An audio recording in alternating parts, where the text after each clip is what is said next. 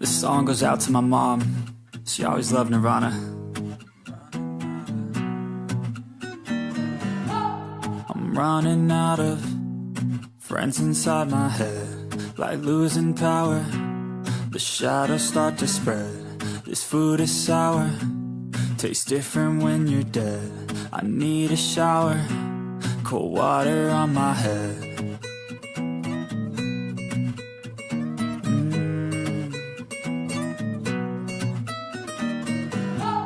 I'm running out of friends inside my mind. I'm drinking out of Coronas with a lime. My thoughts get louder, and I forgot the time. I listen out of my headphones to Sublime.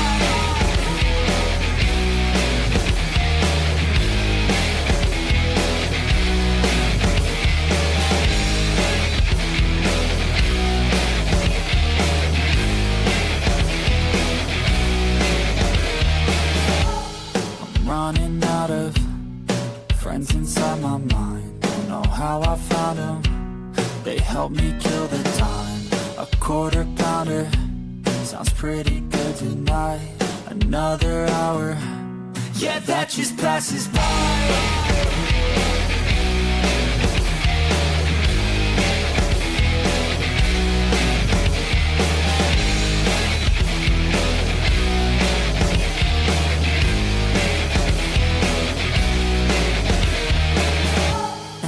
I could stay awake for a century, a memory. I don't think that I could take more than a breath from me. Nothing's left for me.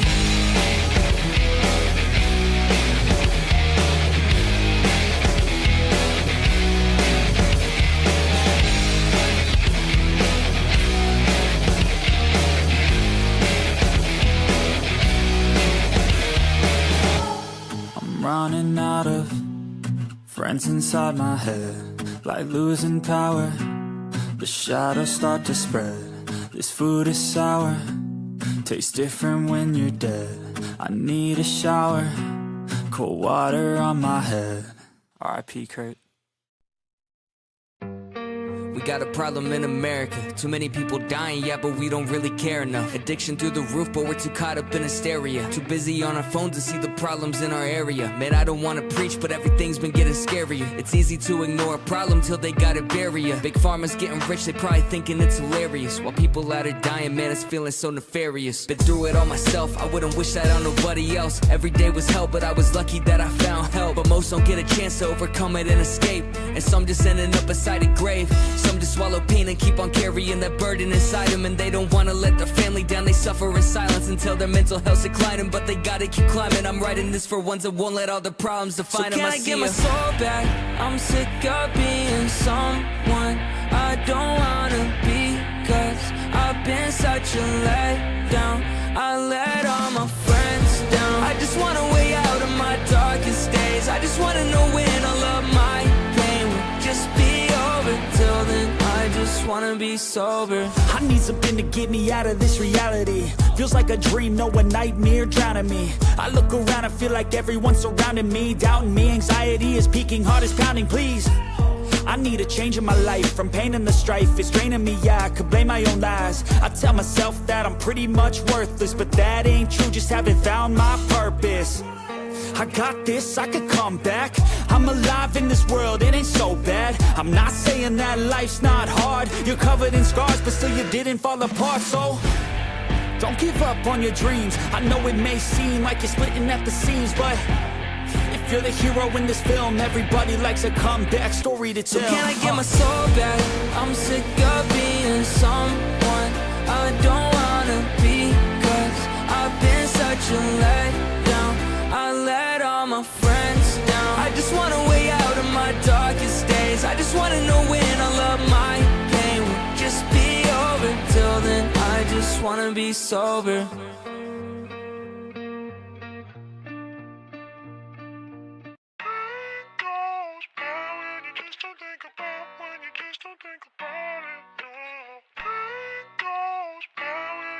Think about when you just don't think about it.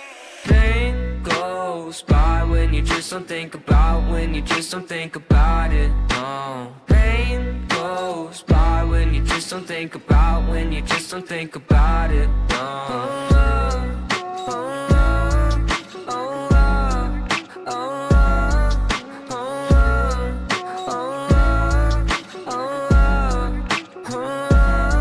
I think my vision's getting blurry, swear the Reaper's in a hurry. Yeah, I say I got no worries, but feels like nothing's gonna cure me. I don't really know why, been so damn sick of this ride. Just one off so I can feel normal for once. Fantasize about gripping the gun. And I got lots of problems, medicated, solve them. Slowly I've been falling, slowly I've been falling. I got lots of problems, medicated, solve them. Slowly I've been falling, slowly I've been falling. No, no. Voices loud in my head, I don't want no more pain.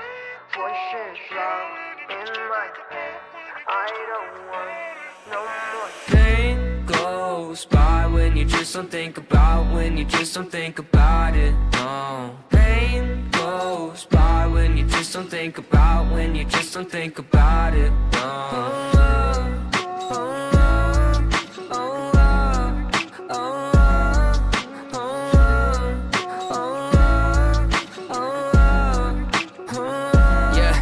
I've been living by myself, my parents saying find help, but therapy is kinda scary, yeah, that's what my brain repels. I've been living sedentary, driving past the cemetery, couple feet right from my house. If that's the end, then I want out. I got lots of problems, medicated, solve them. Slowly I've been falling, slowly I've been falling. I got lots of problems, medicated, solve them. Slowly I've been falling, slowly I've been falling. No, no.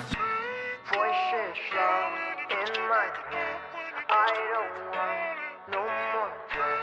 Voices loud in my head, I don't want no more Pain goes by when you just don't think about, when you just don't think about it, no. Pain goes by when you just don't think about, when you just don't think about it, no.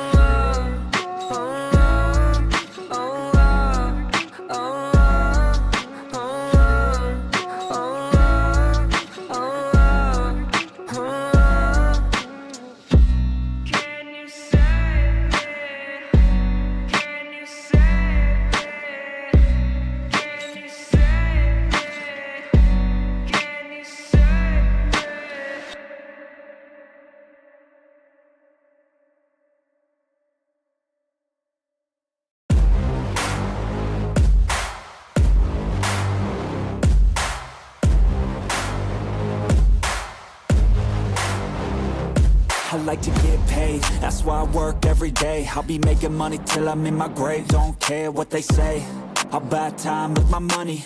Laughing to the bank cause it's funny. The money keep coming, I manifest it. Sing these lyrics and you'll get it. I'm the bank, come invest it. I get tracked and I have it. Money finds me attractive. I'm the type to make commas, turn a profit. I'm the boss, Willy Wonka, but it ain't chocolate. Yeah, I'm just being honest, I work for this shit. I'm usually modest, but this beat lit, so I'm going off thoughtless, talking my shit. Yeah, I'ma be the hottest designer in drip. I'm just coming with the rawness. I gotta admit that I'm usually modest, but I work hard for my shit.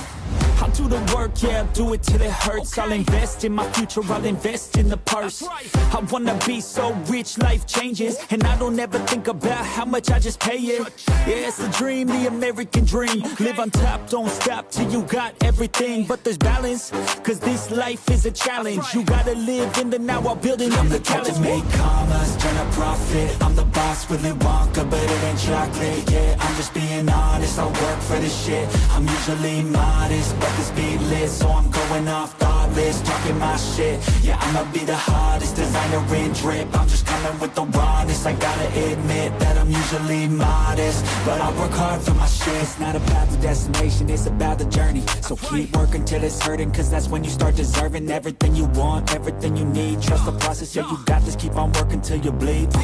Yeah, I've been there, yeah, I've done that. 10 long years of breaking my back, but now I'm up here, never looking back. I got more dreams that I wanna go attack. keep on going, keep on moving, never give up. I'll keep going, I can prove just what I'm made of. I got that fire in me, got that desire in me. I'm never tired, I'll be pushing till I'm finally free.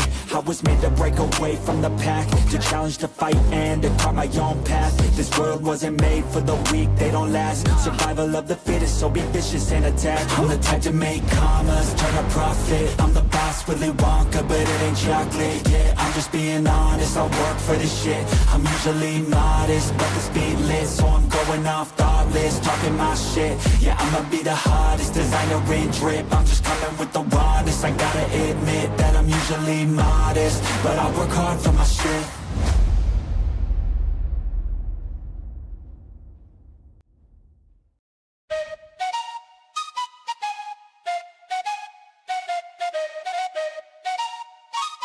Let's go. I got big dreams, I'ma do big things. Yeah, you see me on the big screen, looking so clean. I don't move slow, I move fast, right past anybody taking life for granted. Yeah, that's too bad. I'd be grateful for everything that I have. You only got this life, you don't get it back. Make the most of it, become the best that I can. Everybody look at me, I got a plan. You gotta work hard, play hard, do it from the start. Cause how you do anything is everything it's art. Stay consistent and do it every day. Don't let fatigue get in your way. Cause 10% of something is better than nothing. You better do something if you wanna be something. I can feel my stomach rumbling, I'm hungry. Big things coming, I ain't bluffing, yeah. No, I don't wanna stay the same, yeah. So I keep pushing through the pain, yeah. That's the only way to make a change, yeah. So I fight every day and train, yeah. It'll all be worth it. One day it'll all be worth it. So I keep pushing through the pain, yeah. That's the only way to make a change, yeah. I've had enough, I'm making my own luck. Adrenaline, my drug, I'm sick of feeling stuck. I got this, will not quit to the top, I promise. Cause I've had enough.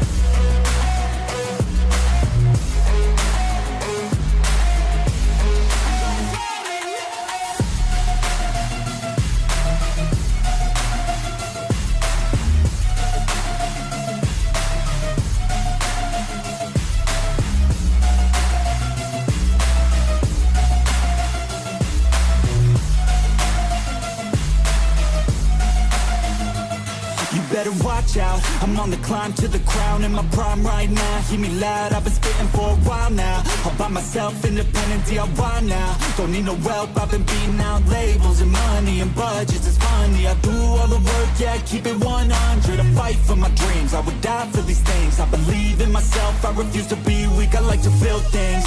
Empires out of buildings, I wanna leave a legacy of helping others find they feel things. Of motivating and killing, depression, exhaustion, we need some healing. I work through the pain, I like seeing gains. I keep my head down, buried, walk through the flames. Yeah, I do this every day, even when I feel drained. A true man pushes through, you don't hear complaints. No, I don't wanna stay the same, yeah. So I keep pushing through the pain, yeah. That's the only way to make a change, yeah. So I fight every day and train, yeah. It'll all be worth it. One day it'll all be worth it. So I keep pushing through the pain, yeah. That's the only way to make a change, yeah. I've had enough, I'm making my own luck. Adrenaline, my drug, I'm sick of feeling stuck. I got this, yeah, I got this, will not quit to the top, I promise. Cause I've had enough.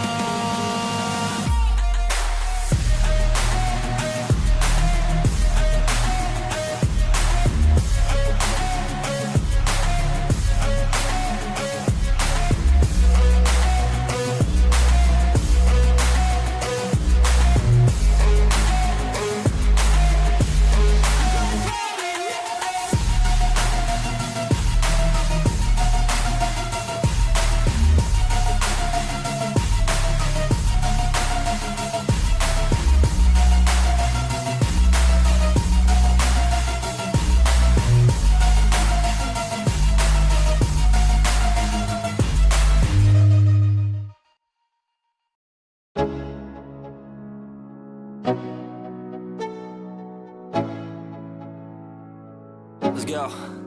Yo, I'm like an addict, do I gotta have it. I ain't even playing, got a really bad habit. If it moves, gotta grab it, fuse like a magnet. Lose, won't have it till I'm doomed in a casket. I ain't playing, got a weird mind. If you work 8 hours, I'ma work 9. If the shit tastes sour, you should taste mine. I'ma stay in power for a long time. Get up, nah, I ain't a quitter. Toss me the ball, I'm a really big hitter. Big picture, I'm a straight killer. Rising the song to the highest bidder. Got juice, got gas, I'ma move fast. New shoes, new tracks, like who's that? I'm new, come back, better than last. Yeah, it's a new me, never gonna look back. Never gonna look back. Cause damn, I was built to last. You move slow and I move fast, and that's facts. Only I can make a change. Slowly take a step today. I will never be the same. Cause that's what it takes.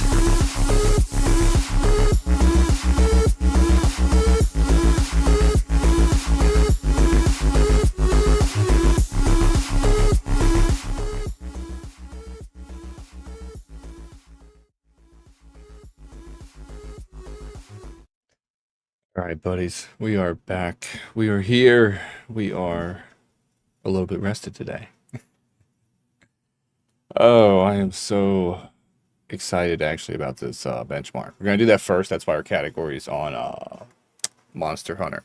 I have never touched or played Monster Hunter aside from the original PSP. How do I do? How do I do? How do you do? How do you do, B? How do you do when you do what you do? What was I saying? Oh yeah, I haven't touched Monster Hunter since the original PSP, and I like played it once for like 15 minutes. So I don't really know anything about the game, especially how much it's changed or what it's about or any of that stuff. So this is actually pretty new to me. I did do one set benchmark to make sure it even run on my computer. Frame generation, I don't know what NVIDIA did to it. It used to be like the bee's knees, and now it like literally murdered a game. I turned it off. Game, yeah, I got an excellent rating on their benchmark. I'd be tired and working, otherwise doing quite well. Well, hopefully we'll give you that extra little pep in your step you need, B. Hopefully you will be feeling very funky fresh afterwards. But be careful at work. Don't get in trouble. Get lots of tips, become fanciful and rich, and then take care of me. But yeah, so I haven't played any Monster Hunter really, essentially. Just to be full disclosure, I did touch the original PSP version. I did not understand it. It was a tiny little screen. I don't know if you remember the original PSPs, not the Vitas, not that stuff. It wasn't even my PSP too, so I never really got any time on the game. It was a cool concept even back then, but I'll be honest, like it was kind of lame in my circles because it was one of those games only rich kids could really afford because it was only on like the PSP at first, and that's from my knowledge. As far as I knew, only rich kids could afford it, so only people who had handhelds at the time. I had a Game Boy. You know, I had a Game Boy, not even the color. What I used to game on before I became like an adult, you know, and got a, you know, console, and then about 3 years ago I got my first PC. You know, I had a Game Boy, and then I got a Game Boy Color, and I thought that was so damn cool because you know what original Game Boys had? No backlight. Didn't have a backlight, guys. You had to squint, get close, push it up against your eyeball, and you're like, oh man, I'm playing Pokemon, yeah. And your parents would be like, you're gonna go blind doing that. And you'll be like, I don't care, I just caught a Charizard. I got a Lapras and a, oh god, what's the fire one you get in, I think it's Silver? It's one of the fire types you can get. I like mained him all the time. He's kind of like a, I always renamed him something else, but he's got like a fire, you know, coming out the top of his back, and he becomes like this big thingamajig. I don't know, I forgot his name, but I used to main him like the whole time, just like, it was great. Game Boys, you either had to sit under a lamp in the sun or have a light attachment. that Nintendo made for it. Yeah, but that didn't come out till pretty much the next one was coming out. They had ones that like clipped on, but you had to replace batteries and stuff. I'm talking about I was a low down, poor kid. I didn't have anything like that. Yeah, I couldn't afford batteries either. Batteries didn't last long enough. No, I had to develop night vision. I had to see in the dark. I had become a feral animal hooked on Pokemon and Zelda and Kirby, strangely enough. I really got into Kirby. Played some Mario, but damn was I into Kirby. I played all the Kirby games. I destroyed the Kirby universe. I loved eating the little people in the Kirby games. It was great. I also always played Kirby in Smash. Whenever I played Smash, I haven't played it since the GameCube. Whenever I played Smash, I'd be smashing people with that Kirby, man. I was the king of Kirby. Other people would play Kirby against me. I'd be like, man, you don't know. You don't know. You can't play Kirby against me. Nobody can play Kirby against me. You play Kirby, you get near my Kirby, I'm gonna spit you off the edge of that thing. I'll turn to a brick, bounce off your head. It's gonna be great, and you're gonna cry. But I did something new with this Monster Hunter one. I haven't done Kirby is one of my favorites. Yes, Kirby. I haven't played any new Smash. I know they added Cloud and a couple other characters, which I probably would have mained Cloud had I ever gotten it. But one, I don't have any friends. Two, I don't have the money to pay for a $69 Nintendo game. And if I was going to buy a Nintendo game, it wouldn't be Smash, it would be Mario Kart. Because I already have the Zelda, the two new Zelda games, Breath of the Wild. No, wait. I gave Breath of the Wild to Pathfinder when I gave him my old Switch, which I waited outside in front of a Toys R Us for 7 hours in the winter in the freezing rain. It was raining, and I was lined up for that thing. I was so excited when I saw Breath of the Wild for the first time. Then we got Tears of the Kingdom recently, and we haven't gotten around to beating it because there's just been a lot going on. But yeah, Mario Kart I think would be like the next thing I would get community-wise where I'd play with other people. But Wilds might change my mind because I did look at the benchmark. Breath of the Wild is fun. Breath of the Wild was perfect. And then they came out Tears of the Kingdom, and then it gets a little bit more perfect. And you're like, damn, they didn't try to over-engineer the game. They let you over-engineer the game. They're like, here's tools to engineer things in the game. And you're like, what? You madmen. You can't give me this. You're going to let me build things in-game? It is absolutely psychotic behavior was going on. People were building ridiculous stuff. And a lot of people were building very phallic-looking vehicles for some reason. It was a weird meme going on when it first came out. It was amazing. I need to play it more. I didn't know you played. I didn't even know you had a Switch. You had a Switch, Bean? You didn't tell me? Okay, but I did something new with the Monster Wilds. Monster Hunter Wilds. I only know the name of the game. You do? B? You didn't add me on Switch? I got an OLED. That's the one that Pathfinder got me for my birthday 2 years ago, I think. And I was like, well, man, take my old Switch. I don't need, because I don't want your old Switch. I was like, dude, you have so little. You just gave me an OLED Nintendo, you sweet bastard. Take the Switch. I was like, we'll play things. And of course, he works too much to play anything. And he rarely ever plays unless he wants to play Fortnite while he's stuck in an airport or something. But yeah. But anyway, like I was saying, I keep stopping getting like derailed by myself. I play with you, we play together, B. And then we grab Pathfinder, strap him to the Switch with duct tape, and we make him play with us too. Because that's what friends do. They duct tape each other to small consoles and then play games. Or play Fortnite at like 20 frames and struggle to understand what's going on. Anyway, like I was saying, I did something different with Monster Hunter. I've been trying to do it with a lot of other games. I'm still not quite satisfied because Monster Hunter did this like gray thing instead of dark blocks. And I'm fine with that because I can actually just cover it up with a overlay. But I've always wanted to do was it 21:9, which is basically a widescreen, like theatrical kind of experience with Monster Hunter. And I tried to do Ghost of Tsushima. Ghost of Tsushima PC broken as all hell. I can never get it to really optimize right. This one seems to optimize right. Like I said, it's got the letterbox, so you can see more of the screen in game, and it also kind of makes it look. I don't know if it sharpens it more, but to me, I think it gives it a more theatrical experience. I lost my train of thought. Jesus. Anyway, I'm gonna show y'all. Hopefully, B will be back before we benchmark it, but we're gonna benchmark it a few times because I got things I want to test. But as you can see, these little... Uh-oh. I think it froze. There we go. Oh, I did it. I didn't break it. I swear.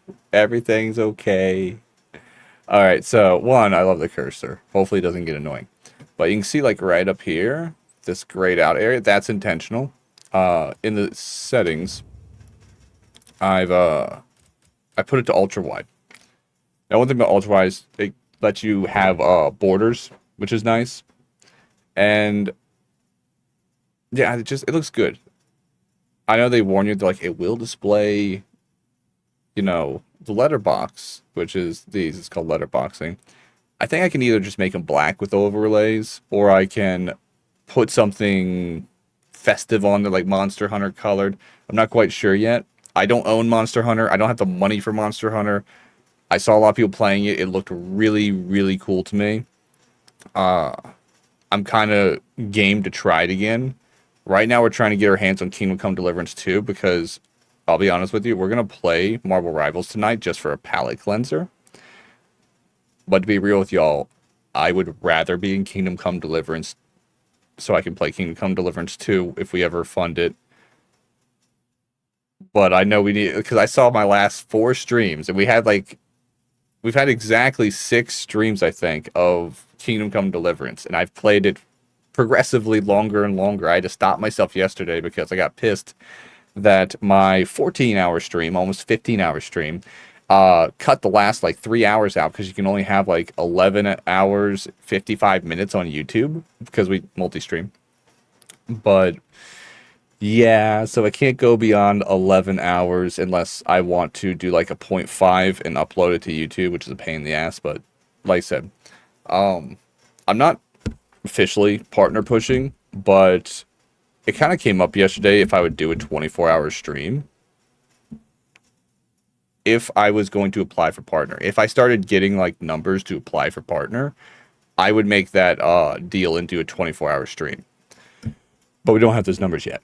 And we still have to meet our daily subs, you know, to at least make stream worth doing, and putting in the extra effort and hours to do it.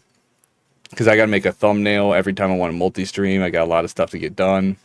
I have to fix my waiting screen because I've somehow broken that. That sucks. The big one. But back to Monster Hunter is, it's like 3 back on the list now. Because we got, I just lost my train. We got Kingdom Come Deliverance 2 that we're definitely 100% going to play at some point. Like I said, we want to get to one of all the DLC and stuff like that because it is that good. It is 100% worth your time to play the first one, and most likely the second one. I've only watched people play the second one. Everybody has recommended, like, you got to play the second one, man. It's like the first one's got problems, the second one doesn't. I was like, I love the problems in the first one. Is the problems. So if the second one made the problems go away, I'd probably be in love and we would never play anything else. Okay, so back to this. Right now, the settings I have on it are, typically everybody does this, I believe. I always do this. I've never really met anyone who doesn't do this. I return. Welcome back, B. We're about to start, too. I was going over settings real quick. So the settings I did, before even testing it the first time to make sure that it would even run on my computer before I did it on stream and broke my stream. Enabled plus boost for low latency mode. I don't know a game I don't do this on. I've never found this is a game-breaking one. It kind of explains, it lets NVIDIA Reflex basically overclock your GPU a little bit, or use it where it's optimized to do so. I did go with the letterboxing. I really don't know how this is going to affect it, other than I've always wanted to do it, and I'm probably going to cover up these with like an overlay to make it less, no, because it's kind of gray. They made theirs gray. It should be black. I think that would give it more cinematic experience, but I'll decide on the overlays if we ever even can afford this game. But ultra wide looks really cool, and it also gives y'all more screen space to see the entire game, so it's not like down here. It's more like in your frontal field of view. And we're gonna give that a try. Like I said, I'm always trying to improve stream and optimize it for y'all. Display selection, that's nothing y'all gotta worry. That's just my monitor. But yeah, this is something I'm glad it worked with the benchmark. Then we have graphics. I went straight custom on the first one because I already knew what I wanted. I have frame generation off because when I enabled it, when it was loading shaders, it instantly crashed. I think NVIDIA is still working out bugs because they came out with the 5th generation GPUs. And they're using a new DLSS or DLAA, I forget which one. And frame generation got a bump into its next generation as well. It used to be really great for the GPUs that could use it, which was the 4000 series, which is mine. I have the 4070 Ti, which y'all are going to see when I start the benchmark. It's going to tell you my specs on my computer. So frame generation is a little bit buggy if you're planning on playing this game or pretty much anything else. Even on Marvel Rivals, it bugs out the frames a little bit. I think they're still trying to get... They've turned off stuff, even took stuff out of the 5th generation GPU's latest game driver. I don't know about the video driver, but the game driver that we downloaded got another one like a week later that took some stuff offline out of the coding, I guess, because there was some hiccups, which is expected. Every time they come out with a new series of GPUs, it's typically the high-end ones, but it seems all 5,000 variations have the same issue. They're more powerful, but they basically have the same thing that the 4090, the 3080 and 3090, and now the 5090 have in common. They all kind of have, I guess you'd say, rolling out bugs.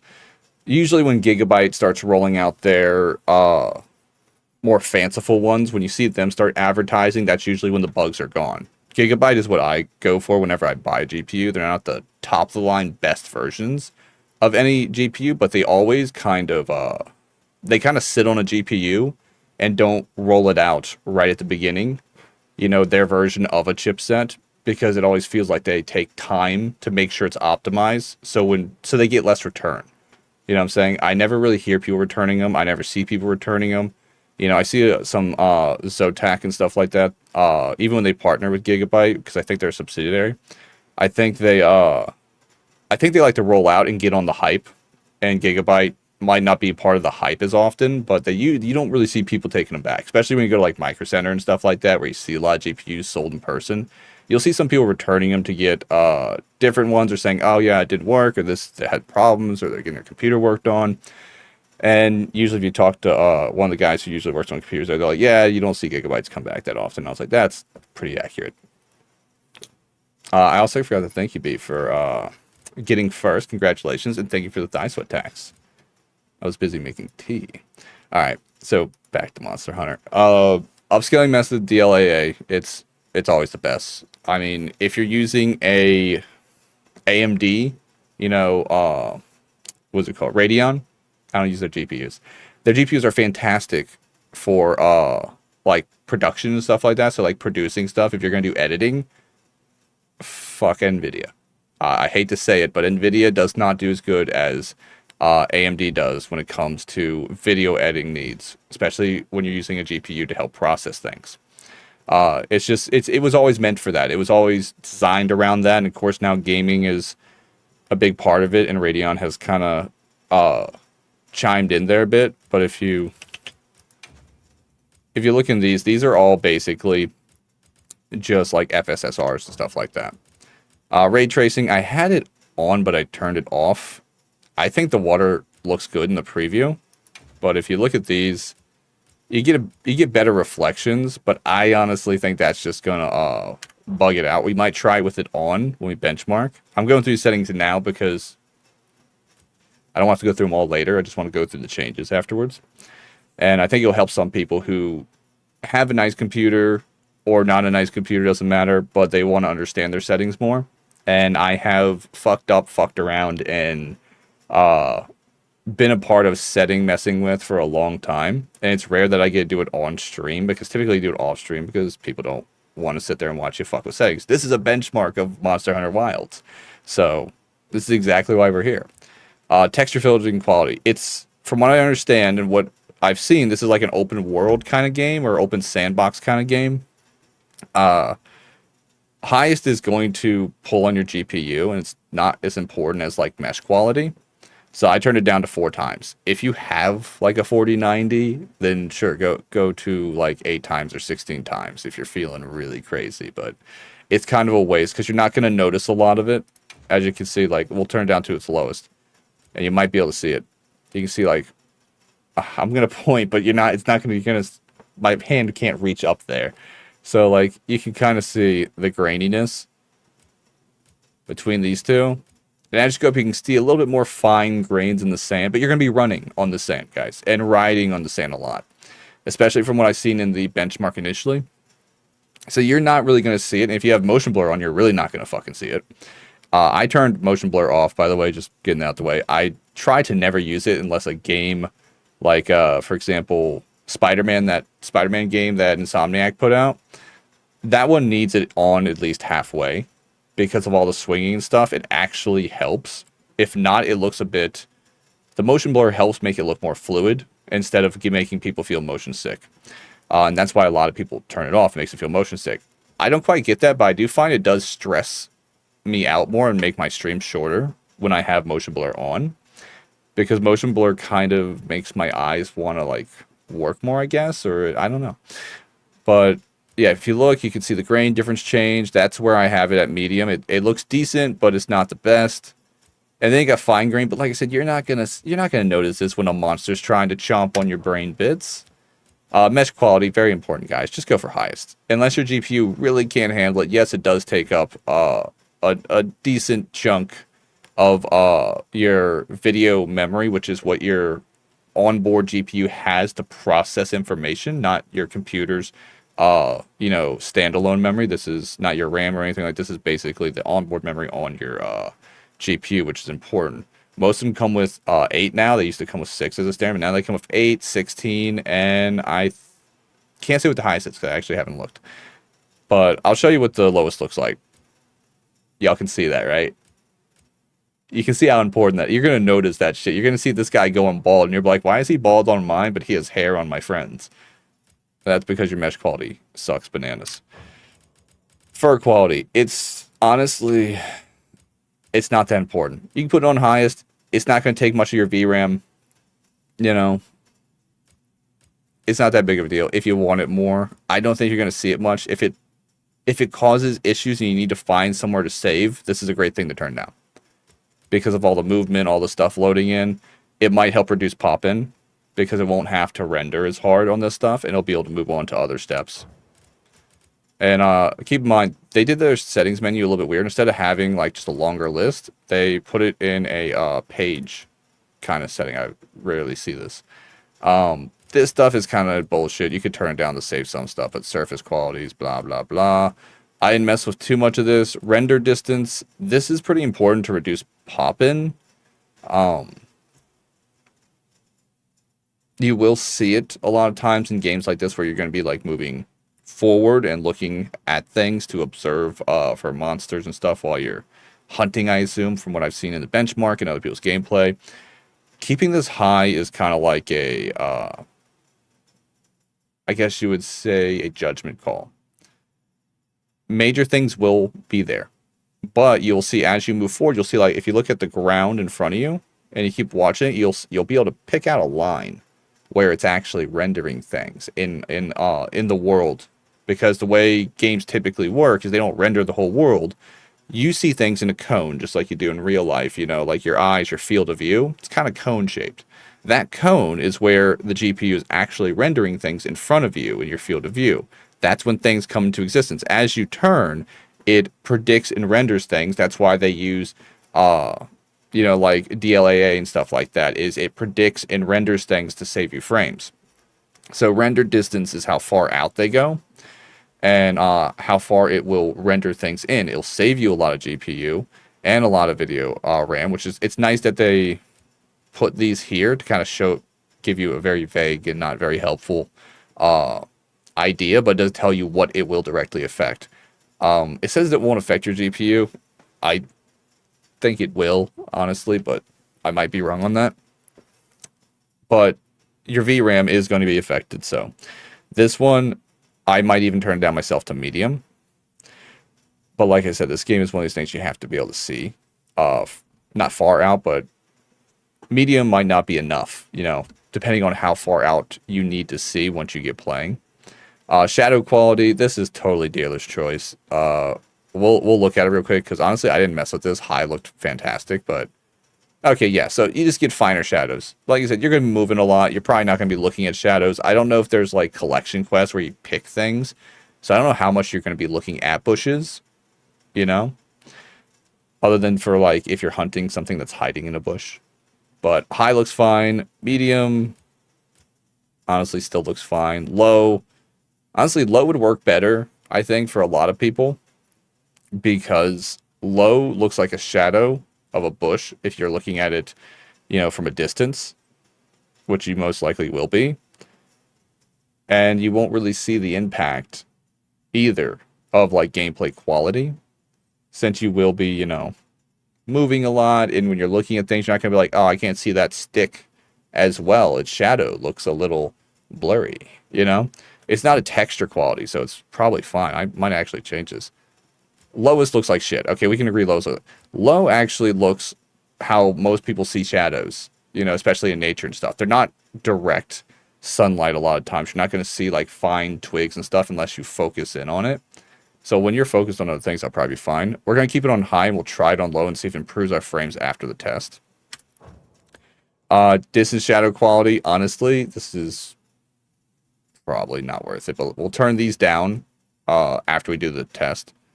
Shadow distance, medium, no one cares. You're not gonna, let's see if we notice. A little bit. Honestly, I might turn that up to far after this and turn the details down. I didn't think that was going to affect as much, but it does. I guess because the desert's very obvious what little vegetation changes. So yeah, keep that in mind. Put that on the list of things to take a peek at. Adjusting render quality and lighting reflect off objects. So ambient light.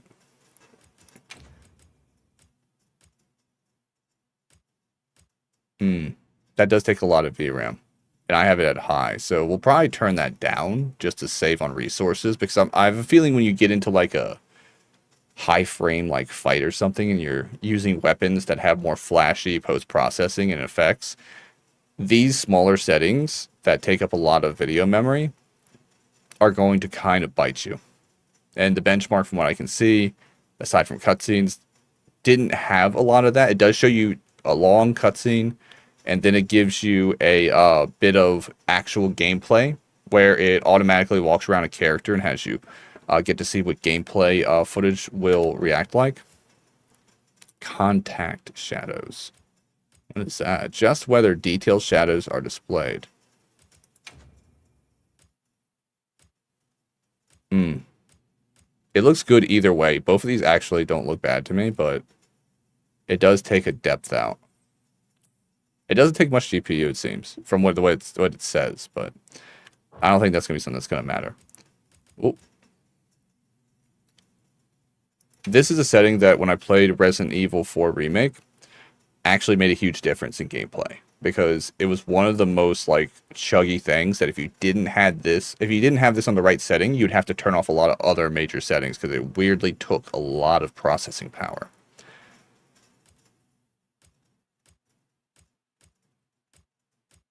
Medium is definitely the right choice, but honestly, turning that down low, I think medium might be the only choice. Off does look like shit. All right, that's all for page 2. Page 3 is much shorter. This one's easier. Bloom. Most games, like I'll put, for instance, a game that should not have bloom on at all is Helldivers, if anyone really still plays it.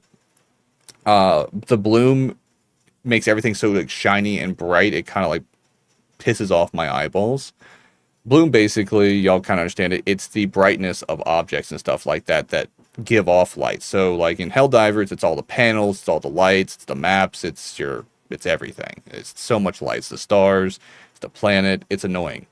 In this game, it's mostly just the sun, it seems. This seems to be like one of your biggest light sources. Or maybe if you're like in a cave and there's like bioluminescent, fungi or plants or critters, you'll probably get some good effect off this. I think low or high are your only options. Doesn't take much GPU. It's kind of a really insignificant pull on your processing power, but you could save a little bit by putting it on low. But I think the sun looks a lot better because you've looked at the sun before. Well, you shouldn't. Don't look at the sun, guys. But when you see like the sun, it's always kind of like obscured by the light around it. Motion blur, I got that shit off. This stuff is not going to really matter that much, and you should keep most of it on. Depth of field does really matter. Keep it on. Turn something off, don't turn that off. That's essential, especially in a game where you're going to be running around a lot and looking at distances and focusing in on cutscenes and stuff like that. You're going to need it. Volumetric fog. I don't have to explain this one to you, but I'll show it to you. As you can see, it goes from smooth and cloudy to chunky and pixely. You're going to want it. You're going to want it. And it doesn't seem to take hardly anything. It does cut your video memory a little bit. Variable rate shading reduces the... I actually don't know what this is.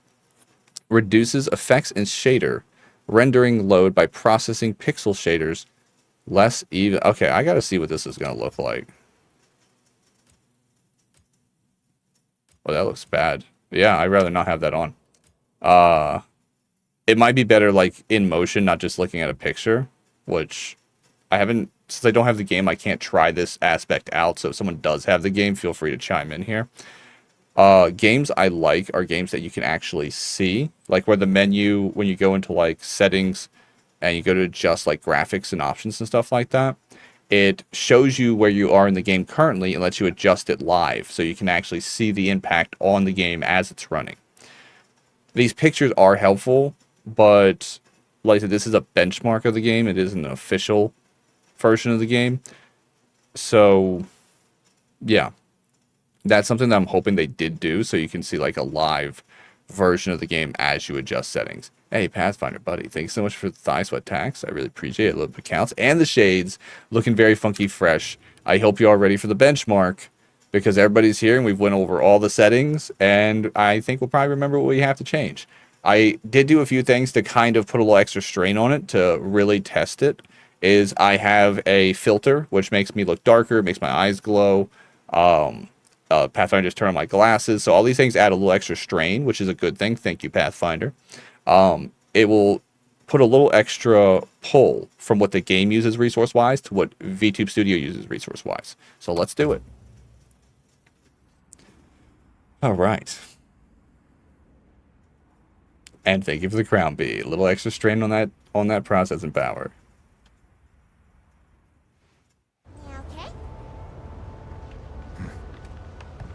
As soon as we find a good spot, we can get things set up and ready to go. And then we can get started. This is gonna be great! You bet. Yeah. I hope we find them soon. And I'm on fire, but y'all can't see that. But I appreciate that. That will help as well. Look! Thank you for the hydration fee. Our depart! Aye! There's so many.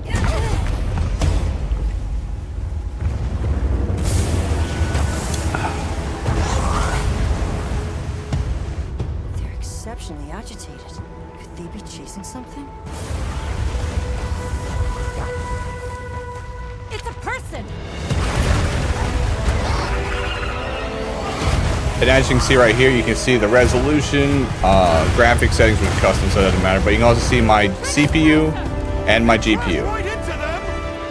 We're still too far away! What do we do? Hold on. What's that?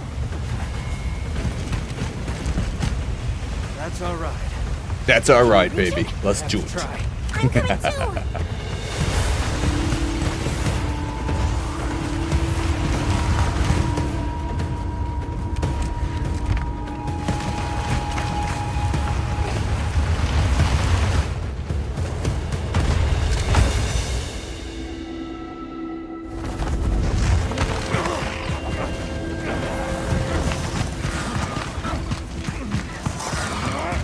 hope this is capturing well. It looks really good on my end.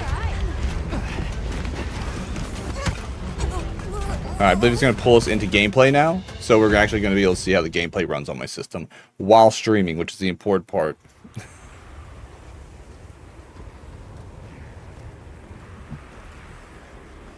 It does look really good. I'm actually excited about this game. I just wish it was cheap, or to the point of being free.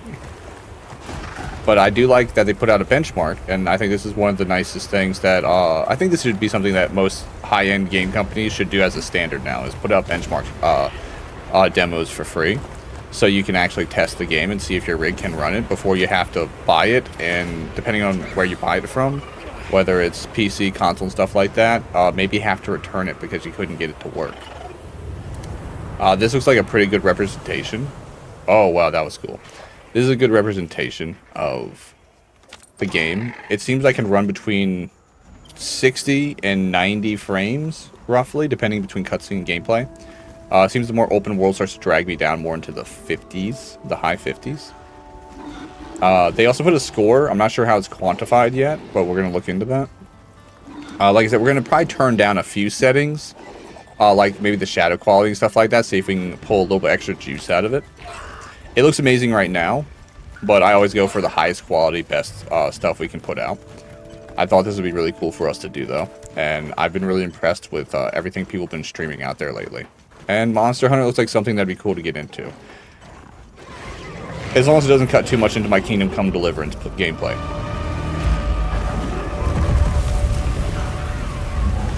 Okay, those things just sunk into the earth. That doesn't seem good. I'm sure they're fine.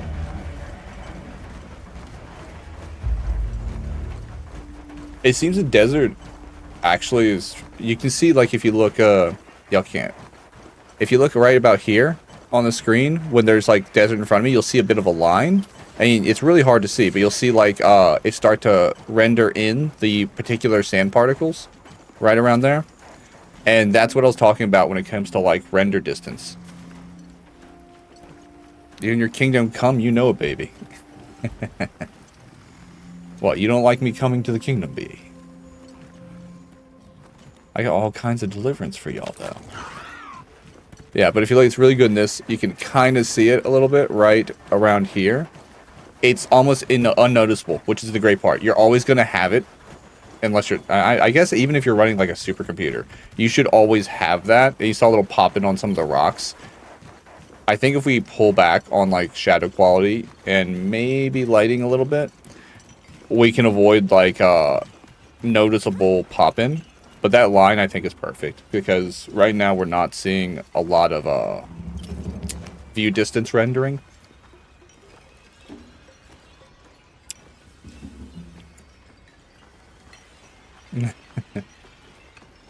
I'll be your part of my kingdom, but sure. I'd love to explore your castle. Maybe pillage a bit.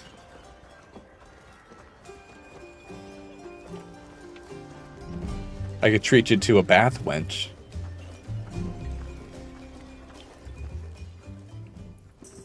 Welcome. I find the kids creepy, though. I mean, the game looks really cool, and it's very well made, obviously. But the kids in this game creep me out. I really hope they're not like a major part of the story that I have to save, because I'm gonna be like, do we have to save the kids? They're a little bit creepy.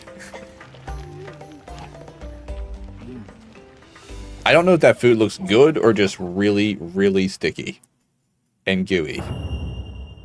See, we got an excellent. They keep the first thing to do is put me on the Steam store. I can't afford this game, guys. This is an expensive game. All games are expensive. Treat me to a path. Sounds delightful. Hey, you scrub my bag, I'll scrub yours, B. But I hope you like the letterboxing. I do plan on covering up with overlays, like I said before, to kind of get more of a cinematic experience instead of just doing like a full screen thing, doing an ultra wide. I think it actually gets y'all more immersed because you kind of have a better look at the screen. Better look at the screen because you're kind of focusing in. It doesn't get covered up by me as much, and it also, I don't know, it keeps it more centered into the middle. It's something I could experiment with, but these are my basic specs here. Oh, it even tells you my RAM. Yes, I have 32 gigs of RAM, 4070 Ti, mine's a gigabyte, by the way. Does it tell you? Okay, it doesn't tell you how big my 4070 is. I believe mine's a 16 gigabyte, if you're wondering. I have to check for sure. That means I have 16 gigs of video memory. I like the format so far. Like I said, I'm going to zhuzh it up a little bit and see how that looks. Not now, but if we end up getting the game. I do like the idea of doing an ultra wide. And I think it's going to be more immersive and make it so y'all can watch it more easily. While making it, we could even do like the Monster Hunter, you know, like how they got like the pattern that they have like at like the shops on the fabric. Maybe I'll see if I can get like a texture like that to overlay over these like open bits here. So the game's here and you'll have like Monster Hunter bits, you know? Also, it'll probably make my daily sub goal kind of more visible, but also less in the way, you know?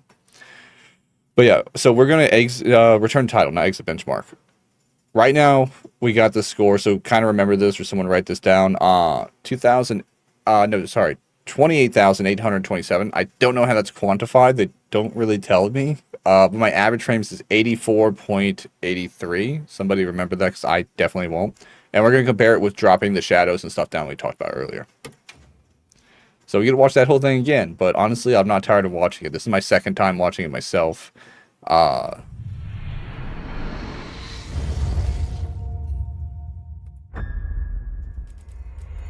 Options.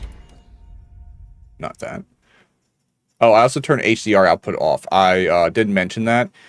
If you don't specifically know that you have a HDR monitor, I know they have an automatic on there. Don't use automatic. It's not very clever. It will turn on. It will bug out shit. It will take up extra resources. Even if you do have it, it's not worth it. It does not change enough to make it worth it in anything I've ever seen. If you think it's fantastic, you go for it. HDR does not improve it. If you want to improve that, improve it on your native monitor yourself, or, you know, fuck with the settings a little bit in the game to adjust brightness and stuff like that. But I don't think HDR actually has any major benefits that your GPU and other things that you can adjust more specifically yourself are going to benefit from. All right, so I believe we were going to go with... Now I have to think. Now I have to use my brain because I forgot everything. Fur quality. Do I want to turn that down? I'll keep that on for now. All right, what was it? Shadow quality, I believe, right?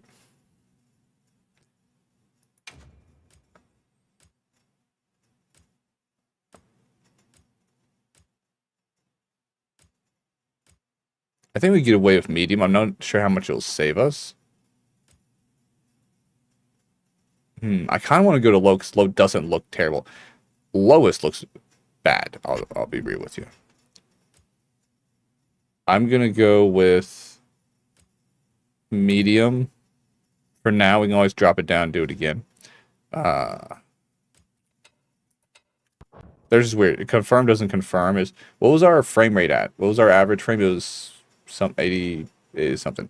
God, we need a YouTube mod so they can monitor YouTube, because YouTube has the DVR function where you can actually go back and forth. You can go from while it's live, you can actually go back to where I was, and then you can catch back up, which I think is fantastic.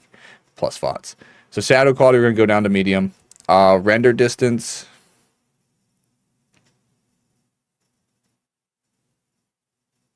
I'm torn on this one.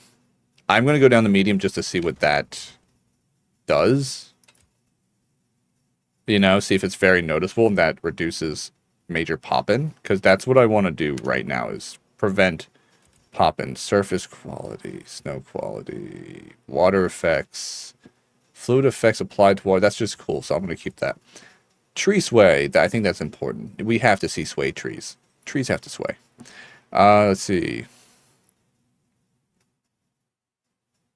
I do like having like the foliage and stuff like that look good. That's one of the reasons when I play Kingdom Come Deliverance, I have that setting higher, despite the fact I could save resources not having it higher. Sky quality, should... Oh, Sky is always the highest quality. I'm just kidding. Let's look at this. I don't know how much of... I am not actually... I'm going to put this down to, like... I think the sky looks beautiful in all these. I honestly can't tell you the difference. I'm going to put that on low. I want to put it on low. If we notice it and it sway with me, you know it be. I'll swing all around. That dancing scene in Kingdom Come Deliverance yesterday... Oh, that was beautiful. That was beautiful. I had to watch it twice, but it was beautiful both times. Honestly, I love seducing and courting that lovely young lady, Teresa. She's fantastic. And she's tough, man. Like, she doesn't take any shit. And she didn't use that dagger I gave her to stab that bastard, but I defended her honor because I'm the goods. But I honestly... The game is fantastic. I keep gushing about it, but it is really one of the best games I've ever played in my life. I am not kidding. I am not pumping it up. It is one of the best games I've ever played in my life. Even if it ends really shitty, which I can't imagine it will. Distance, shadow quality. I wish I had a picture for that. Didn't I have a picture for that? Or was that, that was that one. Shadow, wait.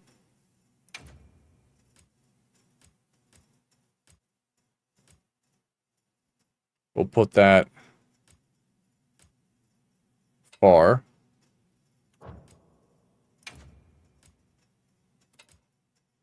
Oh, so this is live. Okay. Oh.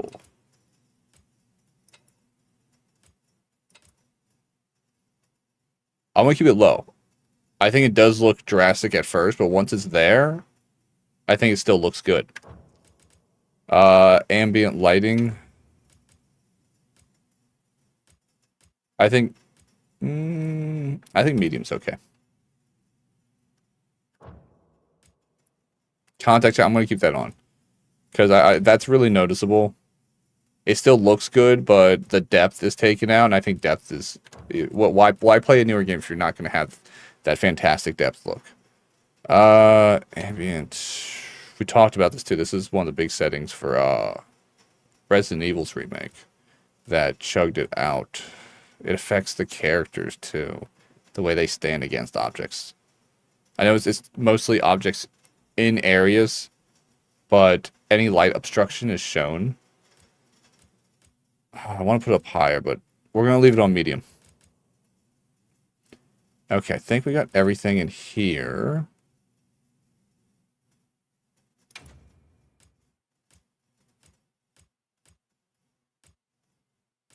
I would love to do highest, but we'll fuck with that later.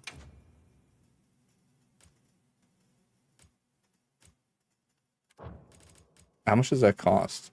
It's a little bit. That's one thing you gotta look. Even if the cost is low, keep in mind your video RAM is one of your most precious resources to deal with. You know, your GPU is going to still process well as long as you haven't overloaded it. And it's nice to have your CPU take some of the burden. But your VRAM, depending on what version of a GPU, even if you have a 4090, I have a 4070, obviously, the TI. But even if you have a 4090, depending on the amount of video RAM you have to remember to budget it, you know? Because what it takes and what your GPU processes and what your CPU processes are all individual values you have to balance and budget out. But CPU and GPU, you don't have to budget as hard as video RAM.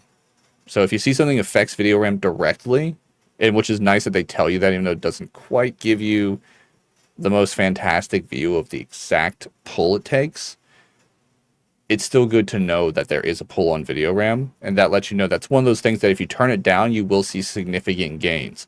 Where GPU resource, your GPU resource, values can be stronger or weaker depending on your video RAM, you know? So even if you have to take more, push on your GPU, your RAM memory on your GPU is something that you need to keep a closer eye on, because it's like water in desert. It's a precious resource, and it's hard to get more of it. And you can't upgrade it unless you upgrade your entire GPU, so keep that in mind. As far as I know, can you? No, I've never heard of it happening. I would have heard of that, right? You can't. That would be cool, though. That would be cool. Imagine if you could just plug in more RAM to your GPU. You know? That would be really cool. All right, so wind simulation quality. They don't show you a picture of that. Just the precision of simulated wind effects for in-game objects. I might turn that down because honestly, I don't think we're going to notice the wind's all fucky in this game. As long as it's going in the right direction, I don't think we're going to notice. Too bad there's not a lot of wind. Let me turn it down and see if I can see it. Oh, if I was clicked on it, it might actually do something.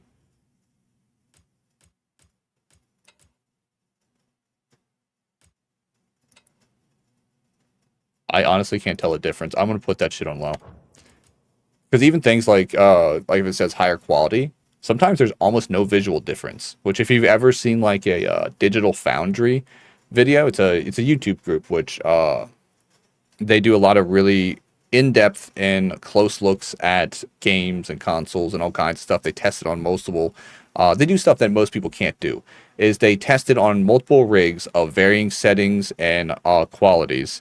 And they tell you the differences, they show you the differences, they zoom in on textures, they break it down, they show you the actual, what do you call it, like graphs and stuff live of how it's reading out on the GPU, the CPU, your everything. And that really does help you kind of like get a technical spec, a visual spec, and just an honest opinion about a game that is based on physical numbers and line of sight. And whenever they, one thing I learned is just because you can turn everything up to the highest quality, doesn't mean you'll get any higher quality, even if your system can handle it. If your rig is the best out there, it might not matter if you turn all the settings up, and some settings might not even change something you can even see. It might just be more processing that's completely invisible to the naked eye and any eye, because like the computer's just not even actually showing it, because when they made the setting, other settings are already compensating. Some of these settings actually compensate and overlap each other, so they're not all essential, So even if you have them on or at their highest, something might actually be covering it up texture-wise or something like that you're not seeing, and you're just burning extra resources that you could use for, I don't know, anything else. Grass and tree. I just did that, didn't I? Wait, did I? Disable grass and tree sway. No, never. We'll look at this, but honestly, I can't imagine turning down this. I am not turning. Wow. Oh, wow. That looks like, that looks like your game lost a bet, It looks like you got mugged. That tree looks like it bet on the horses too many times and lost. It's losing its hair. The loan sharks are after it. It's gone. The bush doesn't look bad, but the tree, no, do not turn this down. I don't care if you can't even play the game. Sell your computer. No balding trees. Not in this kingdom. All right, we've gone all over this. Last settings. I know we've been hitting on this for a little while. Motion blur always off. Nobody cares about motion blur. Well, look at this. I don't think. It doesn't even show cost. It darkens it out a little bit. Honestly, you could turn that off. Adjust whether you allow the brightness around the center of the screen to enhance in order to darken edges. I play with balding/smooth trees. I don't even know what that means. I don't even want to entertain that sentence. Okay. Anyway, the Vignetti, if I don't know how to say it. I was going to call it Vingetti, but I don't think that's right. Because there's an end there. Vignetti effect? Vignetti effect. I don't care. Anyway, I use this a lot when I make thumbnails and stuff, depending on like the colors I'm working with, to kind of like make me pop out more, or make if I've used multiple layers and like I've removed backgrounds to put characters in a picture that are not typically in, which you've seen me use on things like Stranova, Marvel Rivals, obviously when I'm licking the thighs in that picture, which you've probably seen on the YouTube thumbnail and on my Twitter or X. I'm being literal in regards to the visual settings I have to do with some games. Oh, you play with them. I thought you were making a joke. I'm sorry. No, I get that. If you have to turn it down, I think Fortnite's one of the ones that would benefit a lot from that, especially with like regarding the need for frames. I'm lucky enough to have a nice rig, but even mine chugs out sometimes. So people who don't have nice rigs and can't afford a console and are playing on something, you know, more affordable like a Switch or something, Fortnite definitely suffers from, because Fortnite is really big on destructible things like bushes and trees and stuff like that and buildings. So anything that has, I guess you would say, branches or leaves or any kind of extra processing power regarded to what's on it. And you also see now Fortnite has gone to fucking with particles a lot. I have play DOH looking surroundings. What? I don't understand the sentence. You're gonna explain it to me. Anyway, Fortnite's fucked around with particles a lot, and particles are cool. They're really great, and they look fantastic in games if you can manage them. Fortnite has leaves flying everywhere now, and dust, and fire, and, you know, ashes and sparks and stuff like that, and it looks great. It looks great. Even your cars have particle effects now when you're driving them, especially when you're using the boost and stuff, and that's all really cool. But I highly recommend a lot of that stuff turned way down. Play-Doh. Oh, I have Play-Doh. Okay. Is that how they spell it? D-O-H? Not the way you spelled it in the second. The clay-like stuff from Crayola. I've never actually had any of that. I've never actually used Play-Doh. I know it is, of course, but I don't know. I never had it. It seems like something that would make a lot of mess. So I don't think I was allowed to have it. I made enough messes as a kid anyway. You know, I was a guy. I was outside all the time, tracking mud in the house. You know, that was me. Probably because games were too expensive. But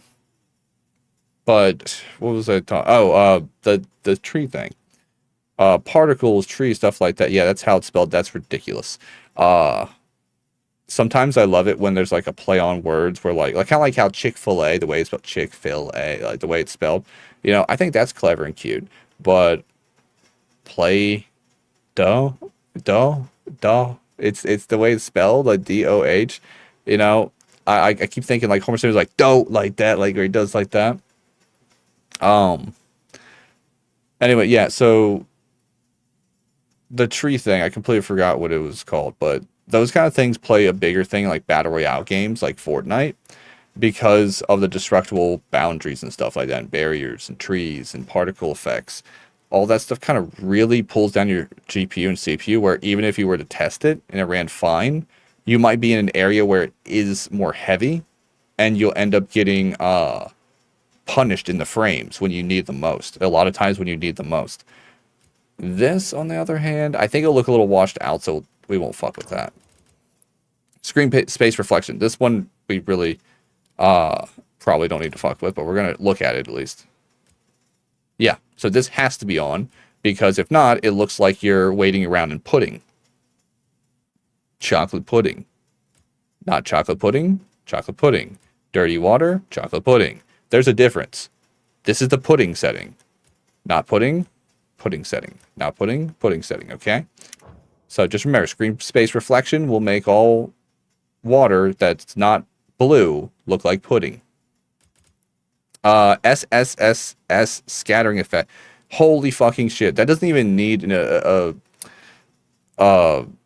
do they call it when it's not an abbreviation, it's a doesn't matter. It doesn't screen space separable subsurface scattering. That is such a long word. It looks like the rank of a card, you know? It look, you know, like those cards where like, oh, I got a double S, or I pulled it. It's like a gotcha setting, you know? It's like you got a quadruple S. This thing is, you know, beyond rare. You got the ultra rare. You're gonna be like the coolest kid with a Pokemon card or something. That is really vague, but it kind of does make a... I honestly can't tell you which one's better from that small ass picture. You can see a lot more on the shirt, but I'm actually not mad at it.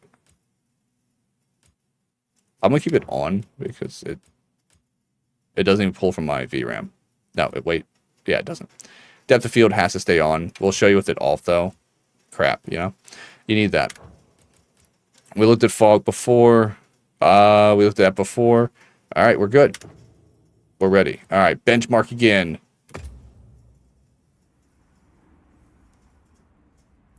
I hope you are enjoying being bored to death by me going painstakingly through every setting. I want some pudding. No pudding, B. Pudding bad. Oh, we're into 300. As soon as we find a good spot, No, wait, those we are can get scores, things not set up frames. and Sorry, ready we're to still in the go. 90s, And but then we're we going can high get 90s started. now. This is gonna be great. You bet. That blonde's got the good stuff. Find them soon. I think this game may be something we guys start subscribing. We need money for this game. Look! I don't want to look at anything but the hot blonde. Bring her back. I heard pudding. Aye!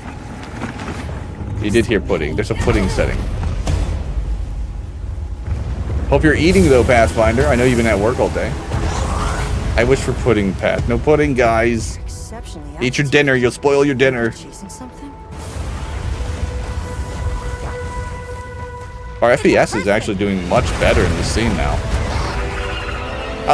Kind of. We bumped up a little bit more, but this isn't going to be the real test. Cutscenes typically run the way they're going to run, you know? Crash right into them! We're still too far away. Pudding has all the food groups in it. That's true, but so does cake, so let's not argue that point. That's alright. Can you reach it? I have to try. I'm coming too. Just because you can be right about something doesn't mean it's the right thing to do. You guys are bad influences on people.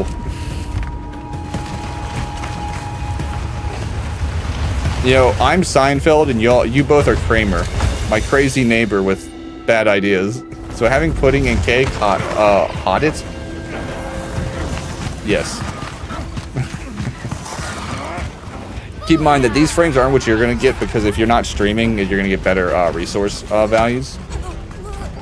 I'm running as much stuff as I possibly can to punish the game and see what we can get out of it at its worst values. Alright. Now we're going to see what we're typically going to get outside of cutscenes, which is what the information we actually need. I was hoping they would have dynamic resolution, but I didn't see that setting. Dynamic resolution, what that will do is it will cap it and let it you know, adjust between two things, you know, two settings. You can set the high and the low sometimes, and that allows you to kind of control the quality of the game more specifically and kind of, I guess you'd say, budget out resources. I'm getting distracted, sorry. You can budget out your resources more consistently.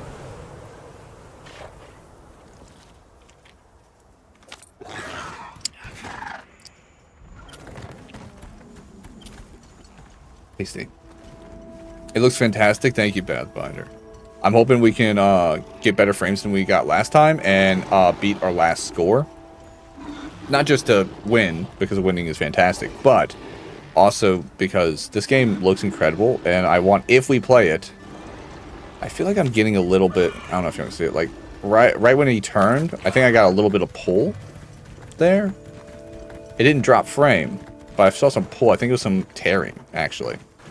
Or maybe some ghosting. I think it was unnoticeable, really, to most of y'all, but because I'm looking directly at my monitor, and I'm probably looking on a bigger screen, it was more noticeable. I'm going to have to see if I can adjust that to something. I think I might turn the shadow quality up a little bit. I think I'm seeing a little bit of pixelation on the edges of, like, the birds that are just flying over top of us, if you notice those. The close one looks great. It could be a little bit better, but I think that'd be great for gameplay. But like more direct, when it's running vertical this way, you're definitely seeing a little bit more. I think the trees look good. The shadow's a little bit chunky, but not too bad.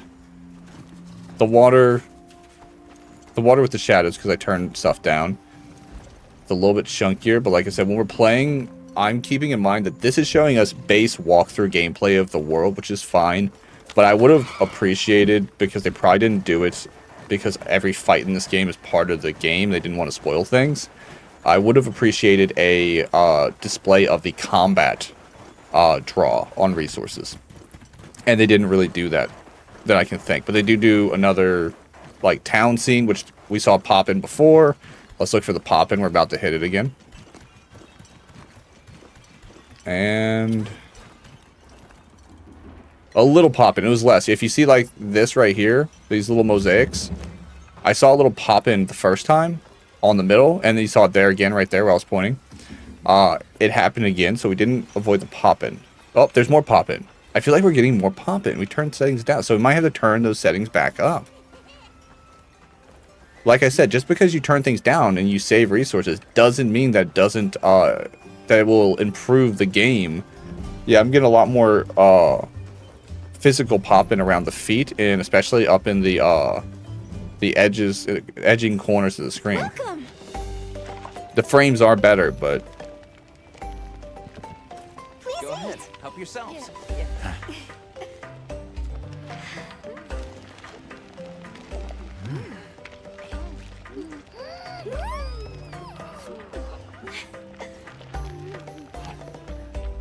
Monster Hunter is absolutely, you know, devilish with their food scenes. I mean, what is wrong with these fuckers? I mean, don't they know that I can't afford to watch that? That's delicious looking. All right, we did get better. I'm pretty sure this was a 4 last time. 84 point, like, 30 something. Now we got 87.18. Still got an excellent score. We haven't gotten a bad score yet. I did see more poppin'. The food, and that's not even food I like. That is not my cultural flavor, but because it looked like Indian food. I think that was called naan, the bread. I've never actually eaten it. I've never smelled Indian food or food from that kind of part of the world that didn't feel like it was gonna give me the, like, shits. You know, it's probably good going down, but once you, like, get it down, you'll be like, well, that was a fantastic dinner. Is there a comfy toilet seat that you sell here? Because I'm never going to be able to get off this shit, you know? Alright, so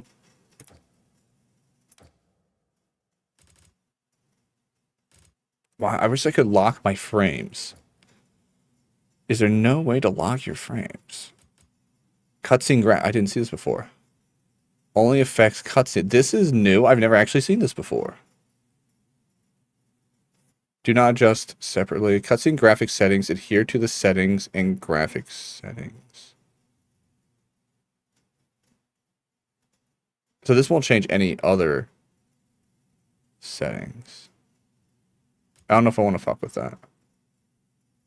Here's another thing. I didn't go over this one because I just said use DLLSS, but I'll go over this one vaguely just to save people some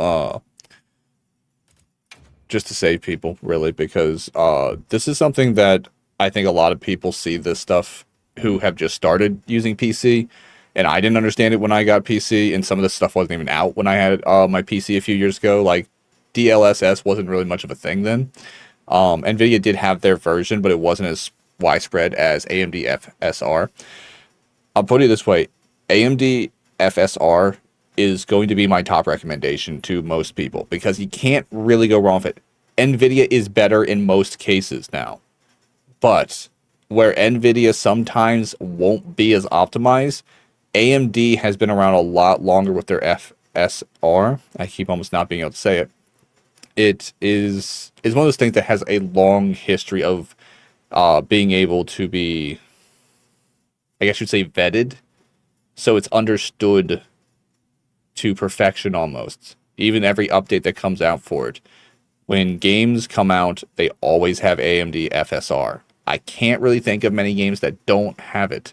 And the ones that don't have it, typically it's one of the major complaints. I recommend NVIDIA DLSS because if you have an NVIDIA GPU, it does work well.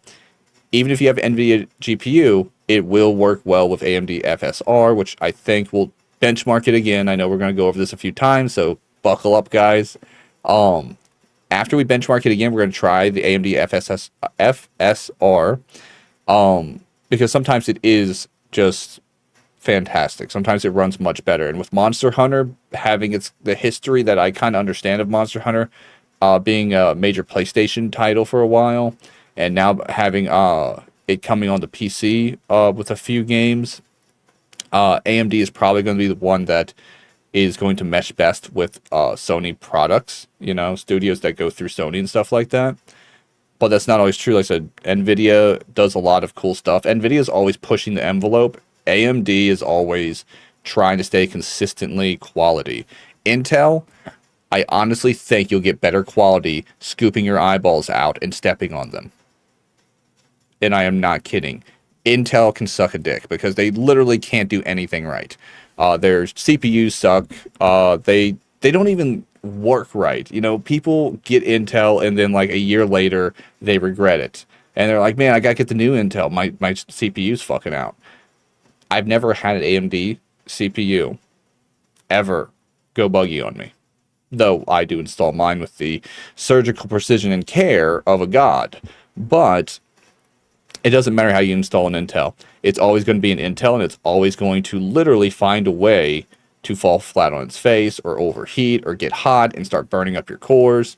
They have a thermal issue, and their software sucks. And they mesh really well with Microsoft OSs and stuff like that. But the problem with that is Microsoft OSs, every stream I have to go into my task manager and shut shit down. And you can't even uninstall it because every update they'll put game services and Microsoft Office back on your computer and all kinds of bullshit. And I really am getting to the point where I'm just like, should I just bite the bullet and start really seriously thinking about getting Linux and start completely over on my journey of a gamer and start on a new OS? I rather grab that seed, Microsoft is so convenient, but nothing they push out is worth it. It's more expensive, and I'm getting on the wrong side of this rant.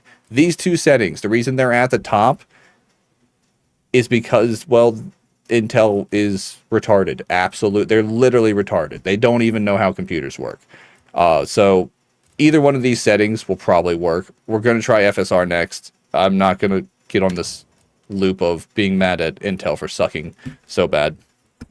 But that's also the problem with buying like a mass production gaming rig. One, they suck. I've already gone over that, the heating issues, why the heating issues work the way they do, blah, blah, blah, blah, blah.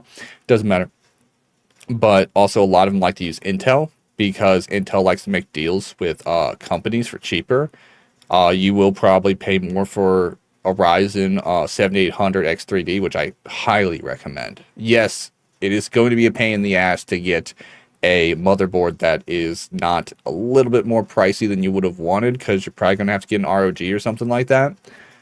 I can assure you that it is 100% worth it. If you think my streams look good, if you think my processing power works, if you think the scuff that we do get is mostly my fault for being able to break things by accident and my hardware is on point, go with AMD. The 7800 X3D is so much cheaper than the, I think it's the 9000. And that's not the price, that's like the name. But the generation above mine is better, technically. It has more cores, blah, blah, blah. It does manage better, but it's also like $400 more expensive last time I checked. I want to hire you for help with the new computer. You talk about all this really helps me understand stuff more about computers and their components. I really appreciate you saying that, B, because this was something I had 3 years ago. I knew nothing about computers. I never owned a computer. I learned all this stuff myself. I am obsessed with research, and I really want to help, anybody who watches me, anybody who, gets to know me. I really want y'all to get the help you need because y'all shouldn't have to waste your money or be confused or have the heartache of dropping hundreds of dollars or possibly thousands of dollars on something and then be disappointed because buyer's remorse for a computer is almost as bad as buyer's remorse for a car. They are that expensive when you build them, and they are worth it, just like a car. You get a nice car, you get a luxury car. You ever been in a luxury car? If you were to buy one of those, you'd be like, oh, this would be a dream. It's like a cloud. A computer is like that. It is like a luxury car. The better it is, the better it is. If you get screwed, You know, same reason I bring Pathfinder to me with me whenever I go to look at a car. Like when I got my car, I got this wonderful Jetta. First nice car I've ever really put my hands on or owned myself. I've always owned kind of like beat up 90s economy cars, but I've always brought Pathfinder with me. Why? Because Pathfinder is the me for computers that is the mechanics. You know? I want to research a lot before even spending money. The thing about research is research takes you but so far. Reviews are usually, other than the numbers and stuff like that, are usually based off of opinion. You still got to bring someone you trust who has experience. Experience still trumps, you know, I guess you would say tech, you know, the technical aspect of things. Experience will still give you more insight, I guess you would say. But yeah, if y'all ever have questions, just throw them into the Twitch chat because I'm not currently looking at YouTube or X. I have not been getting a lot of sleep, so I've been mostly streaming, working, and then crashing for a few hours. So if you have any questions, also you're free to DM me on X or on Discord. My DMs are always open. Just don't be a jerk. But yeah, I always want to help y'all with your computers and stuff like that. It's really hard stuff sometimes, but it can be confusing too because, like I said, these settings, we got good and worse stuff going on this time. So now I just gotta remember what I was gonna do. No jerks allowed. No jerks allowed, guys. Now I keep forgetting like where I am, you know. But yeah, I am actually excited to see the difference because one thing that does feel good is once you get used to like the settings and stuff like that, and you learn, it's kind of like learning to throw a baseball. You ever thrown a baseball for the first time, like you're trying to pitch? You know, not that softball underhand bullshit. I'm talking about like actually learning to throw a ball like a real person. Because I threw a softball for the first time like a master. It took no practice at all. But throwing a baseball, the first time you throw it, you know, you kind of lob it and it kind of just like disappointingly goes one direction or the other. It kind of like just like it'll go hard and fast, but you put too much, you know, effort into it and stuff. Kinda? What do you mean kinda? But it's kind of like throwing a baseball. It's like once you get the feel for the settings and you get a little experience kind of like adjusting them, you know, even if you don't understand all this complicated stuff and all the updates and all the settings menus are kind of like throwing a baseball. Once you get a handle on it, you kind of physically understand it. You'll start like going through settings and adjusting and you kind of understand it. You know what I'm saying? Kind of like the more you throw a baseball, the better it is, the easier it is. You know, that's how I would kind of, you know, equate it to is there's kind of like a instinct about settings changes that you learn outside of the technical aspect because you also get to know your rig, you get to know your monitor, you get to know your the settings effects on those.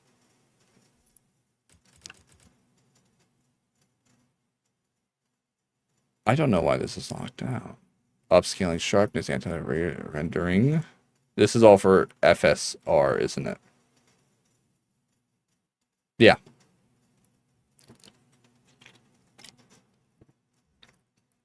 But like I said, for me at least, that's how it feels. Like, I learn, like the same way I learned to like drive, the same way I learned to do everything I do. It's not just like making mistakes. Making mistakes does help. But getting my hands on it, being able to touch things, being able to kind of move in and out of things, that's why I'm equating it to like throwing a baseball. At first, you're just swinging for the fences, kind of. You're kind of like, you're lobbing it everywhere. It's not going well. You know, no matter how someone describes it. You ever had someone who's really good at pitching describe how to throw a baseball to you? And you're like, that all makes a lot of sense. And then you throw a baseball and you're like, that didn't fucking work. You're an idiot, you know? And like, they are right. But the physical aspect, you know, it doesn't matter what kind of shape you're in, the physical aspect of doing something and the technical knowledge of doing something are completely different and don't always apply. The exceptions, like high settings should be high and they should make things better, right? High settings don't always make things better. High settings, like I said, sometimes they don't do anything. Like there's no visual or, you know, technical difference. Like even if you were to run it on a graph, which is basically like lines and stuff like that move up and they They're based off of your like computer itself, not the game tracking it. So you get more of like a real number, not something the game is quantified based off of their algorithm and their software. Your base software runs it. Air. But yeah, I lost my train of thought again. We're just gonna go. Let's see, ray tracing. This one is one of those things. Ray tracing 100% of the time, and this is gonna have the but at the end of it, will make your game look fantastic. And also grab your GPU and your video RAM and beat their brains out.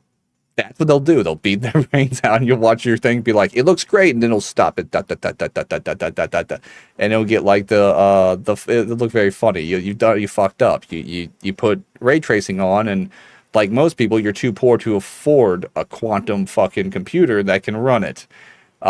Most people never get out of low to medium settings unless they're like a partnered streamer where their rig was paid for by, you know, sponsors or subs, and they're able to afford the la-di-da pinky out. You can't see my pinky, but it's out. La-di-da pinky out kind of GPU, CPU. They got all their RAM slots filled. Even I can't fill my RAM slots because I decided to be a smart guy, go with 5th generation RAM, which is problematic, guys.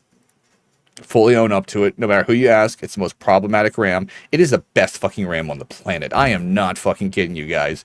You get DDR5 and you get it to work. Now you might have to return it several times. I had to return it once. I got a little bit fucked on that one. I didn't have to pay more money. It cost me a lot of gas because I had to drive 3 hours to Micro Center. I do highly recommend Micro Center. They have the best prices. AMD, I recommend for CPUs and their compatibility with RAM of their kind until DDR5. Here's the thing.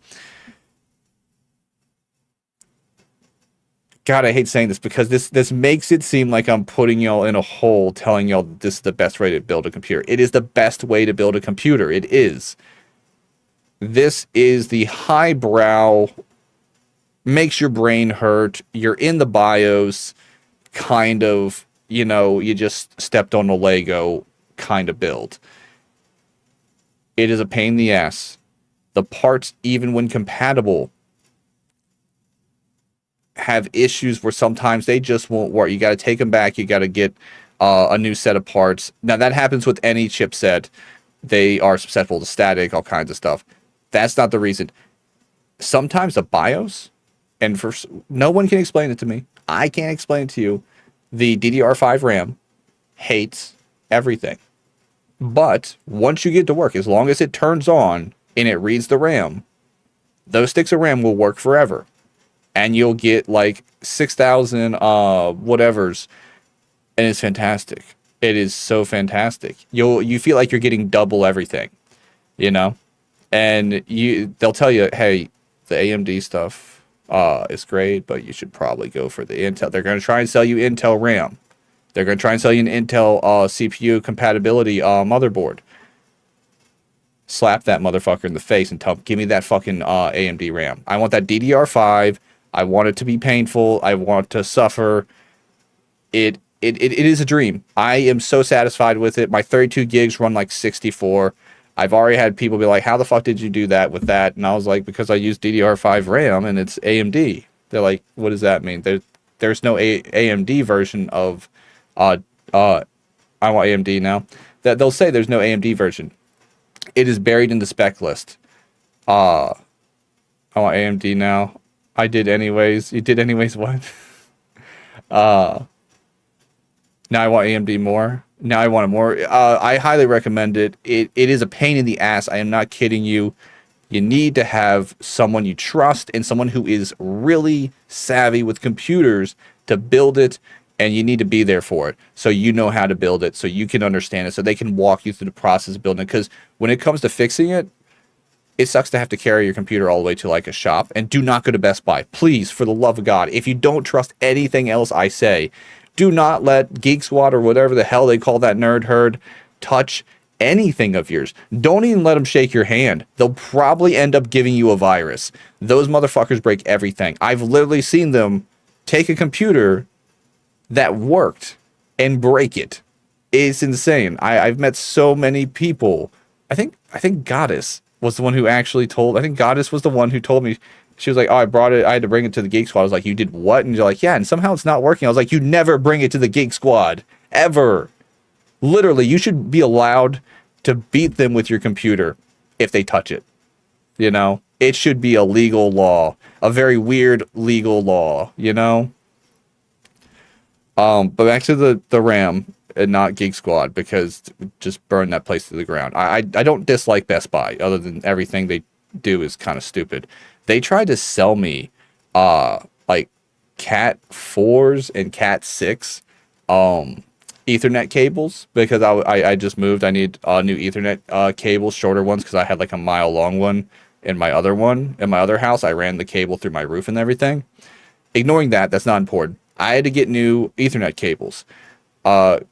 Guys, anything below Cat 8, just turn your nose up at. Seriously. And one, I got my, pretty sure mine are, let me confirm and make sure I got the exact generation, but I'm like 100% sure I got the right generation. I don't want to give y'all the wrong specs, but I'm like 100% sure, because I'm 100% sure. I didn't know this. My Whole Foods purchases, physical ones, like in real life, my Whole Foods purchases come up on my Amazon orders. That's cool. I saw the ice cream I bought on there. Okay, we'll look at that later. That's not important. Stop distracting me, guys. Where is it? I just bought them when I first moved in here, so they shouldn't be too far down my list. Yeah, so Cat 8 Ethernet cables, and we'll give you the exact price too. I got the 10 feet ones because I didn't need long ones. They're heavy duty, high speed ones. Here's the thing. Cat 6, I believe, only gives you about 10 gigabytes, right, of speed. Now they're going to tell you that's all you need. You're not going to use more than 10 gigabytes. They're like, you don't need it. They're like, it's overkill. That guy's a moron.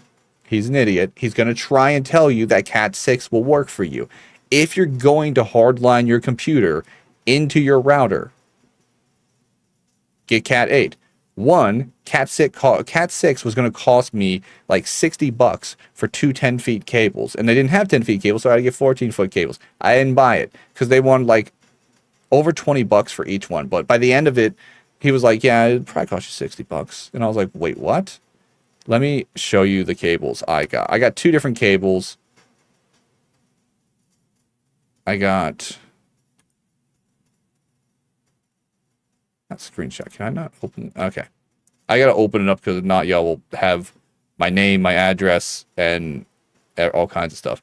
So I'm just going to open up like a separate image tab of it. And this is important. It has nothing to do with Monster Hunter, but this is 100% important.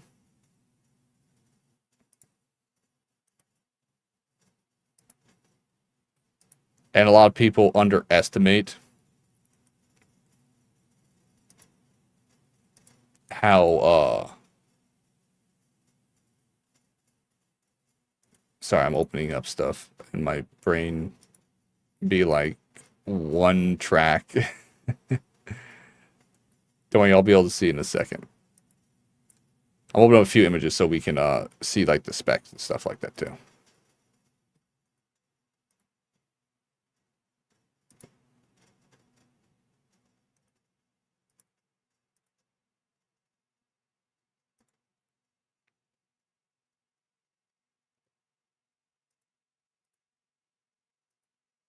Okay. And we're going to close Amazon because it's got like so much information. Well, I don't know why that's like on like the front screen, but let's do this. Okay. These are Cat 8 cables. This is one of the ones I have. This is the other one I have. I bought two because I got one for my PlayStation when I'm using my PlayStation, and I got one for my rig that stays in my rig. Both are the exact same cable. Both of them are Cat 8s. And 2 seconds. Wait.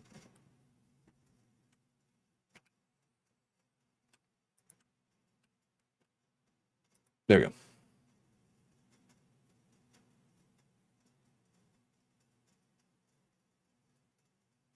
Actually, 2 seconds.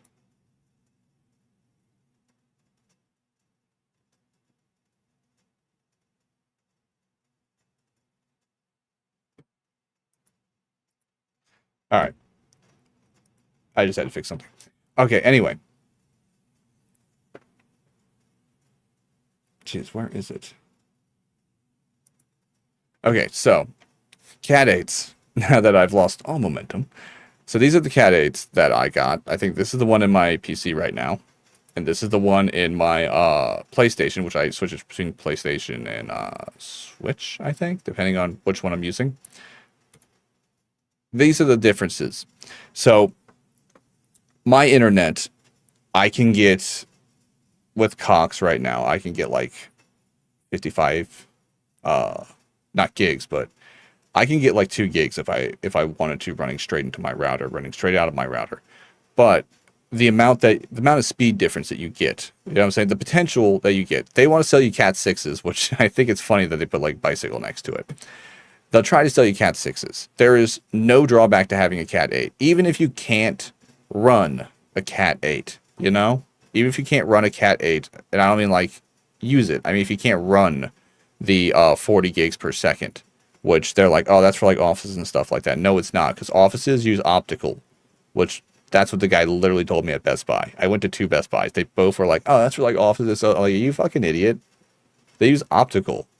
Why the hell would an office that needs 40 gigs, you know, of running internet speed, hardlined, why would they use a physical cable like that? They would use optical. One, it'd be way cheaper than running that much, you know, Ethernet cable.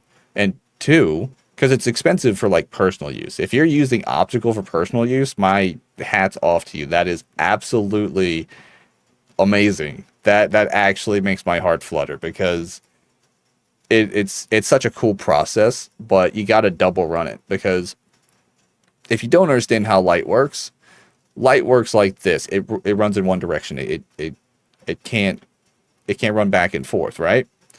Optical works several different ways. There are multiple different types of optical cables. There's ones that run straight lines, and there's ones where they've actually fed multiple fiberglass inlays inside of the tubing, so you can run multiple feeds inside the same wire, but they still got to go the same direction. The problem with optical, so you got to have a output and an input lane, not just a wire. So that means you have to run 2. So if you want to run optical, you have to have the information going in and the information going out, right? Just for that connection. Now, lightning fast, you'll never get faster. But you also, to get it to go into your computer, you have to have a converter. So that's another attachment onto the price tag there, and that kind of hurts. Cat 8s, as you can see, you get really good speed. I'm going to have to close the display just for a second again, because I did not check the prices. When I bought them, I'll tell you what I paid for them. I paid for these cables, I paid $20.58 for 2 10-feet cables. That's all I needed for this apartment. And each cable cost, the blue one cost $7.99. Both these are indoor heavy. Actually, the other one's an outdoor heavy, but it doesn't matter. They're gold plated, which gold is one of the fastest conductors on the planet. It's important. It's not pure gold. It's shitty gold. But that's not the point. Better connections do actually matter. If you do see that, that is actually worth considering when you buy a anything with a connection you're going to plug into your computer. The higher quality the metal, the more refined it is, the better it is for actual connectivity and also longevity, because that means it's getting a smoother interface connection and it's causing less discharge, which, by the way, discharge can cause a short. Not something you hear often, but it does happen. And when it does happen, it fucks a lot of stuff up. So I recommend going with things that are, the fancier it sounds. I know this is like not a great piece of advice, but when it comes to like connectors and stuff like that, the fancier it sounds, the better it is, almost always. All right, so I paid $20.58 for the cables when I got them. At the current price, they are $12.99. Let's see what they are when I bought them. So that's $12.99. That's $9.99.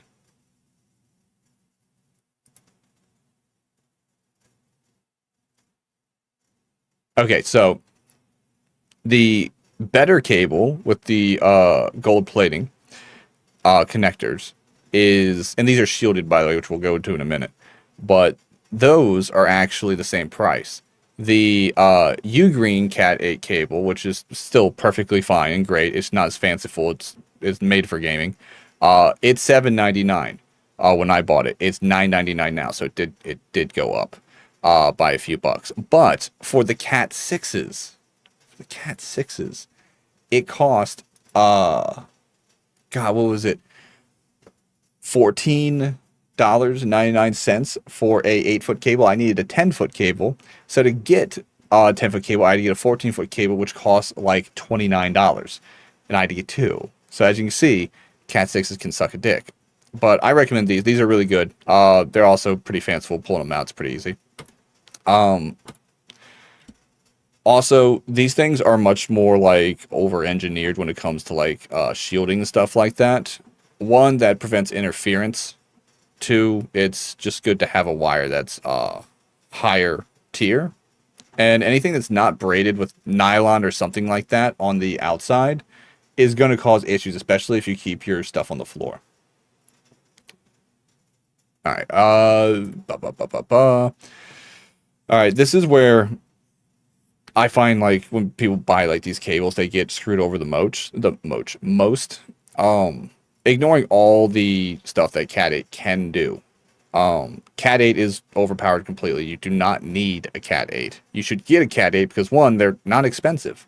Two, they're very fast if you do ever get a chance to upgrade your internet and kind of like push it further, and especially if you're getting into streaming, there's going to be more demand on your internet. Having that wiggle room between the Cat 5s, which, like I said, you might as well just, carry the information by hand, and walk it over to the internet because it's going to be faster.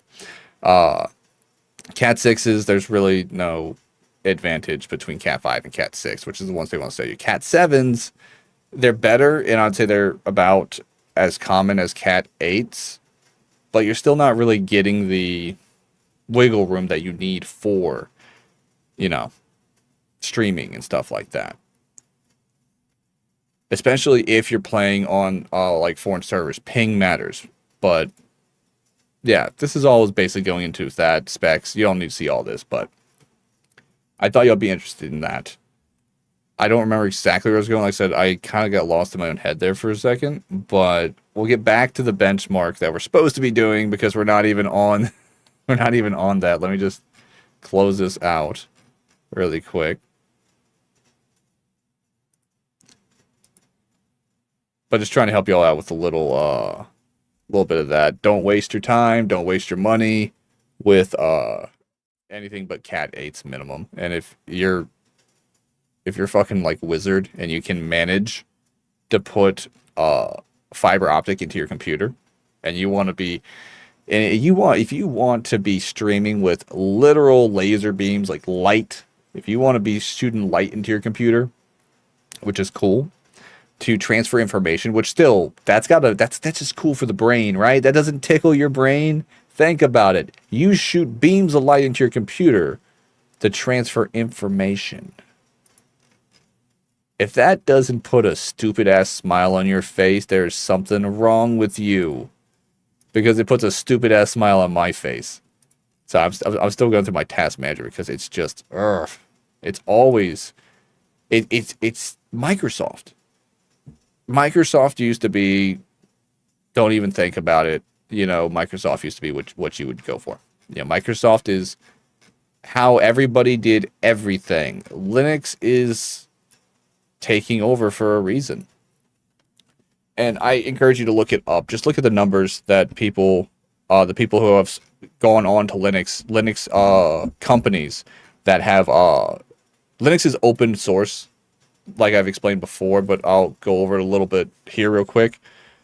What are we smiling about? Oh, I was talking about, I finished with the Cat 8s and stuff like that compared to all the stuff. Just get Cat 8s, guys. The simple conclusion to that rant that kind of went off a little bit because I got distracted by Amazon trying to, dox me.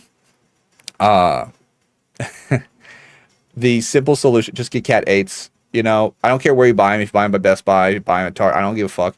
It's easier to just get them off Amazon because they're sometimes as cheap as $7 and you can get like 10 feet cables. If you need more cables, you can still get them.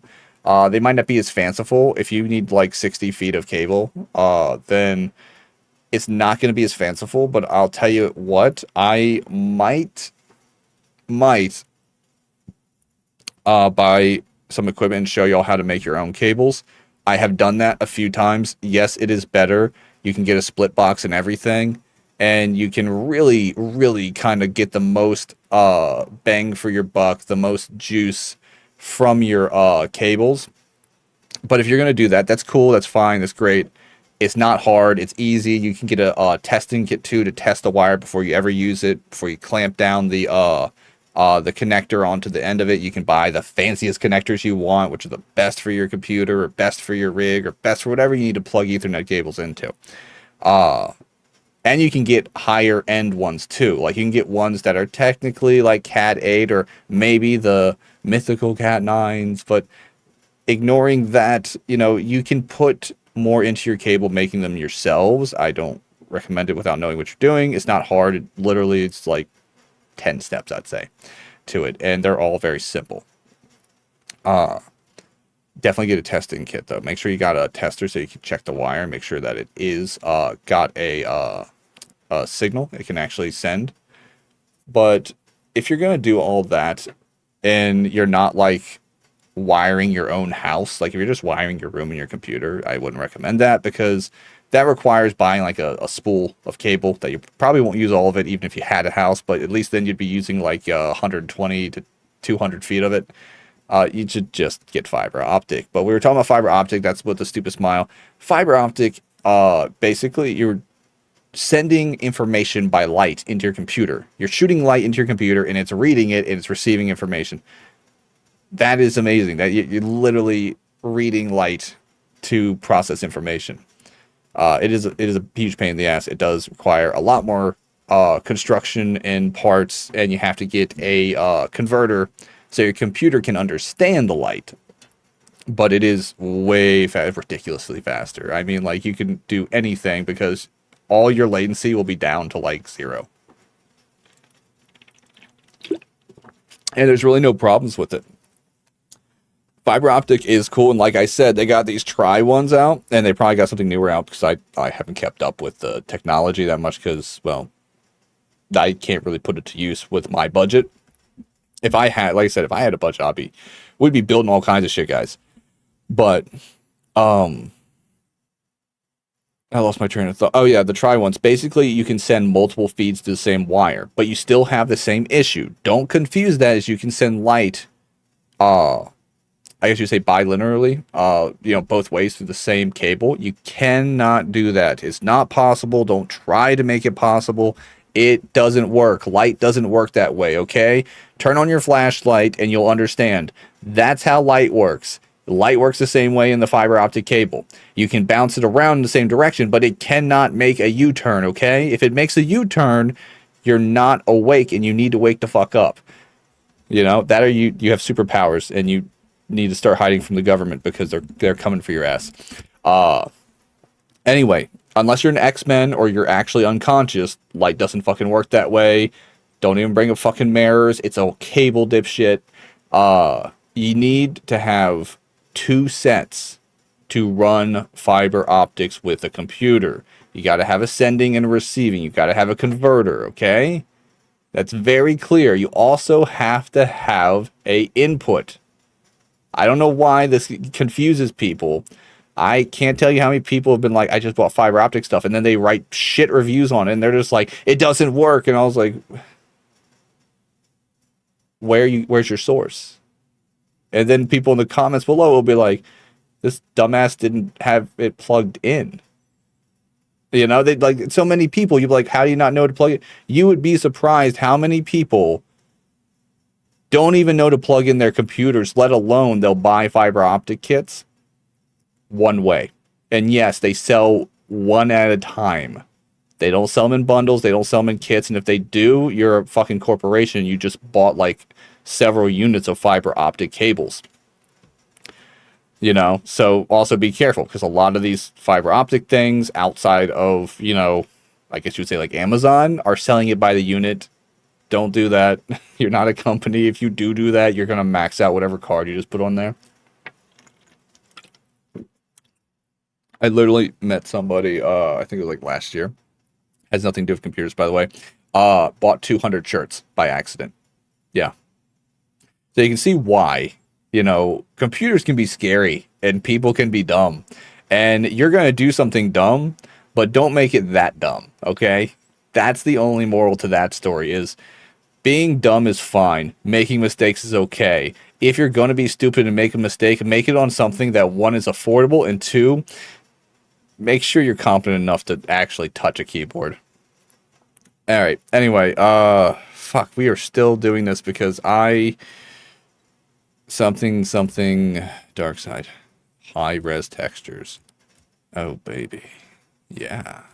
That is going to literally take my VRAM and just eat it whole like a monster. Make sure things are plugged in is one of the simplest things. Well, here's the thing, B. When I'm saying fiber optics and when you're dealing with light in general, the source that you need, the plug-in you need for your house, you gotta make sure you have that, okay? You have to have a fiber optic hookup.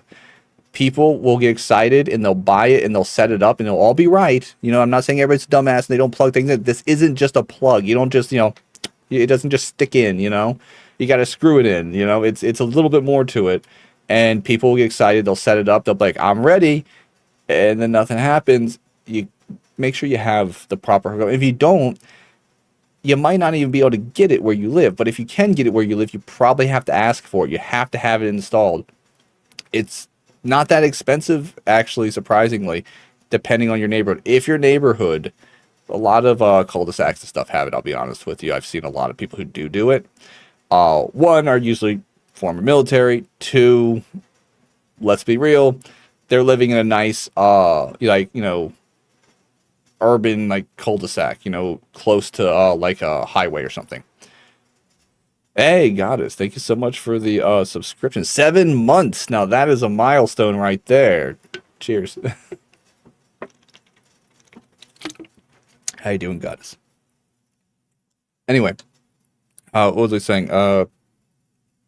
Yeah, installing it is really, really cheap, provided that your neighborhood is capable of fiber optics and your provider can give it to you. If you install before you have done that, then you're a little bit screwed. Also, some providers, depending on who provides your stuff, might already have a service that offers fiber optic to your house, which is different. That means fiber optics go to your house, but not in your house. So you have fiber optic speed up till it hits your modem.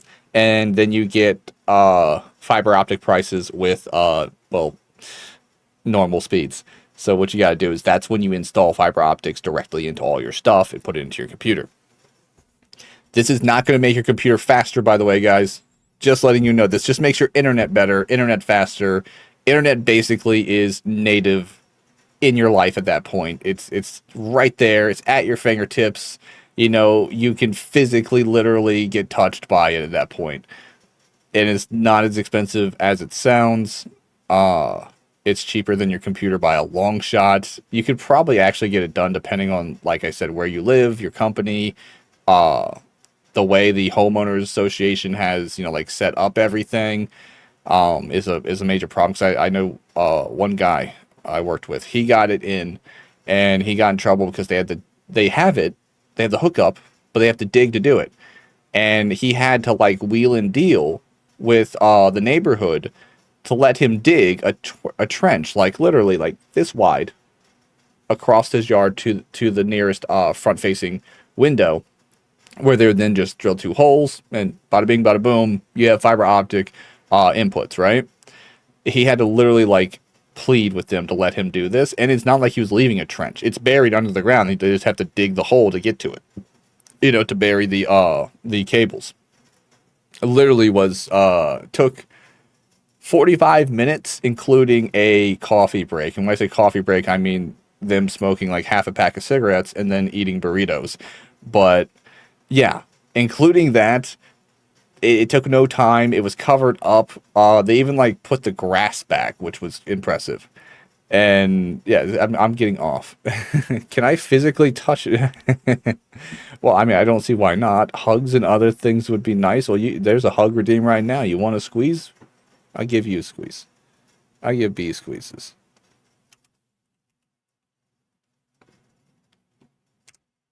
Sorry, I got distracted. I'm getting really distracted. I almost gave Gore a hug. That would have been the wrong person. 30%? No. I can do better. I believe in me. 48%. Now it's just fucking with me. You want to fight? We will fight. God, I keep forgetting what I'm doing. What is wrong with my brain tonight? 11%. I will squeeze the shit out of you, B. It's gonna happen. Ah! I hate it! Evil!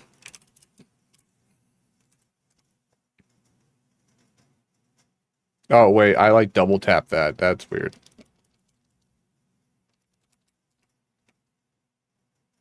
Oh, that was you. That was you squeezing me. Go. Why is B taking all the good hugs? Get it.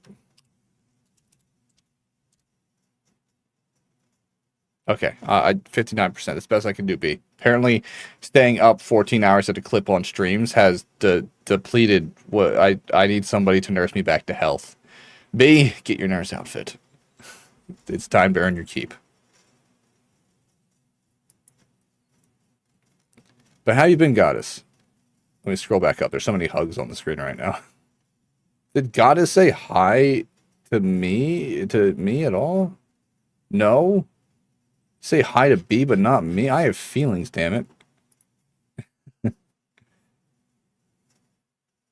I don't have one? You could be a bunny nurse, I guess.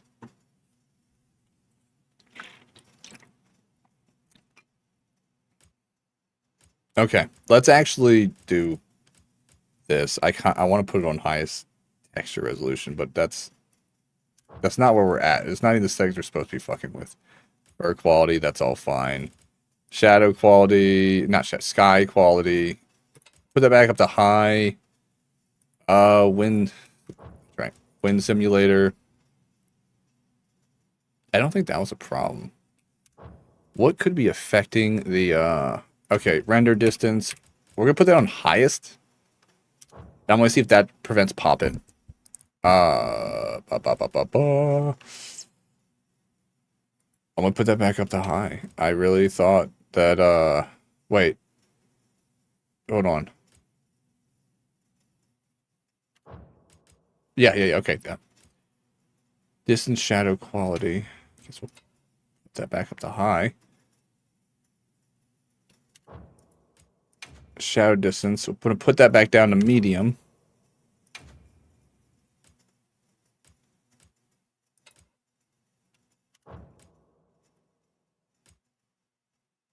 Honestly, we're gonna turn this off. We're gonna turn this. I want to see if this does something. What is happening? B's now hugging Goddess, and I got a 6%. Why am I suffering for Goddess's squeezes? Goddess, stop taking the B squeezes. All right, ambient oscillation. I'm gonna turn that off. I think that's really bugging out some of the textures. What the heckies? I don't know. I thought you said hickeys at first. What the heckies? All right. Do we try this out? I'm going to try this out. I don't like it, but I don't think it's going to look as bad as the picture shows.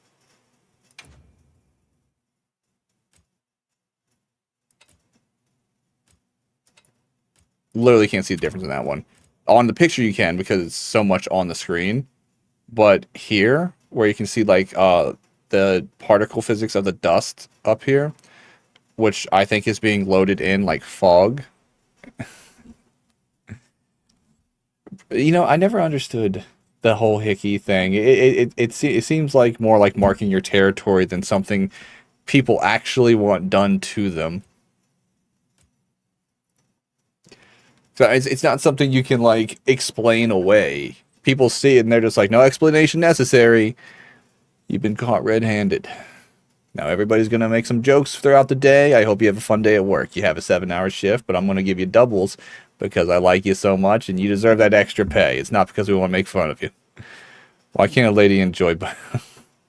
I guess that is a fair point as well. Scattering. I don't think that really did anything. Can only be adjusted with ray tracing set off. So if I turn that off and we try ray tracing. Ray tracing. I do words. Words do me. We're going to turn that down. We are going to go back to ray tracing.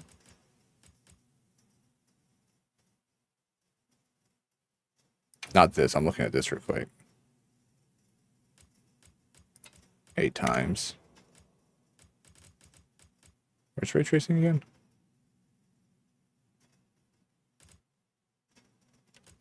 Oh, it's right there. I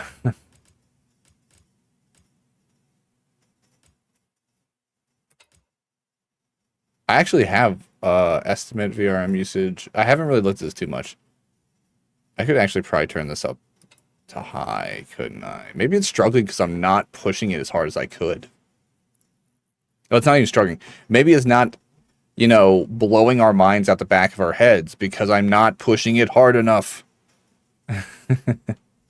Push it harder. We're probably gonna have to turn that down. I'm just letting y'all know now. Alright, turn that up. That might fix some edges, you know. Texture quality. Okay, we'll go completely. We'll just let it all hang out. We'll see what we see when we see things. We will not turn frame generation yet because I'm pretty happy to say that we're going to do something exciting and see if it will actually break it again. But not yet. We're going to try and get the settings right, and then we'll try to self-destruct the game because, you know, we have great impulse control, and there's nothing wrong with us whatsoever. Mesh quality, that no matter what you do, like I said, this is the setting I will not budge on. I don't care if your computer is a literal spud, a potato. I don't care if it's a toaster that makes those cool little Star Wars toast, TIE fighters. That should be on highest. And I'm going to go over it one last time. That's lowest. That's highest. No reason. You keep that mesh up on highest. You put that mesh on lowest, and now you will spank your bottom. Contact shadow.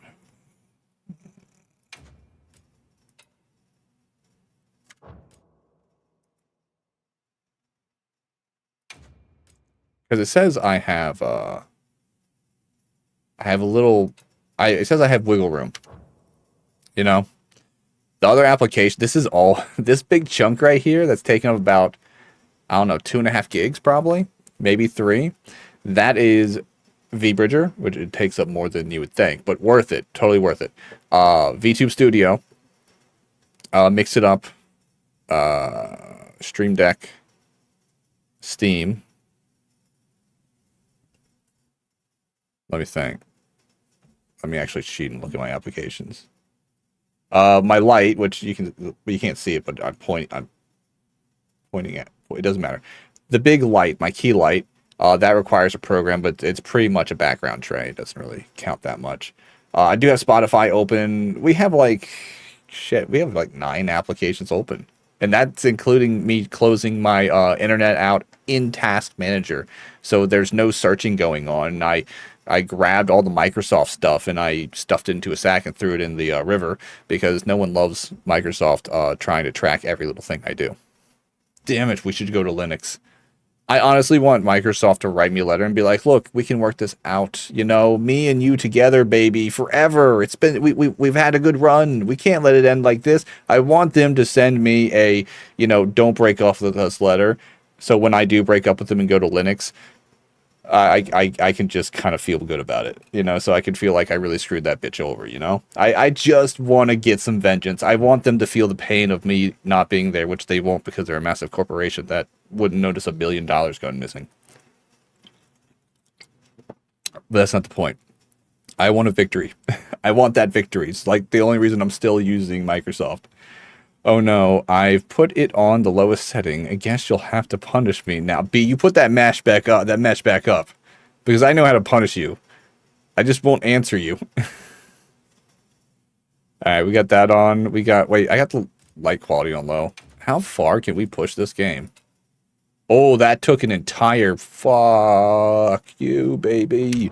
Oh, that took a lot more than we thought. I'm not even going to turn that, because I really don't think we're going to be able to see that. Bloom low. Guess we can turn that up to high. I don't think that's gonna. Now, let's be clear.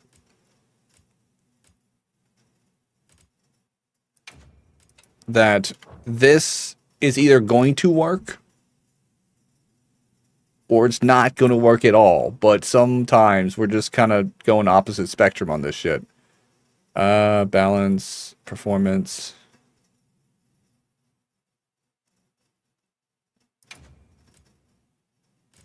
I'm gonna turn that off because that feels... Anything that variable is either good or really bad. Keeping that low. Enabled. I don't see a point putting that on its highest. Just because I honestly... Can anyone see the difference? I can't see the difference.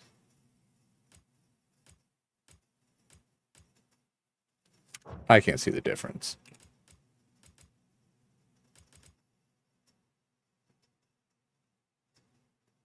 My Wi-Fi put me in timeout. Hello, guys. Alright. So we have DLSS. We not turning on frame generation. That'll be next time. I think we're ready. Let's see if we can still get an excellent report with everything at max. And maybe we'll turn on frame generation to see if we can completely burn this thing to the ground. You know, I wish you had spelled deer like the animal and not like that, because that would have just tickled my brain. That would have been fantastic. As soon as we find a good spot, we can get things set up and ready to go. Guys, it's fucking working. It should be like falling on its face dead right now. It's working. I hope we find them soon. It is wild. We don't... I sent the messages and then I was out in time out, so I missed it. Oh. I wish we could afford this game, because actually this would be my first Monster Hunter experience. And this looks fantastic. But I'm benchmarking the shit out of it. We're not doing quite as good as we did with the lower settings, but we're still hitting an average of 77 frames. That's good. It's a person. No, Kingdom Come Deliverance 2 is on Throne because I don't have a problem, but I am very much in love with that game. But this has actually impressed me so much from seeing people stream it, and it just looks good. And they have the benchmark. And I talked about this earlier, but the benchmark is, I think, very important that they put this out. Is it makes me know that I can play this game and stream it. You know, because they do heavy cuts. Oh, we get a little bit of lag. Oh, we're dropping frames. We are running on max settings right now. We will see if frame generation fixed that, but we are dropping frames finally. And it still doesn't look bad. But no, it's not on Throne yet, Goddess. I might have to put it on Throne, but it looks good. It looks good. And we know if we put it to max balls to the wall settings, it still doesn't break the game. there is some quality of life settings I can put on to see if it will work.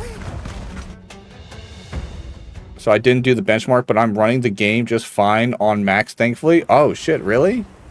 That's awesome. So you're playing the game already. I have never played. Do you think I will like this game? Do you think I will be able to enjoy this? I think I'm going to bump...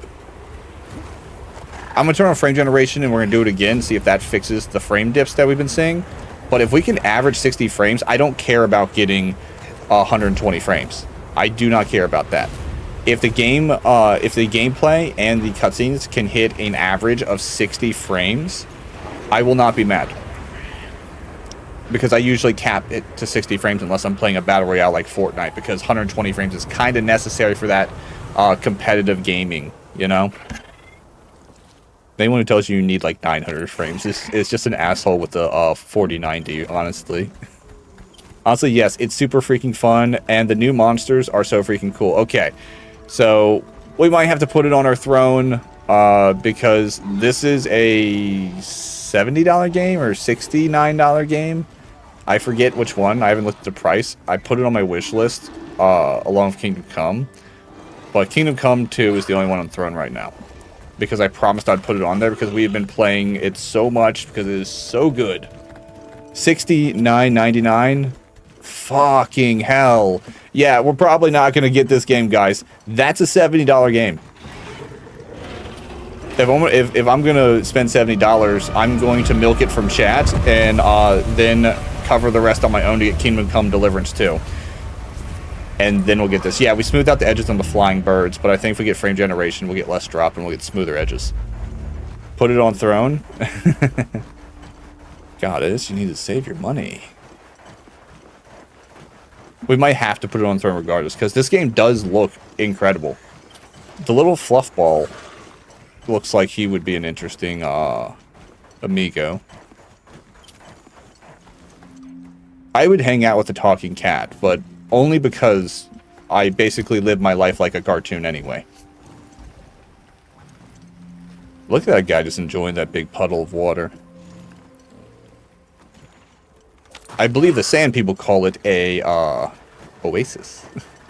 I am totally not planning to ask Path and Mora to donate to... No, don't do that. Don't do that. Evil. Bad. Meow. I feel like there's something on my head now. Talking cat? Where?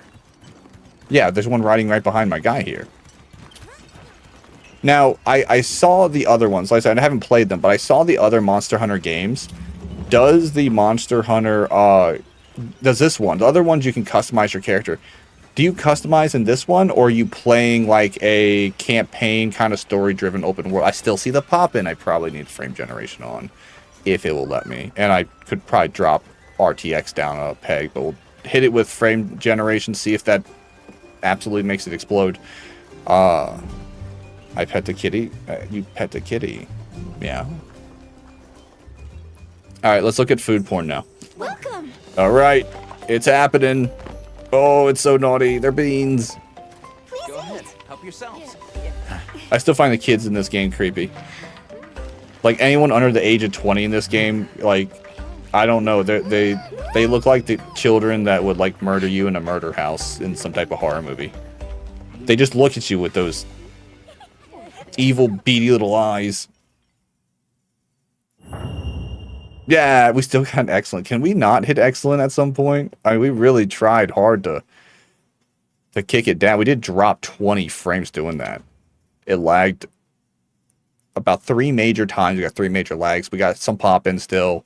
I think frame generation might help if it works. It did crash it, but that could just been weird stuff going on. Cutscene graphics, no. Frame generation. Okay, let's see.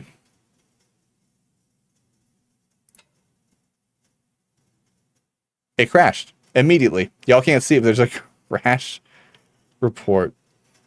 The second I turned it on, literally the second I clicked it, the game crashed. As you can see, everything in the background just froze. Frame generation doesn't work. We're gonna drop the filtering the texture quality down, and I think ray tracing down to medium, and we'll fuck with a few other ones. You crash. It's frame generation. Ever since they did the driver update, it is intense, but it's super fun and so worth playing. That's awesome to hear. I'm letting you report. Last time I just canceled it and didn't care, but I'm going to let it report it. And then we're going to restart it, and we'll make those changes, and we'll see if we can get it back up to around like 70 frames. What kind of frame rates do you pull on this game, since you're... Because this is the benchmark, obviously. It's not the full game experience. It's just a few things. I really wish the benchmark included a combat, so we could see how that pulls on the system. But what kind of frames do you pull? Also, what kind of rig are you pulling these frames from? Because I haven't talked to Goddess in, like, personally. We've had a word here and there off of chat, but honestly, I haven't heard a peep from Goddess's lovely voice in, like, it's got to been like 50 years by now. It has to. It's so long. Let's see. Crash with the request was necessary for making inquiry. I don't care. Okay, now that we've officially crashed the game, because we are just fantastic, we're going to restart it. I think it sent the report. It was like, oh, keep this for your records. I was like, fuck you. Don't put shit on my computer.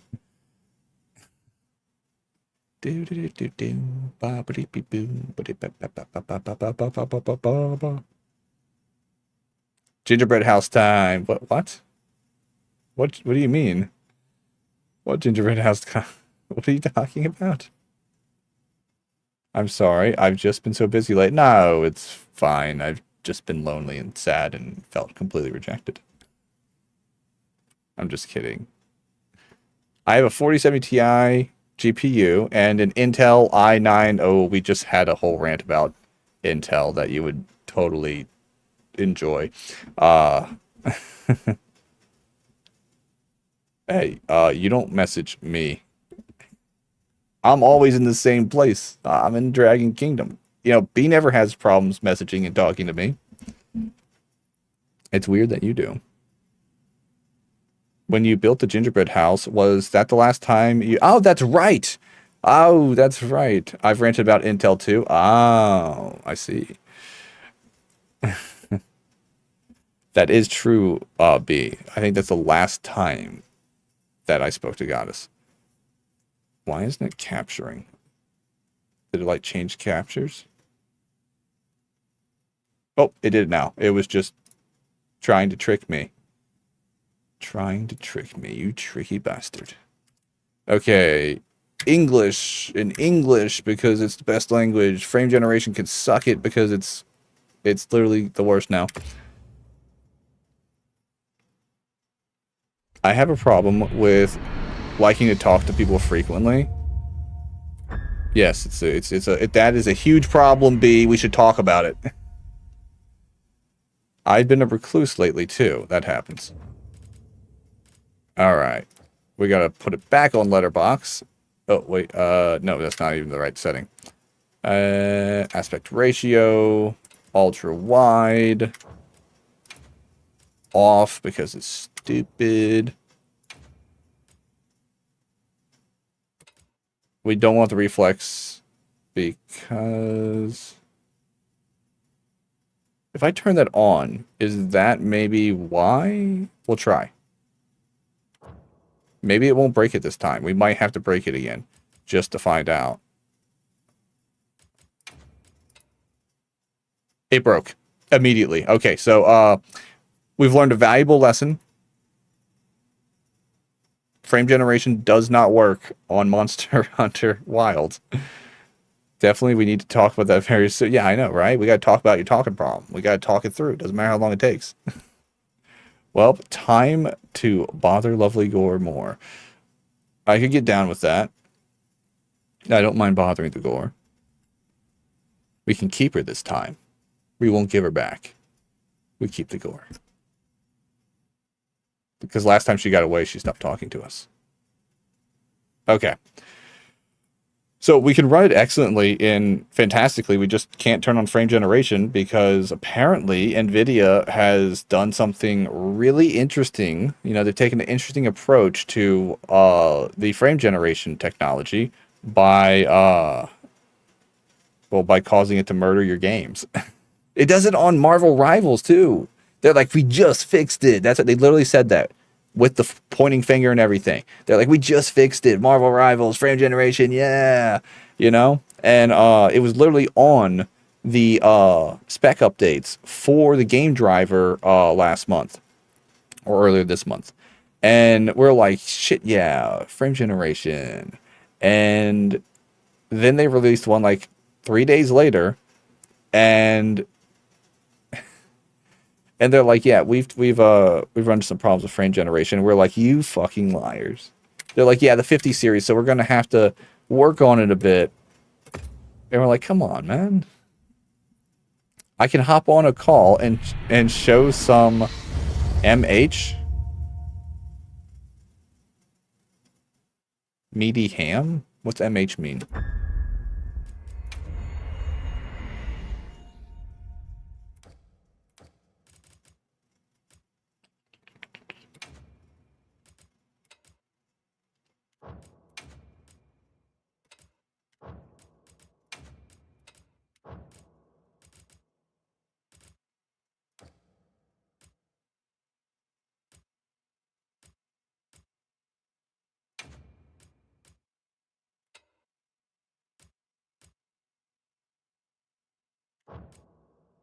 All right, we're gonna do NVIDIA DLSS one more time. Then we're gonna do AMD FSR because that might be awesome. Monster Hunter, exactly. That's exactly what I thought. I didn't think it had something to do with ham, or ham steaks, or like a breakfast food in general. Because that would be silly and weird and not what it's about. All right, so we got that, we got that, we got that. That's all good. Fantastic. All right, we're going to have... that might be fine. Texture quality, we'll keep that where it's at. Ray tracing, we'll try it on medium. Fantastic. We did, I think it off will be fine too. We're just trying to see how high, how far can we go? Highest mesh. Gotta mesh it up. Gotta get meshy. We're gonna keep that medium. Keep that on.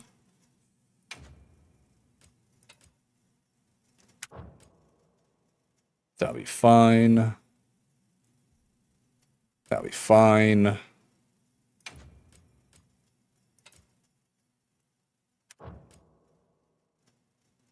That'll be fine. Honestly, I want to see if I can push it further. But we're gonna leave it on high. Water effects, I'm not moving on that one. Sand quality. Can we wait, did I say sand quality? Sand and snow. I'm gonna bump it down to medium. Yeah, see, if you look in the background here, on the picture you can see because it's deliberately a texture that you'd be walking up onto. But I think medium is going to play out pretty well.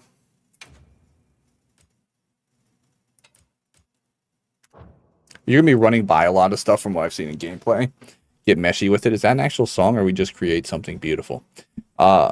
Anyway, I think from what I've seen in the gameplay, since you're moving around a lot and you're not looking, because this is a that is a close up of. It looks like I'm pointing away from it, but if I was pointing the opposite direction, it would look like I'm pointing towards it. But I'm going to point away from it. That's a close up of like dirt, so of course you're going to see it more. I think when streaming it and playing it, you're not going to be looking that closely at the ground. And if you are, it's not going to be for long enough to blah, blah, blah. You understand my point. I've drinking so much tea already that I already have to... This is going to be the last one before we have to take a quick little break to the dragon latrine. Hey, Basil, how you doing? How you doing? And thank you so much for the raid. Can we get a shout out for the birch? This is our second raid from you. How was your stream? What did you stream? How are you doing? Did you do the goods, not the bads? Did you eat? Did you hydrate? Are you going to get plenty of after stream care and rest? By the way, anyone who does not know me, I don't always have cat ears on, but when I do, I have cat ears on. Anyway, my name is Guy Natsume. I am a Dragonoid from Otherworld, and tonight we are benchmarking this longer than we intended because it's so much fun, and we've been talking a lot about computers. We were supposed to be playing Marvel Rivals, and we will probably eventually soon, in a little bit, if Cyber wakes up. Anyway, wind simulation. I don't think this matters. I don't think we're going to notice this, because look when I turn it down. Look at the grass, and, well, you can't see that, but you can see the wind behind a little bit. You literally cannot tell. And I will deny I turned it down low if anyone says anything. Alright, tree sway. I will not back down on that. This is the most insane graphics. Nobody should turn this down because it's absolutely sickening what they did to this tree. It goes bald. It got robbed of all of its leaves. They didn't even, like, take the textures down a bit. They grabbed them, ripped them off, and didn't give them back. So we're keeping that on high because it's not even a tree anymore. It's been murdered. But yeah, make sure to follow Basil Birch. I actually have been watching a few of their VODs when they rated us last time and dropped them a follow. And they are fantastic. They're absolutely fantastic. Very fun. They have a great voice. Hit them up, follow them, watch their streams. Keep those notifications on. I'm going to play with more settings. I honestly cannot see the difference in the sky quality. It should be shifting around a bit, but I'm going to get close.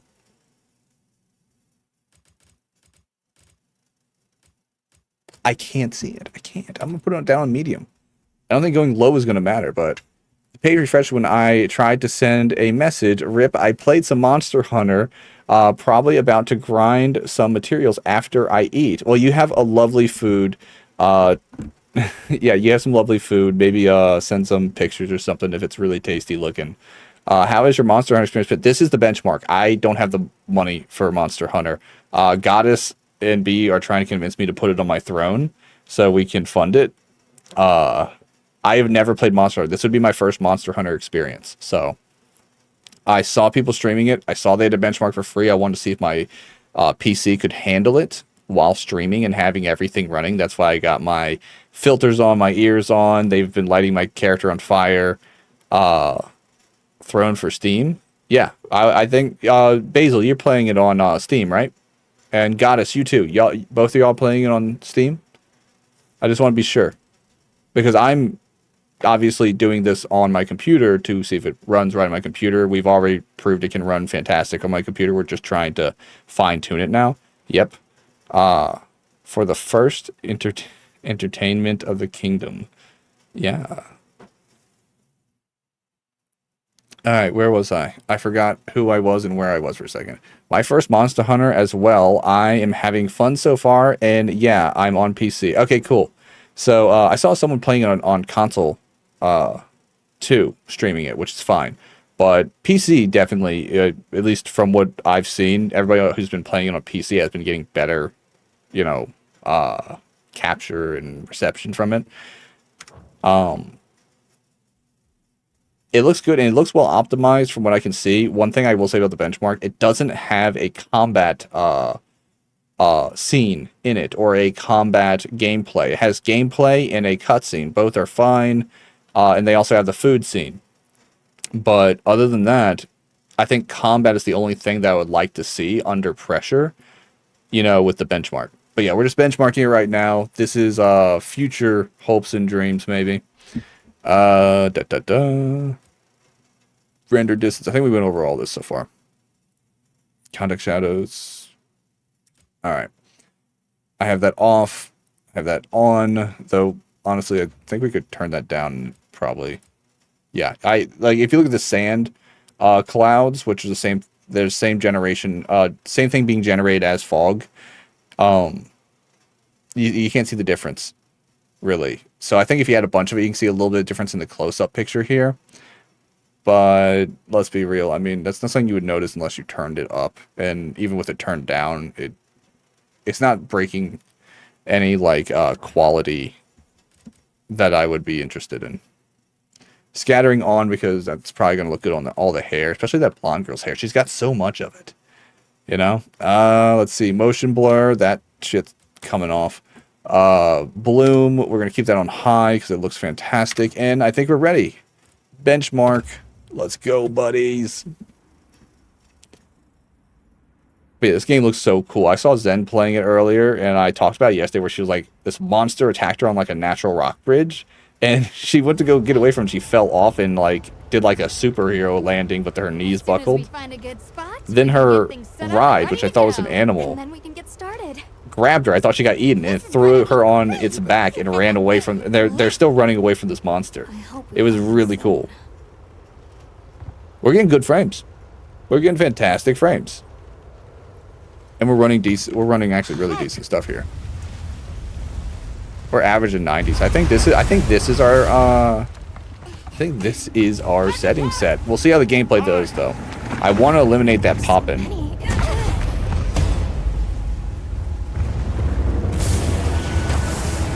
We're keeping steady 94 frame average. Oh, we're dropping a little bit now that there's more business going on stream. We're dropping down to 94 averages. Oh, we're going back. Oh, we're dropping again. No, we're back down to 94. Birch, if you're still here, I would love to know your average frames on this so I can kind of compare, you know? We're still too far away. Same with you, Goddess. I want to know what our averages are. That's all right.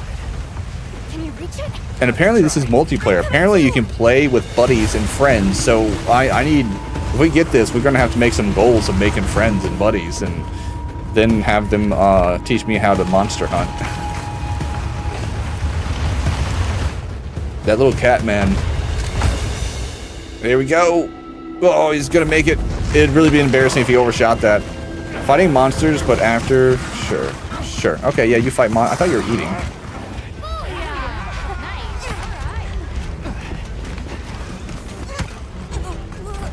Alright, we should be going into gameplay now, and we should be able to see,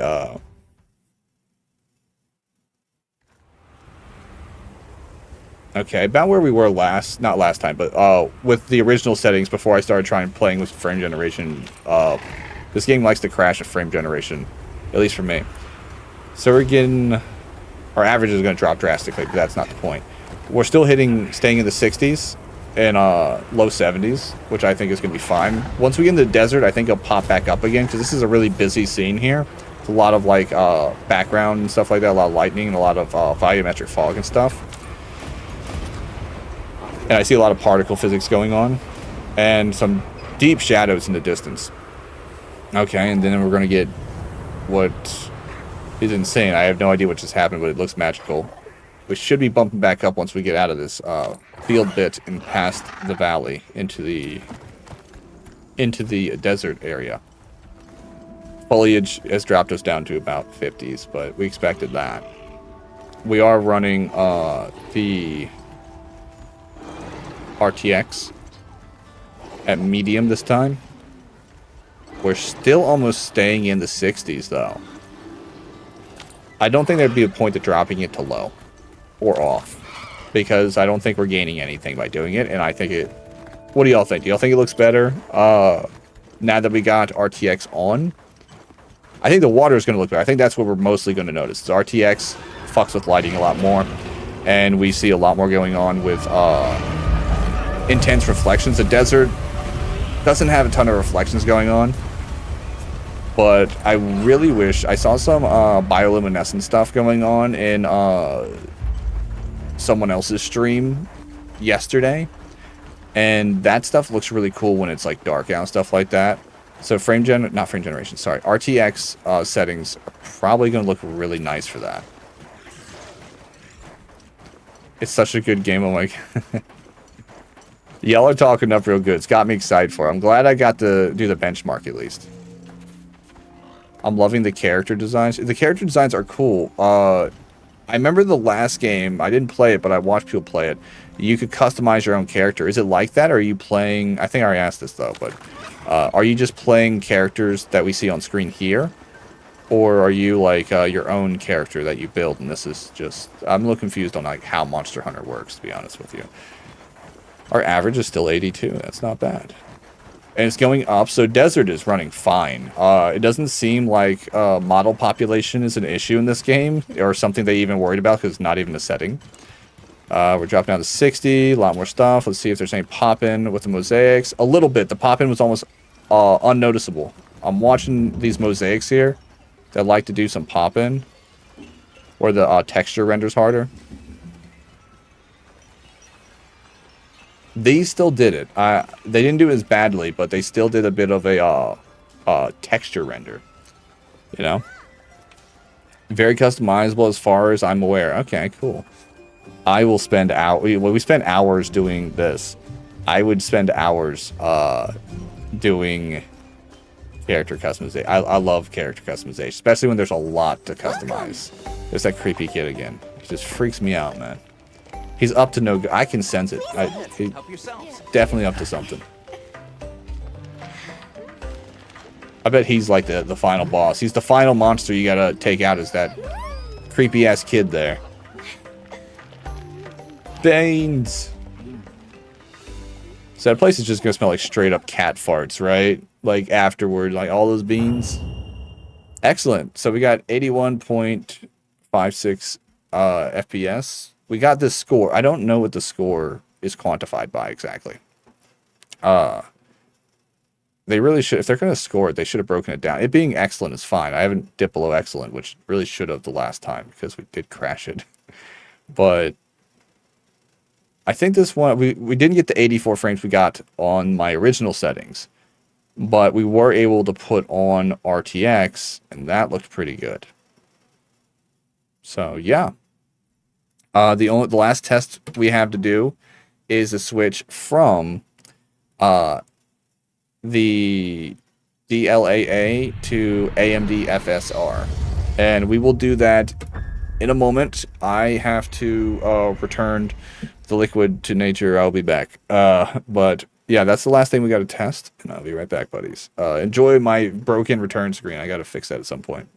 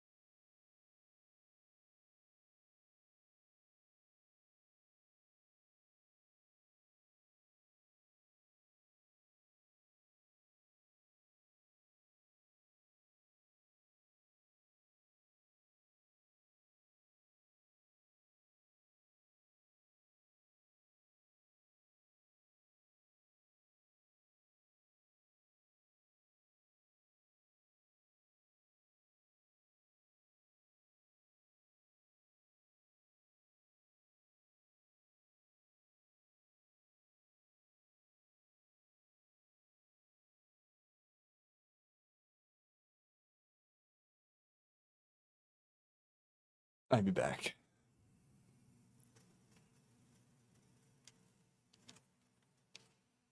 All right. I wanted to show you something because I polished off this box pretty quickly. But I was talking about the ice cream that was on sale at Whole Foods, and y'all know how I like those almond bars.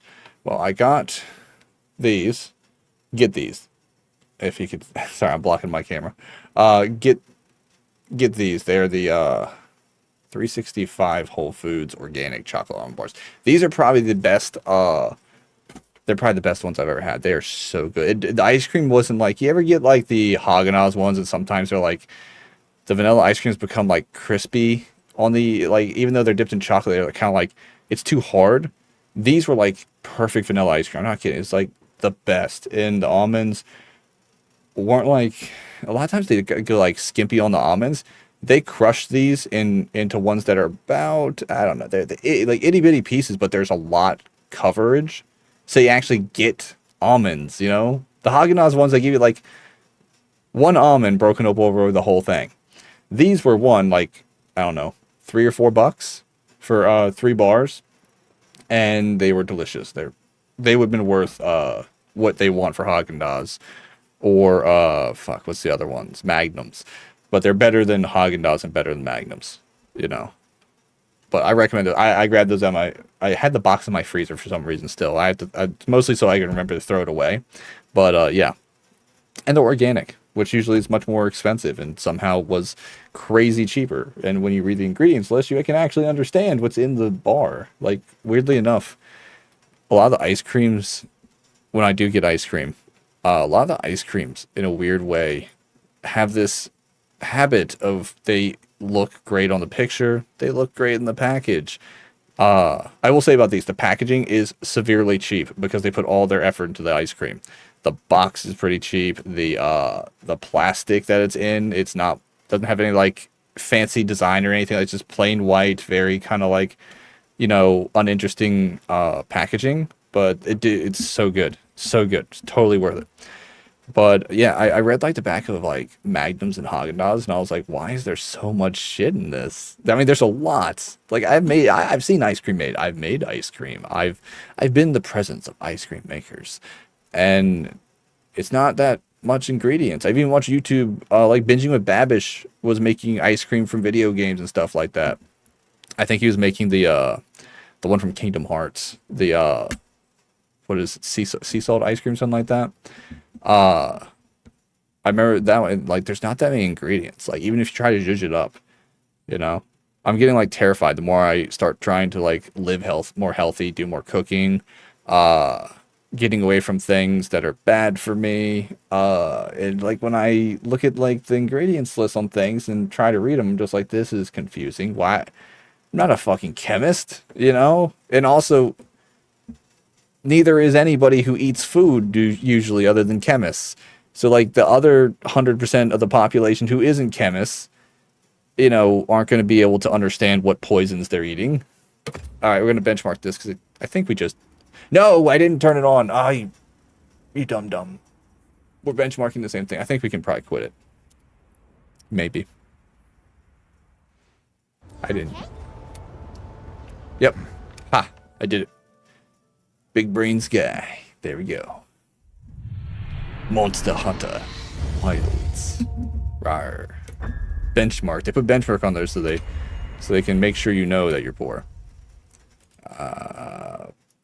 Boop. Okay, yeah.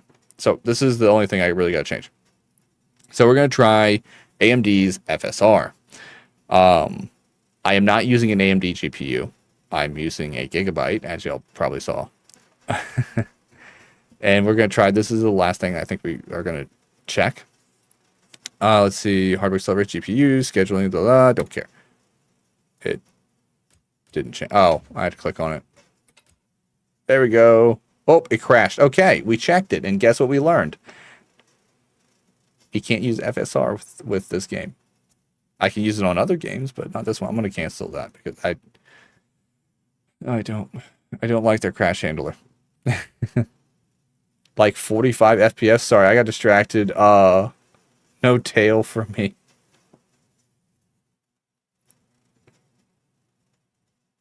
$45 FPS, it's not very high.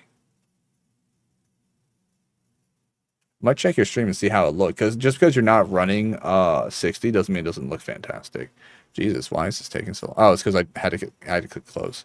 Here, we'll go back to my room for a minute while I get this running again.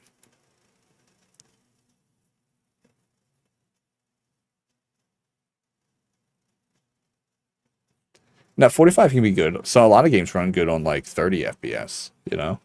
It depends on this optimization and the quality of the textures in the game. And this one, as you can see if I'm quick enough, maybe. If it would capture. Come on. There we go. You can see this one pre-compiles shaders, which I believe the didn't notice wasn't running 60. It looked good to me. Yeah, it might be fine. Like I said, it depends on your hardware. And I know they killed it right before I served it. But yeah, games that's one thing I think. Kingdom Come Deliverance, the first one, I love the game. Fantastic game, #1 game of all eternity. It's fantastic. It's amazing. If it pre-compiled shaders, because it's like 8 years old, if it pre-compiled shaders, the game would run. It would probably break a record. It would run so smooth. It runs very great already. But the second one, I bet pre-compiled shaders. Wait, why did I turn this back on? Like, we don't need to test it again. Okay, so maybe we'll try something else.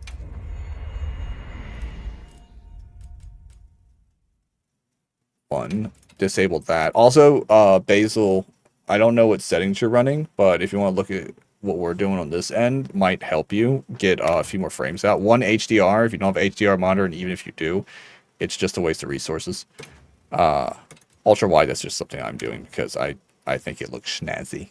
Low latency is good, you know, with the boost for NVIDIA. Don't use reflex unless somehow you're getting frame generation to work. Let's see, DLSS, that works for me. Frame generation can suck it. DLAA. Actually, we haven't tried any of the balanced modes. Prioritize screen resolution over frame rate, balance, strike to balance between. So this must be, now I don't know for sure because I don't have an application open to read the chart on it.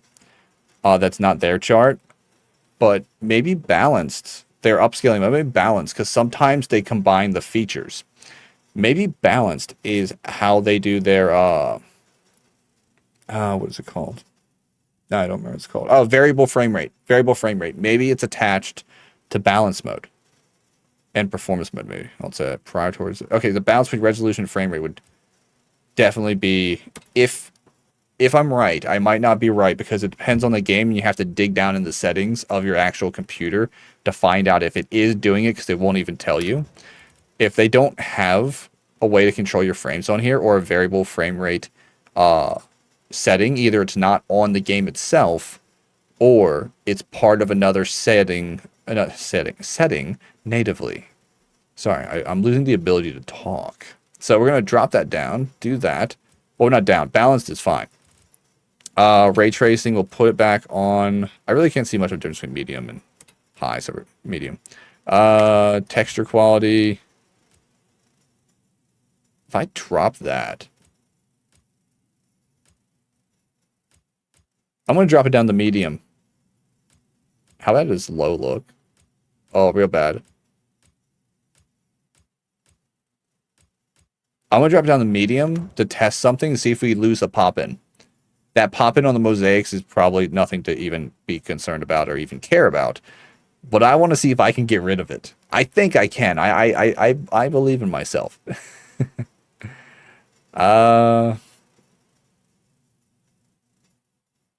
Sure. Since we turned down the texture quality, upscaling it to the max might actually be worth it since it's not a huge strain on GPU.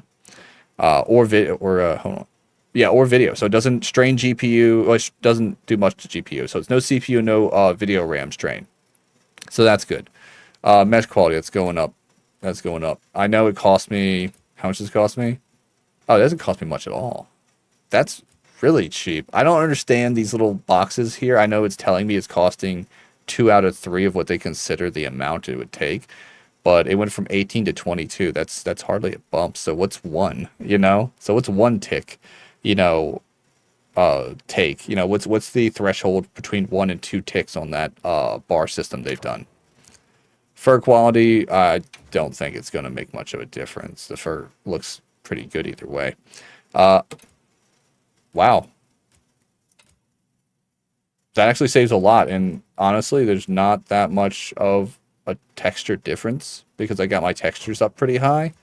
So if they are connected, which I think they might be, because it actually doesn't look as rough. So I have ray tracing, texture quality. No, I turned my texture quality down. Huh. Oh, my upscaling. I put the upscaling method for it higher. Sorry, no, texture filtering. I'm dumb. Don't listen to me. Words, tough. The sky. I'll put it on medium because, well, put it on low. How much is it taking up?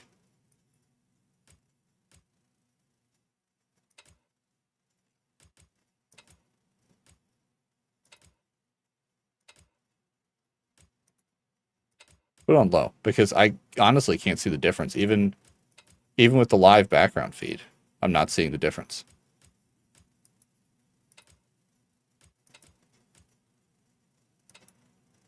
Jesus. Is there no difference?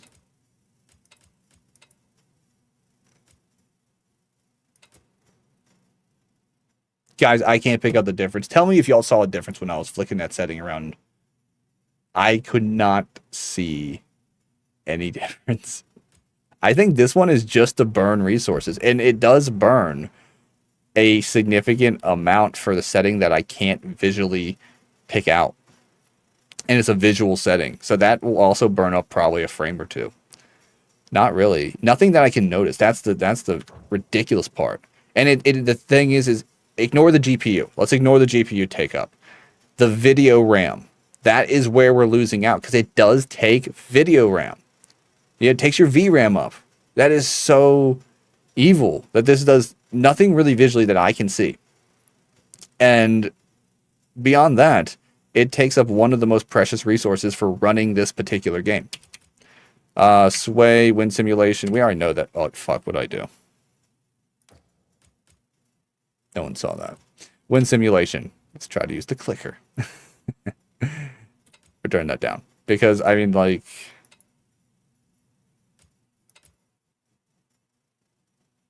we'll just leave it on high. It doesn't take a video RAM, so I don't care.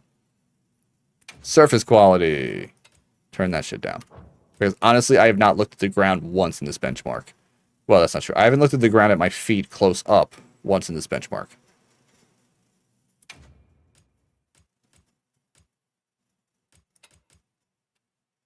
Oh, that doesn't take video RAM up? That's just GPU. I got plenty of GPU to burn.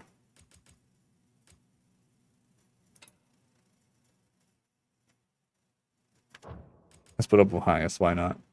Water quality. I like water quality. Render distance. That takes VRAM. We're going to put it on highest. We're going to see if that fixes popping. If not, we'll bump it back down. Shadow quality. Takes VRAM. But we saved a lot of VRAM adjusting other settings that we can't visually pick out.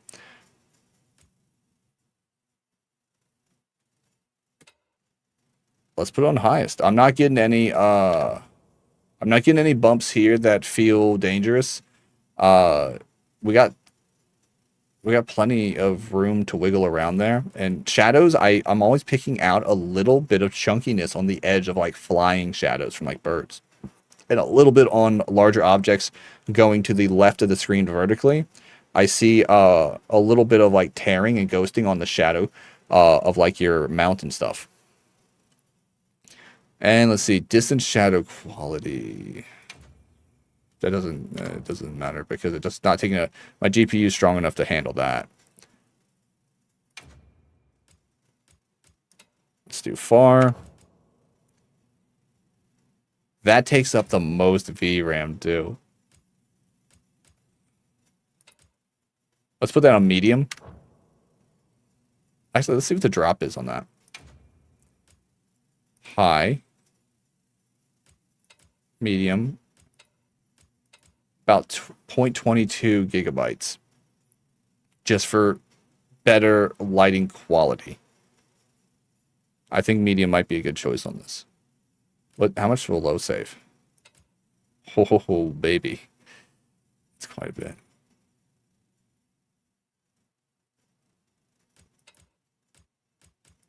And what you see in the picture, and what I'm seeing here, which I'm kind of covering up a little bit, but you might be able to see like this bit. So we'll keep an eye on that bit. It's noticeable, but it doesn't look worse. You know what I'm saying? You can see it change drastically, but the texture looks so good that you don't really care, because the texture already kind of includes, texture. Like the rock's actual darker and lighter parts are included in the texture pretty well. So you're not really seeing too much loss when you're losing significant shadow. It's going to save so much video memory. Ambient light quality. You can suck it. All right. Contact shadows. That's not going to affect video memory. We have plenty of room on our GPU. We got plenty of video memory being saved here. This one. This one is the real kicker. I'm going to turn it off.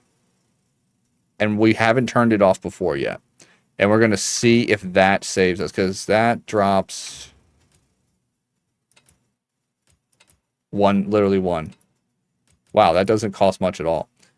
I'm still going to take it off. Because just because the cost isn't high doesn't mean that the function of processing the effect on the GPU's end, which if you look here, according to their boxes, which I can't properly quantify because I don't have the application open because it'd probably crash this, it says it's higher. I'm going to believe it. So I'm thinking it doesn't take much video memory, but it does stress more on the chipset to constantly process that over frames. So this will probably save us while generating new frames, especially since we're using DLAA with a higher filter. All right, motion blur.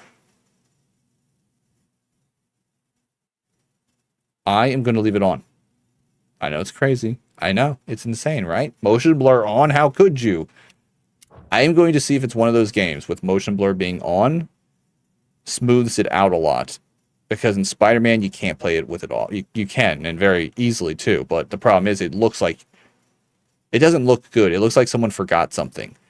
You don't need it on all the way in Spider-Man. But when Insomniac made Spider-Man, it was so fun to swing. It was a fantastic game. Very well done. I don't really give a shit about the story. That wasn't the interesting part. It's just a very well done Spider-Man game.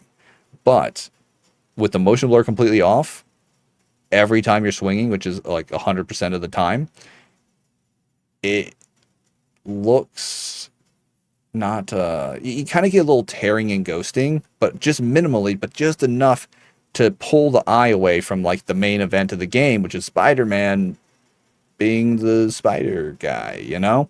So this game might have a similar, not Spider-Man quality, but because there's no Spider-Man, but it might have the, because of all the grains and particles and textures, motion blur might be there intentionally, you know, as an option for people who really can't handle it, but people who can handle it, it might be very soft motion blur. That's probably why they don't have a way of scaling it.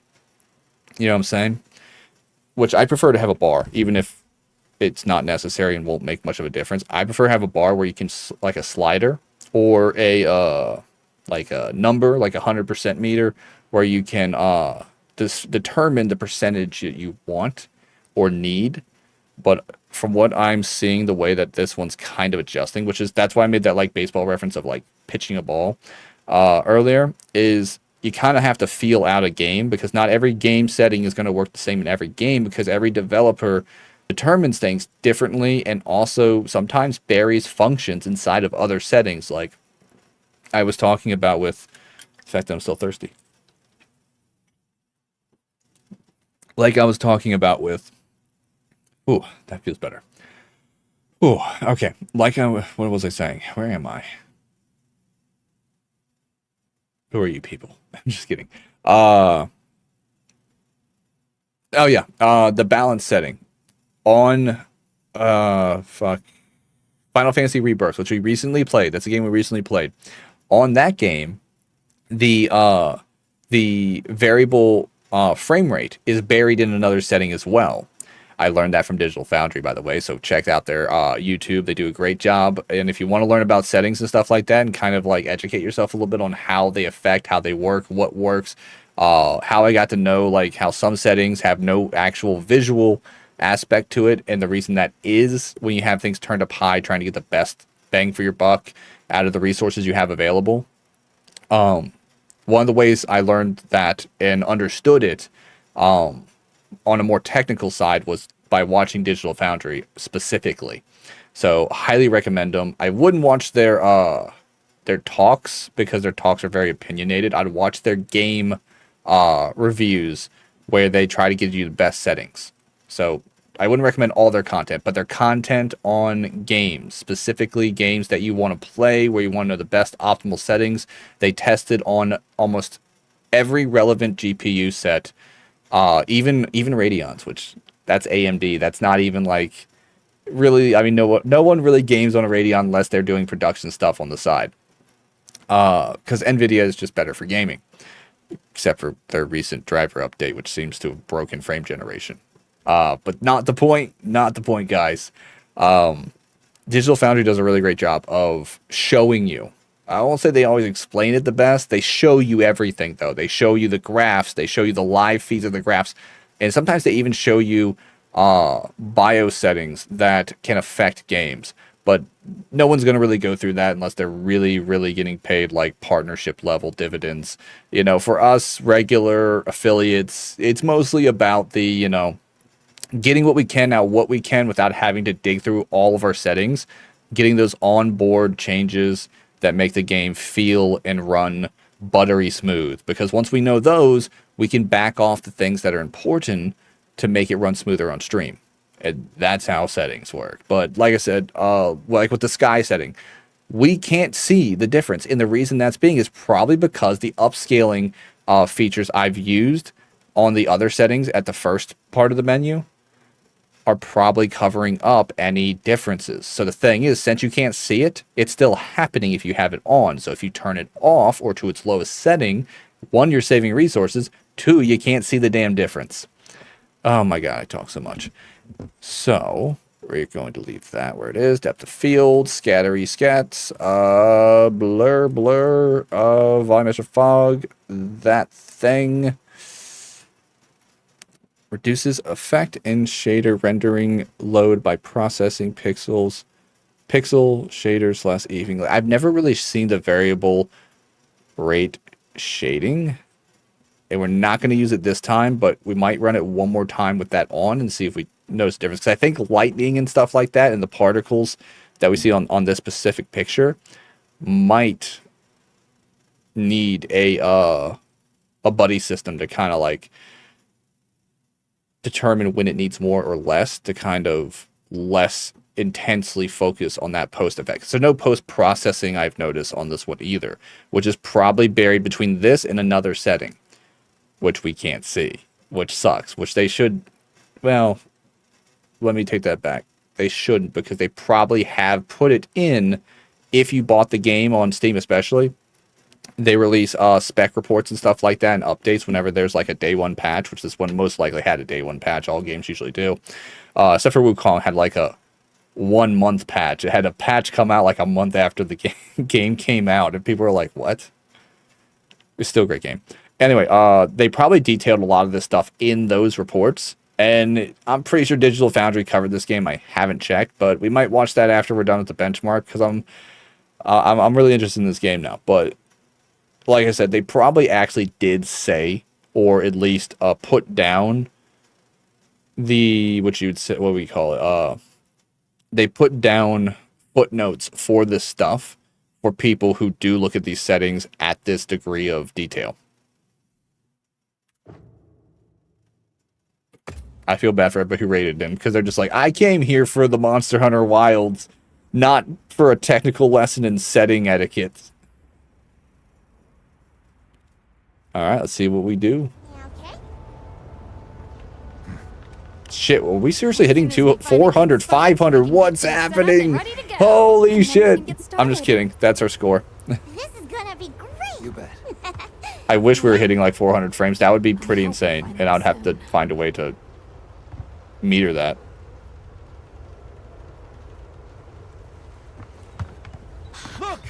We are still hitting hundreds, but this is a cutscene. Cutscenes aren't fair.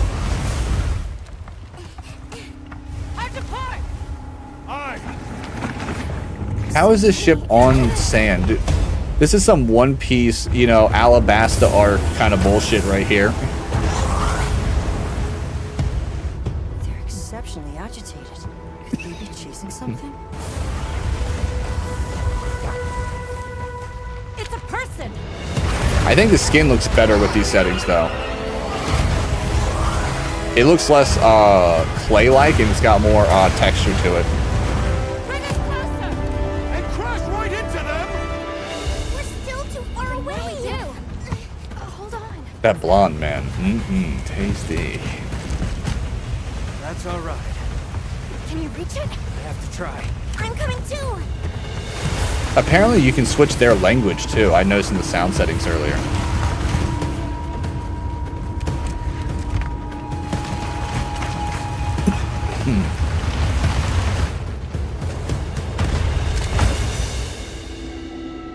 He should really close his mouth. There's a lot of sand out there. If he gets sand in his mouth, he's gonna be pissed.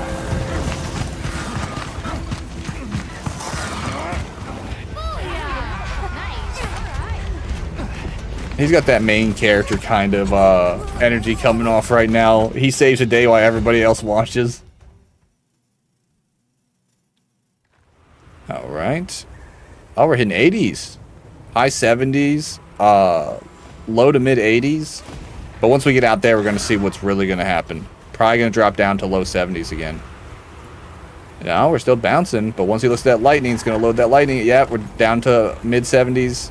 Low 80s again. Oh, we're maintaining that frame. We're maintaining mid 80s. And we're averaging a 101, but that's going to keep dropping. Because we keep bouncing down to the 70s.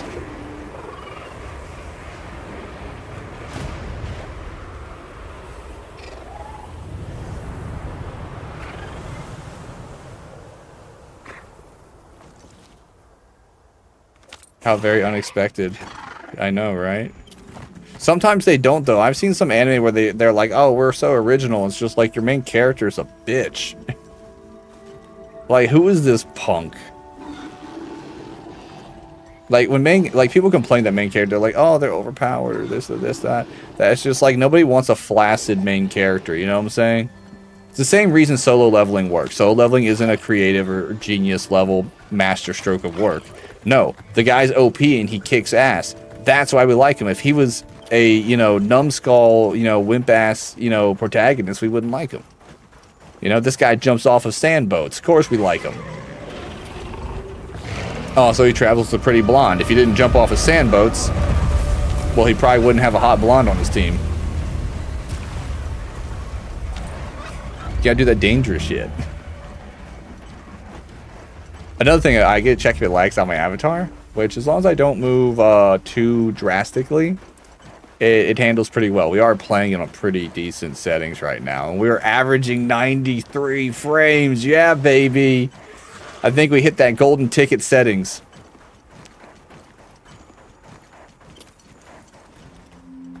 All right, let's look at that reflection quality. Oh, yeah, look at that. Could it be better? Maybe a little. Does it look fantastic? You know it does.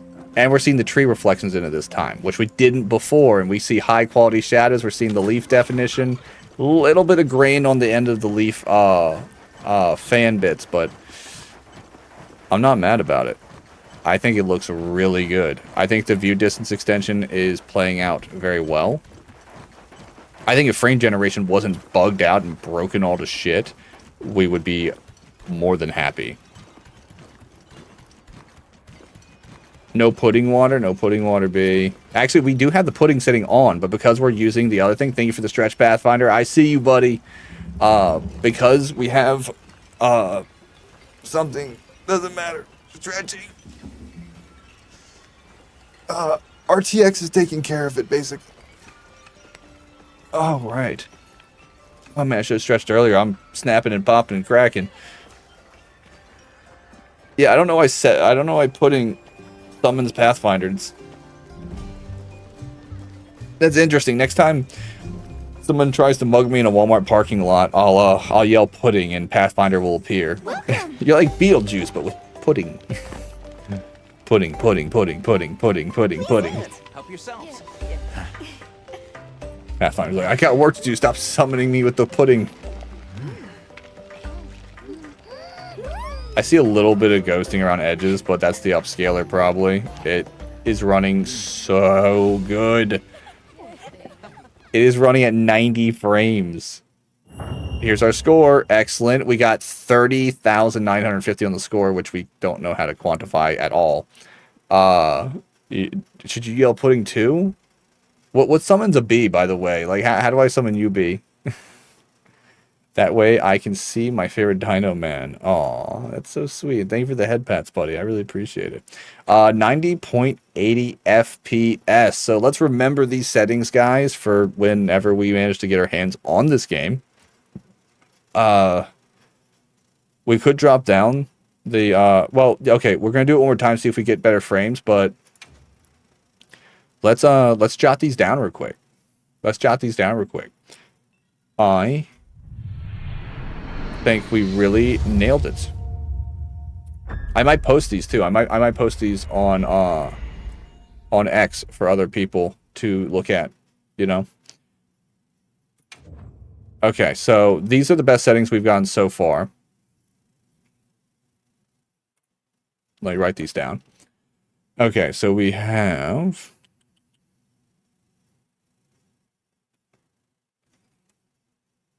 I'm trying to figure out how I'm going to write this down. Let's go with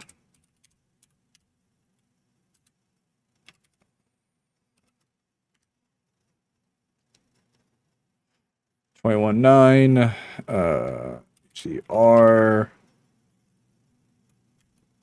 off. Okay, let's see.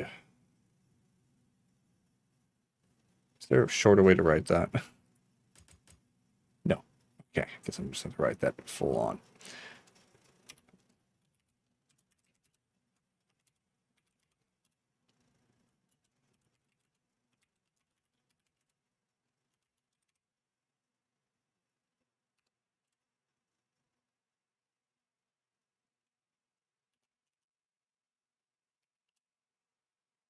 All right. Books calling my name, endearment, pretty explosions in game. Wait, what? Oh, yeah. The thing. Okay, I forgot what was happening because I had to actually try and type thing. Why am I being licked? Why is everybody licking me? This is a no lick zone. Do you want to be licked back? There, you happy? You happy? Don't make me pull out the tongue again. All right. 1920 by 80. That's clearly someone's. If someone else is going to change it, I'm not going to write that down. Borderless window. You shouldn't be playing this game on windowed mode. Just letting you know now. It's going to take up more resources to do that because borderless is their full screen version. There is no native dedicated full screen mode. And there's more. You want to fight B? What do they call it? Tongue wrestling? Anyway, borderless is the closest thing you get to dedicated full screen. They don't have native resolution. Let me make sure I'm telling the truth there. They don't have a native resolution setting, so it's probably built into those. All right, so let's write this down.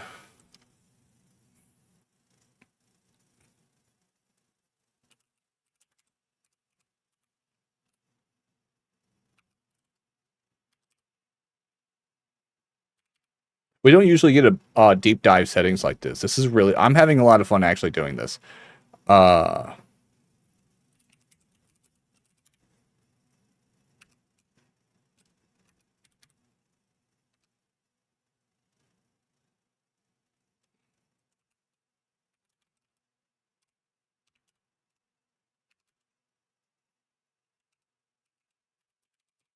Sorry, I'm typing. I can't focus on two things, like not those two things at once.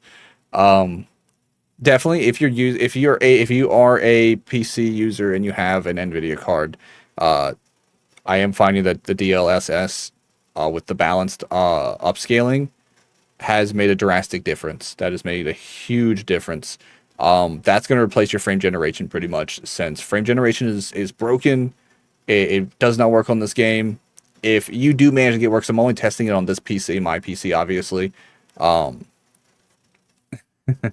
I have two things for you to focus. Okay, yeah, maybe. Yes, maybe. Bathhouse, Kingdom Come, Deliverance.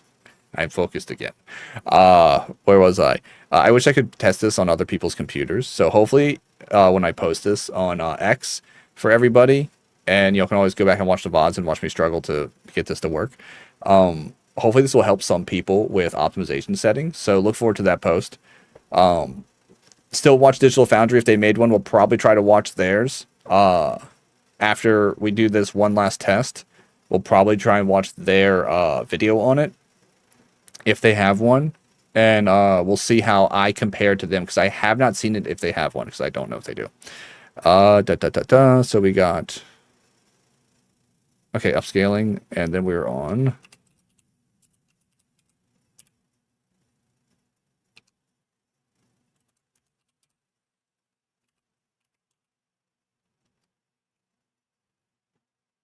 What's that? I'm a dum-dum. I misspelled the word. There we go. All right.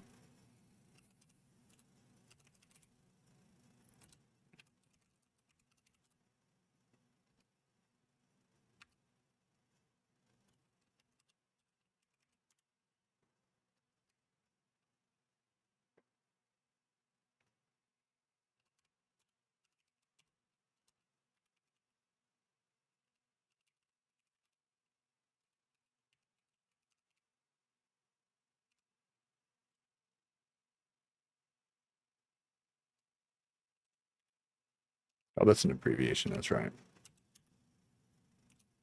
Has anyone been watching Reacher? I just watched the new episode today while I was waking up. And God, I want them to release the whole thing. This piecemealing it out to us is just torture. I'm trying to talk a little bit while I type, but if I'm already slower at typing because I'm focusing on what I'm saying. I didn't realize talking was so hard to do while typing. Because I don't think I've ever had to do it. I haven't really. No, wait, I haven't. I really want to watch that show. It's good. If you haven't watched the other seasons, watch them. They're all fantastic. I'm actually looking forward to the season after this, even though the season is just coming out, because the next book is, I think, called Tripwire. And that one, he is stuck in a car. He hitches a ride. And turns out there was a grisly murder. Like 6 people got like horrifically murdered at this gas station that he was just at with these other people, and one of the people in the car is the murderer. So he's in like this who did it, murder mystery, trapped in a car kind of situation. And that's the book that the next season would have been based on if they do another season, which I kind of hope they do, because that's the one I really want to see them make it. I want to see that moving around, not just on paper. I want to see that one moving around. Wow, I know it sounds cool, right? That makes your brain like, oh dear, you got this giant man, and they're all varying ages too. There's an old man, there's a young girl, there's a middle-aged man, there's a like a 30-year-old man kind of ish, young man kind of driving the car, and then there's Reacher, who's the big, strong, hulking, big, military MP wanderer guy, So it's a wacky, wild ride of weirdness, but it's gonna be cool. It's gonna be cool if we actually get it. All right, let's see.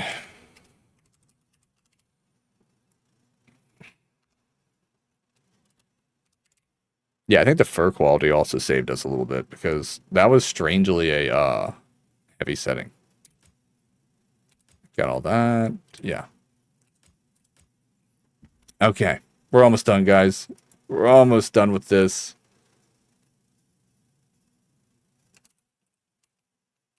Oh, you dumb.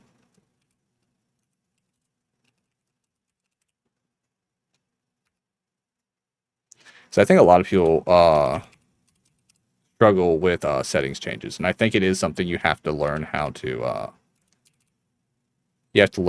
do.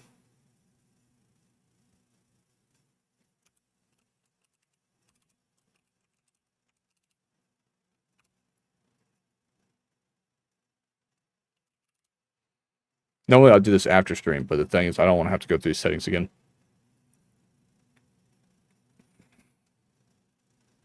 I'm just gonna write tree sway instead of grass and tree sway. Oh, you dumb. That's not the sway. Isn't the setting? All right. Sway. Yeah, enabled.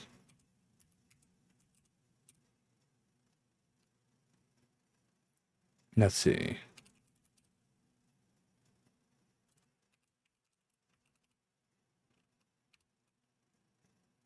Win quality. Wait, I have win quality on high? Oh, that's because it doesn't take up anything. Okay, I had it on high.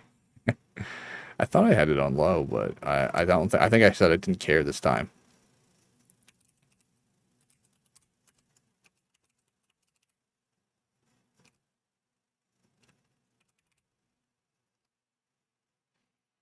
All right, let's see. I keep losing my play service quality. Let's see.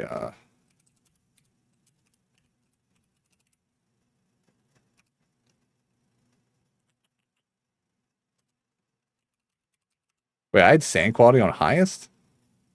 Huh.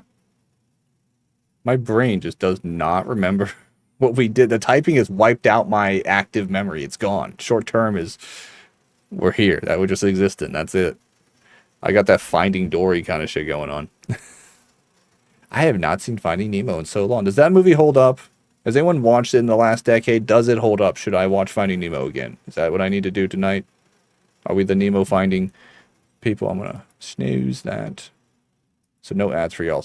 I'm also considering, if we start meeting daily sub goals, I'm going to see if I can turn ads off, if it's possible. I've heard it's not possible, but I'm going to pull them down as low as possible. Right now, I got them on the 55% split, but I'm going to try and get those as low as possible because I hate people having to sit through ads. Because people want to talk or lurk and engage, and they hate ads, and they can't afford to sub. I totally get that. You know, and I hate ads too because whenever I'm on something, I'm just like, I gotta do the thing with this. I gotta do the thing with the stuff. I gotta watch this ad. Just watch this guy. I gotta subscribe. You know, it becomes a vicious cycle. I think you should be allowed to turn off ads to stay affiliate. You know, and I think can partners turn off? I think partners can determine the what do you call it? Because Asmongold did a big thing on this. I think they have a say in who and how many ads they have, like who's their ads and what their ads are. You know?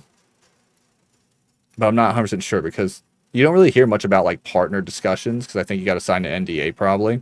But you don't really hear about the discussion of once you get approved for partner, what the discussion is for your split. Because not every partner gets the same split. Not every partner gets the same deal, you know? So I've always been curious, like what's behind the closed doors. Let's see. We were on sand quality, right? Yeah. Okay, so we're on water.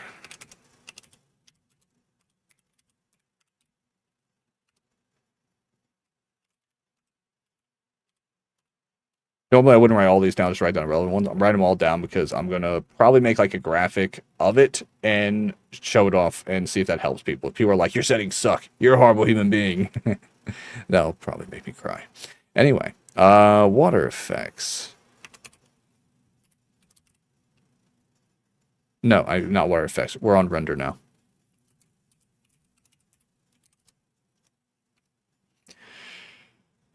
Bar. That seems kind of essential, I'll be honest. Wait, no, I fucked up already. Render distance highest. I read shadow distance. There. That'll help me not get lost.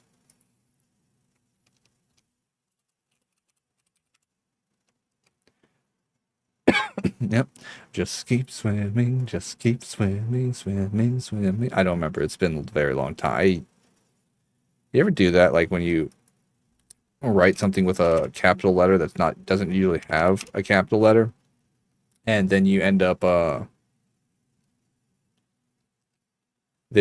with like I wrote highest, but I wrote highest with a capital H and a capital I on accident because I held the shift too long when changing fingers between keys. And I keep doing that lately, you know? It's not a big deal, but like other words will be weirdly misspelled because they have like a capital I right next to a capital, other letter. It usually only happens with like I and A. That's the ones I usually get. I don't know why I get stuck on. I think it's because you use it for walking a lot in games. All right, shadow. I think the shadow settings are ridiculous in this game. There's a lot of them. And typically you only got like 1 or 2 shadow settings at max. I think that would throw most people's not realizing they gotta figure out their shadow settings.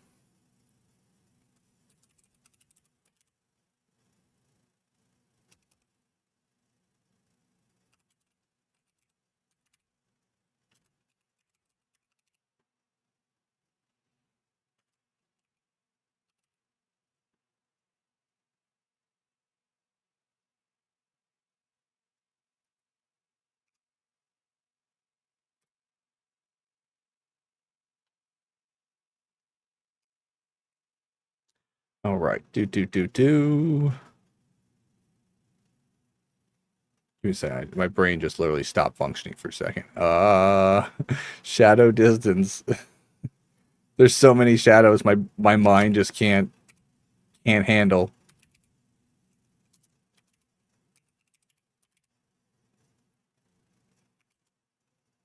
All right, shadow distance far. I thought ambient light would have more of a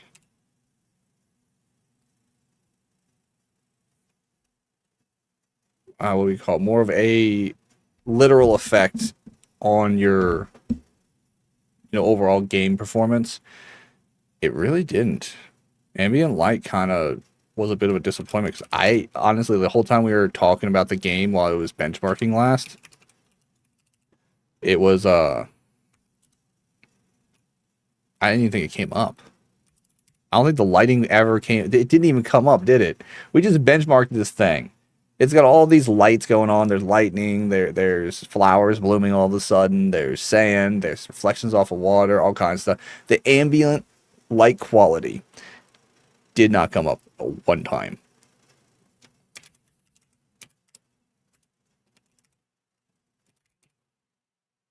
Why am I not typing?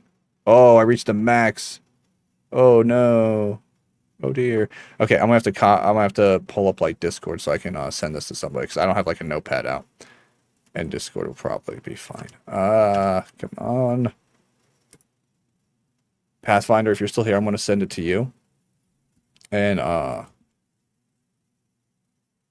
you're just gonna have a whole list of like settings that you're gonna find in your inbox. Just ignore them. Okay, so. I hit the character limit. Luckily, there's no character limit on Discord as far as I know. Wow, that looks a lot longer than I thought.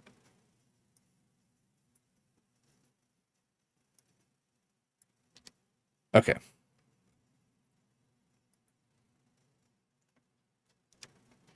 I'll pull this over to the other screen so I can see what I'm doing. Okay. Okay, we're on ambient light quality low. Let's continue. We're almost done, buddies. I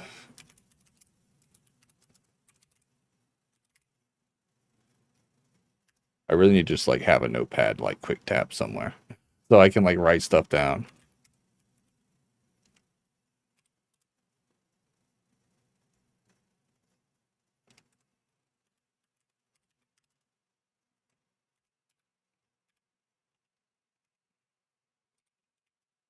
And ambient oscillation.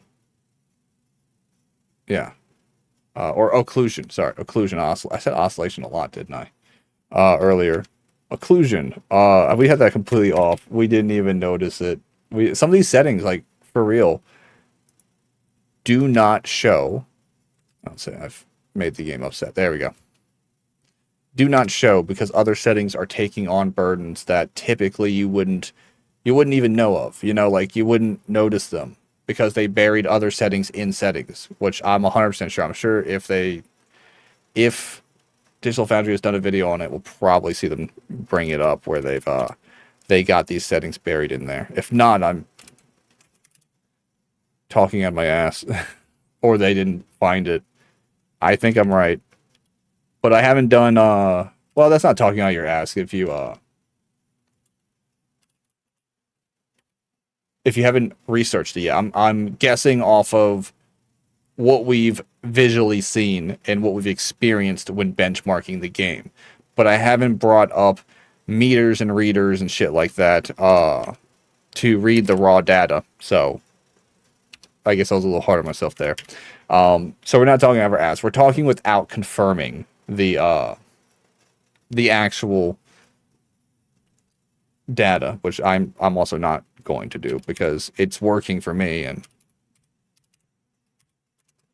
that's enough for me.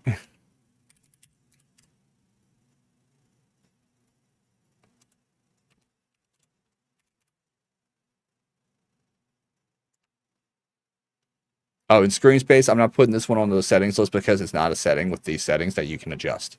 So don't worry about that one, which you won't be able to worry about it when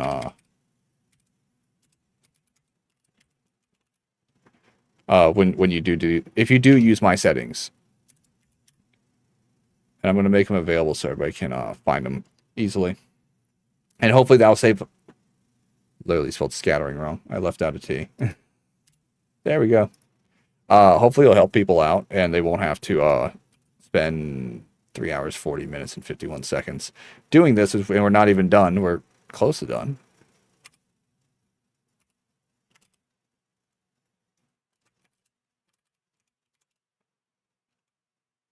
How the hell did I spell field wrong? I was looking right at it. Not to mention, I think I spelled it wrong. I think I hit the wrong buttons in the wrong order. All right, that's obviously on. Sorry, I'm going so slow, guys.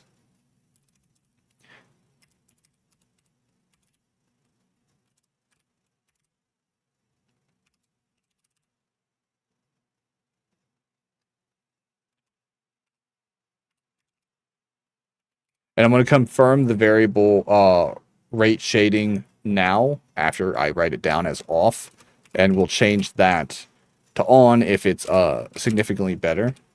Even with it off right now, it runs at 90 frames with my current specs, which I'm going to include.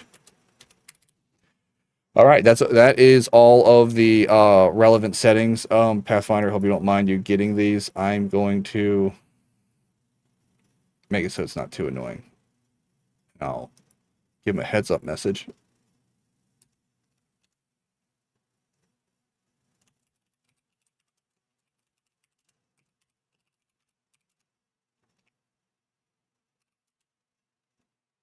All right. And I'll even make it look like a title so it looks important. I'm going to make it bold and italic, and we're so cool, and we're going to hit enter, and he's going to be like, why'd you send this to me? I just sent it to him. It's huge. It's like so many lines of stuff. All right. Let's close that out because even though he's going to message me, I'm not going to see it. So Pathfinder, if you're watching stream, I'm not going to see your message because I am currently closing Discord for a reason. I'm closing it because Discord actually eats up a lot of resources with this game active, or the benchmark active. I didn't see it. Where's Discord? It likes to also background tray itself.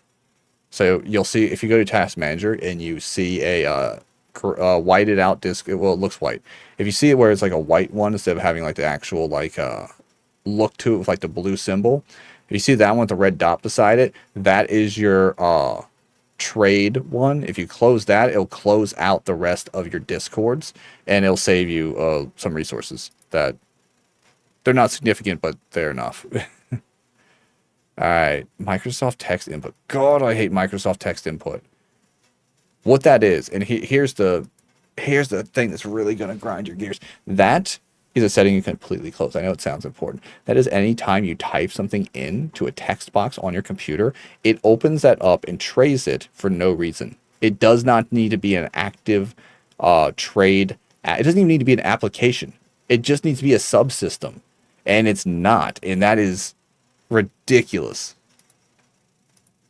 Also, news and interest. I've never looked at news and interest, and I gotta see if that's something I can turn off, and it's not something that's gonna come back with every fucking update. I'm literally going through my task manager to do resources. I would do a video on it, honestly, but to be real with y'all, there's a lot of videos on what they call bloatware and stuff like that that cover what you can. Don't trust it though. Don't trust videos that tell you what you can and can't close on your computer, because your needs for what you're doing are specific, and no video is going to give you a right answer. So keep that in mind. That kind of YouTube tutorial will fuck you over.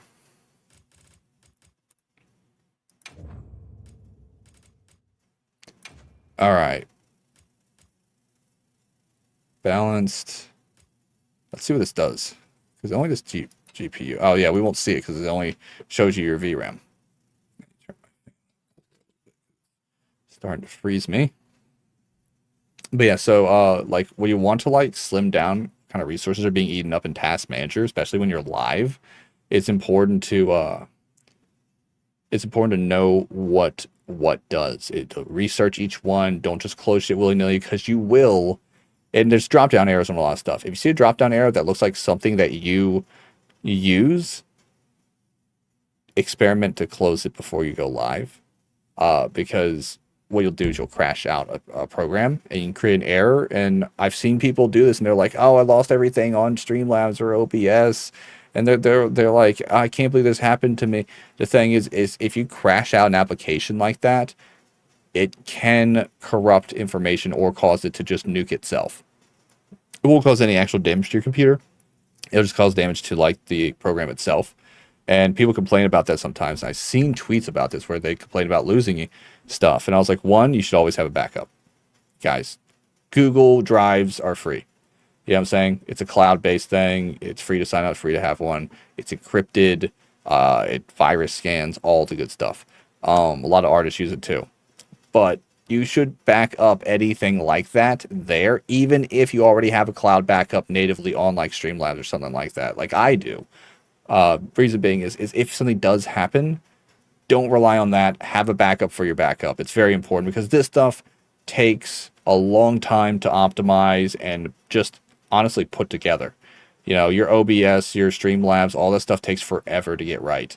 If you have to do it all over again, you'll see a lot of those people like, I'm graduating, I give up, it's over, thrown in towel, take my stream away from me, I can't do it again. You'll see those people quit for like a year because they just lost like their entire programs.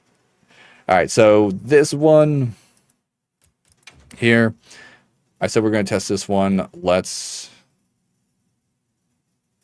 go with balanced. I was going to say performance, but we're using another balanced setting. So let's so balanced with balanced.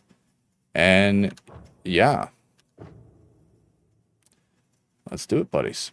Benchmark time.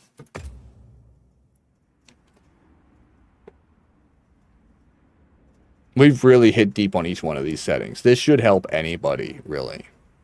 Even with different hardware. As soon as we find a good spot, we can get things set up and ready to go. Because if you have hardware that's not as advanced as mine or not as good, you just got to back off some of the settings that we've talked about today. I hope we find them soon. You're mostly dropping not a lot of settings. You're dropping the major quality settings like RTX, texture resolution, stuff like that. Your upscaler might need to be adjusted higher or lower depending on your hardware stuff. But you can see my hardware right now. My CPU, AMD Ryzen 7 7800 X3D, sorry, A-core, and an NVIDIA Gigabyte. It doesn't say it on there, but it's a Gigabyte RTX 4070 Ti. Oh, what happened? Did you see that? It broke it. Well, is that just a glitch, I wonder?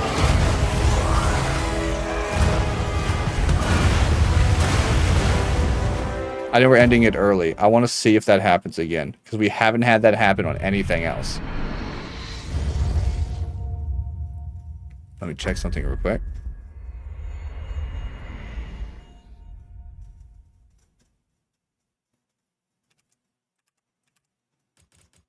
All right. We'll check one last time.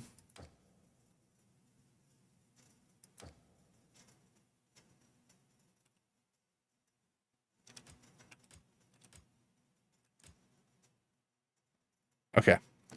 All the settings are still the same. We're going to run it through again and see if we get that skip.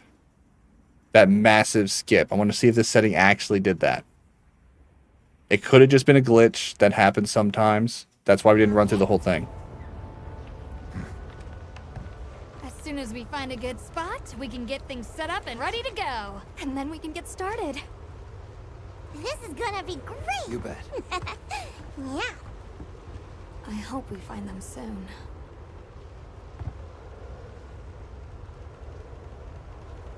We are getting really good frames with this setting on, though. Look!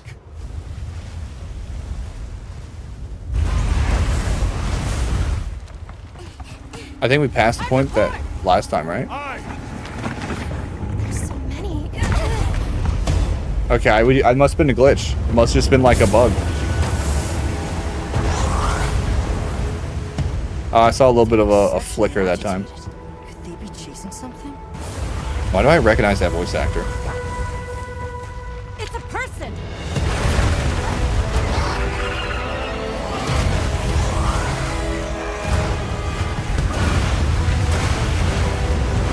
Bring us closer! It's giving us much more richer frames. I'm surprised the setting's actually that, What do we do?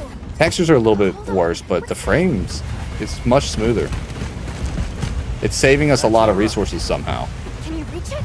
I would be interesting to see this under like a microscope of a graph or something like that to see what exactly this changed.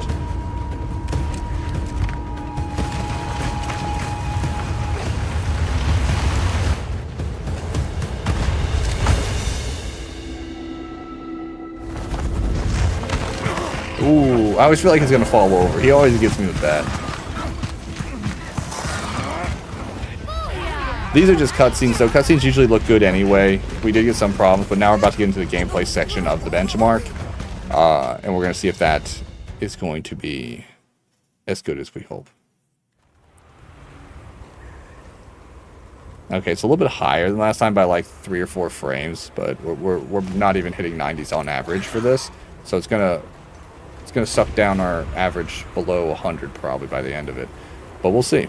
This is where it's actually going to come into play more. I'm seeing some pop-in. That's not what I want to see, but it's not a deal breaker.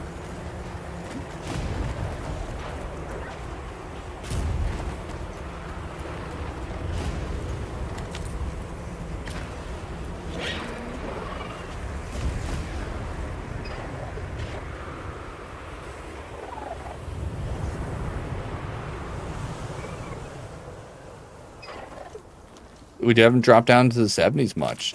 We've stayed in the low. Oh, we're dropping 70s now. Okay, wow. We dropped like 20 frames per second there, but we stayed above 60, so that's good.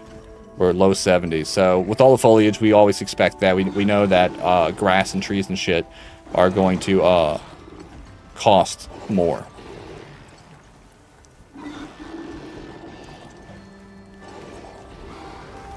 I need to be watching the screen, not the frame rate as much.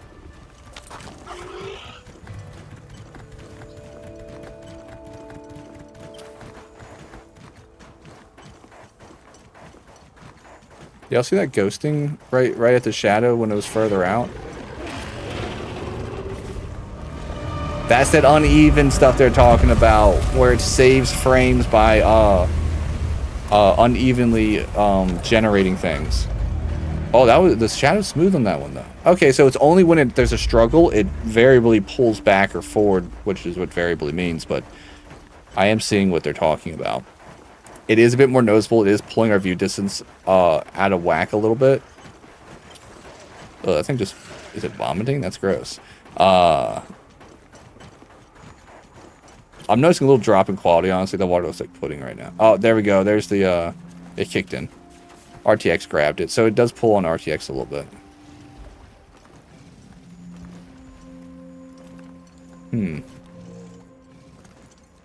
So far, honestly, so good. This one's a toss-up.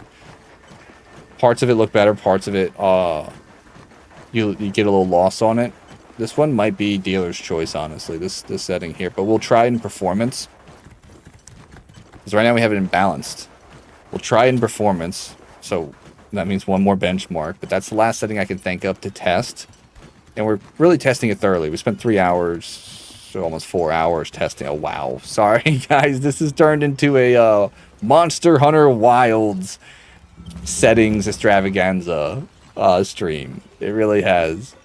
I do hope this is going to help some people though, because okay, the pop-in was actually less that time with that. Okay. I am seeing more particle scatter though, so that's where we're getting this a bit of ghosting going on from here and there, but I didn't see any mosaic pop in. Did anyone see mosaics pop in? Like where the texture flexed into like a better, it loaded in texture late. Welcome.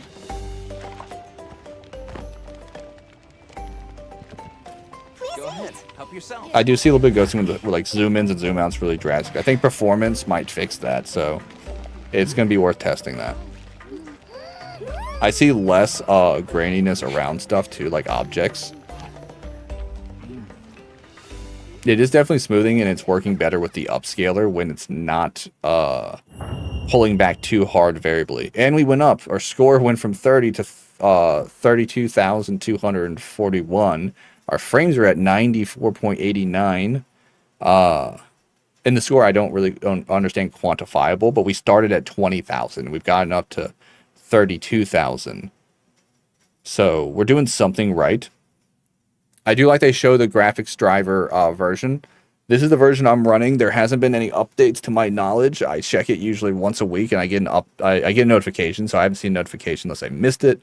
So this should be the most recent NVIDIA game driver for this game. Now, that being said, Monster Hunter was included vaguely in the last update, but I think that there will be another update coming in the next week or two for this game specifically, since it's a very big title. Monster Hunter has been partnered with NVIDIA GPUs for a while.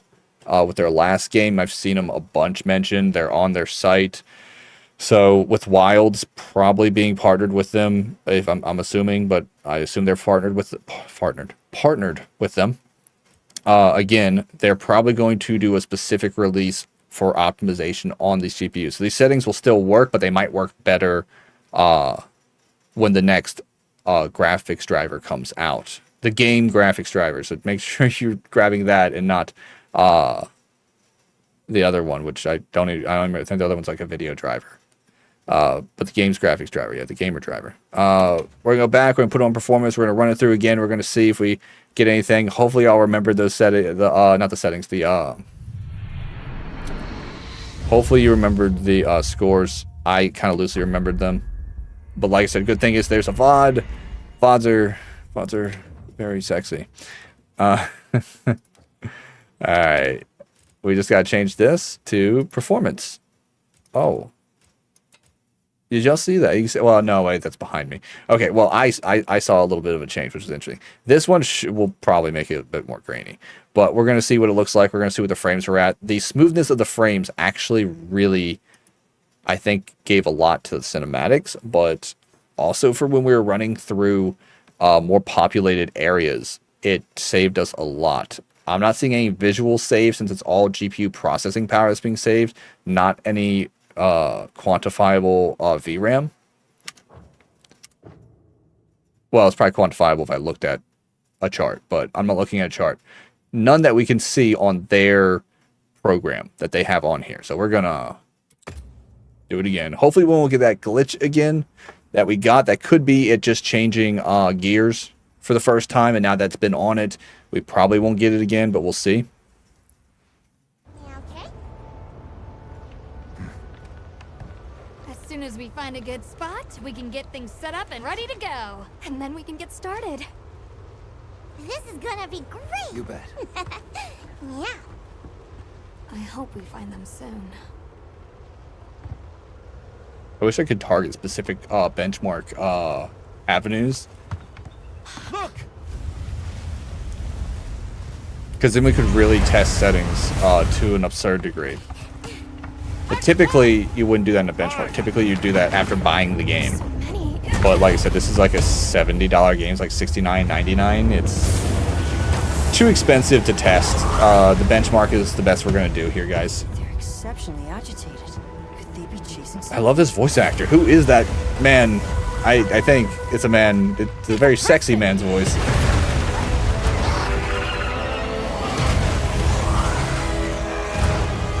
God, it's like Trimmers, but on Monster Hunter crack. And crash right into them!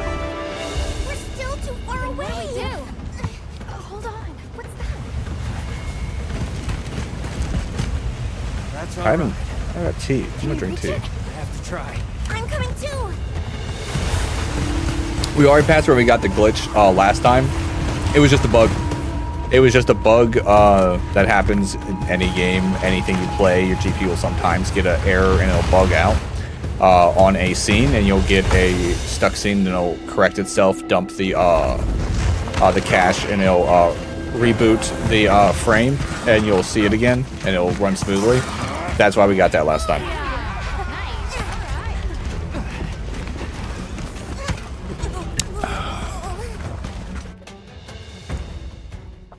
Also, the good thing is doing this over and over again might be a little bit tedious for some people. I understand that. But the good news is this is completely spoiler free. You know, I have not been spoiled. I'm still very confused on what Monster Hunter is even about. I've never played Monster Hunter, so that might also be aiding me. But yeah, so this is so you can really, I just noticed that environment wasn't obviously somewhere you would walk. You can go anywhere in this game, right? These guys just climb on anything. Oh, I might just have gotten more excited for this game than I thought. But like I was saying, this is 100% spoiler free as far as I am concerned, unless it's revealing something to veterans of the game that haven't played this yet but have played previous Monster Hunters. I don't know that. But to me, who was a complete novice in this, not even novice, I've never even been on it. I see a lot more pop-in coming in on the grass in the distance, but once we're down there, it's pretty much invisible. I don't care about that. That's not going to bother me. What are those big, like, spire things sticking out of the ground? You know, this is kind of like Jurassic Park for anime nerds, isn't it? Nature finds a way. I'm lagging. Just a tiny bit. I was chugging for a second there, but that happens even when I play Kingdom Come Deliverance sometimes. Even when it's not like normal. See, it did it again on this shadow right here when we first started approaching. You can see it like kind of scattering a bit. Seeing a little bit of blur. I'm going to see if it's much improved. I think balance is going to be a better one. Wow, the flying shadows were smooth this time. Look how smooth they are. That was better. You can see it here a little bit. You see it sharpen up. It's not noticeable. We're looking for it right now. You won't really notice it in the game. We're not getting the view distance problem though. That is something that's improved with the performance. I kind of saw a little bit in the corner there, but that's not important. Smoothed out. The shadows seem to suffer a little bit. If shadows are your thing, if you get off on shadows, if you're a shadow freak, then shadows actually still look pretty good. But some of them sharpen up. What you notice, these are a little bit frayed, but they're sharper everywhere else. This is on medium too, by the way, for the RTX. If I turn the RTX up, it'll probably be fine. We have wiggle room for that. Right now, we're just seeing how impressive we can get these frames. Yeah, these sharpen a little bit, but not as much. I think the longer it runs, if the game had more time to collect shader data, we wouldn't run into it as much. I do see a little bit of texture tightening, you know, when we're riding into this valley here. I would probably... I saw that pop in. I'll probably go with balance. I think it's over scattering, honestly. I think balanced might be the way to go, because it did smooth things out. There was a little bit of issues that you could pick out, but I think balanced is... That didn't pop in at all. Oh, that texture... Okay, so... Now I'm thinking, how could I possibly fix that?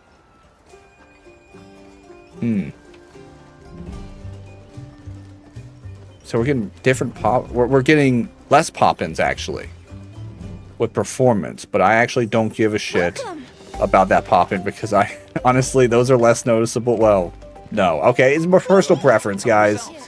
It's personal preference. The,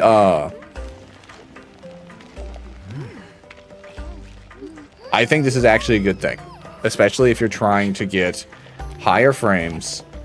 If you want a bit more of a smoother ride, and you don't mind shadows sharpening up as you approach them. We actually got lower on this one. I think I'm going to recommend this setting change. Give me a second. It's loading. There we go.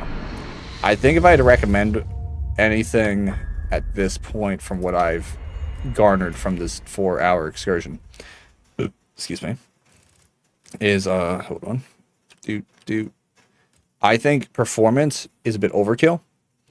I think it's too uneven, and it is a bit more noticeable. I think if you're going to do it, balanced is the best. It seems to run smoothly. It seems to give you a better cinematic experience, and it seems to really, smooth out the more cluttered open world parts, like with a lot of grassland and stuff like that, and the nighttime darkness with lightning, where there's a lot of particles and fog going on. It seems like this does something. I'm not familiar with this setting to a very professional degree, but I would say that the balance setting is nice. But even it off, you're still scoring about 80 frames. I'm getting about a 90 something average, I think, with balanced on.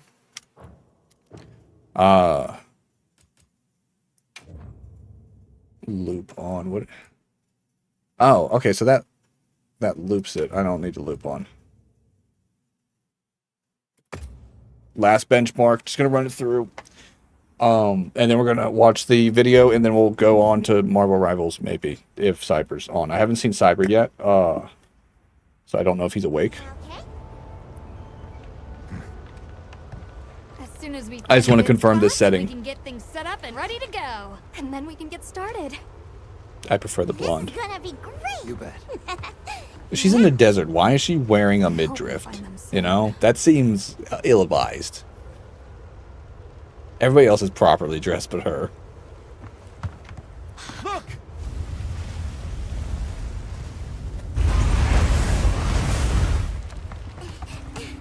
Hard to park. Aye. There's so many.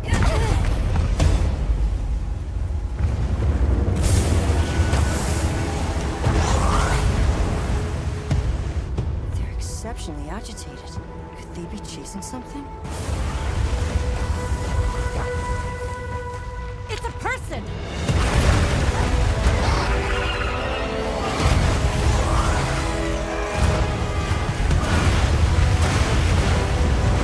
Bring us closer! And crash right into them! We're still too far away. What do we do? Hold on. What's that? That's all right. Can you reach it? I have to try. I'm coming too.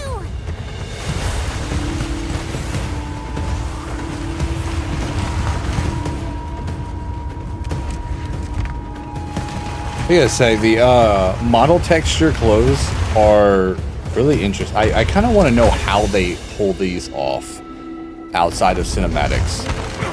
Obviously, cinematics are done completely differently, but outside of cinematics, I noticed the clothes don't seem to clip. You know?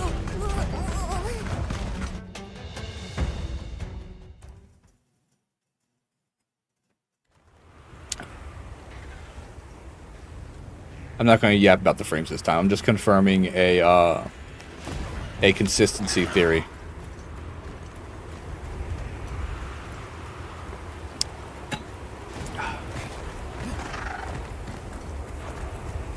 Because you run it once on a setting you like, that's one thing. You run it once on a setting you're not sure about, that's one thing. You run it twice on a setting you want to be sure about. You know? Or more, but we're just going to run it this time. This will be the last time we're going to run it on this one. Oh, they're lightning rods. Look at it, striking those. They're lightning rods so you can get through the valley at night. I see. Or something you've got to ride near. I think I'm understanding. This game must take a lot of, like, environmental theory. Like, you have to know how to traverse a landscape at a certain parts of the season or times of day, because it might be dangerous. And also, we're carrying a giant metal sword. That's probably not good for all that lightning that was just here.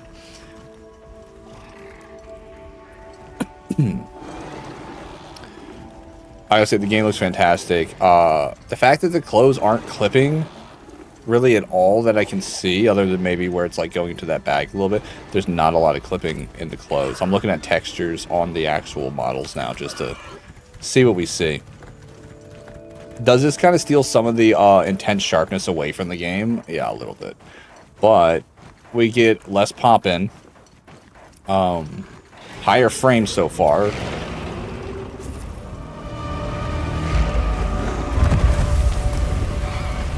I don't understand what happened to them. They just fall. Did the desert just decide to give up in that area, or was there like something going on down there?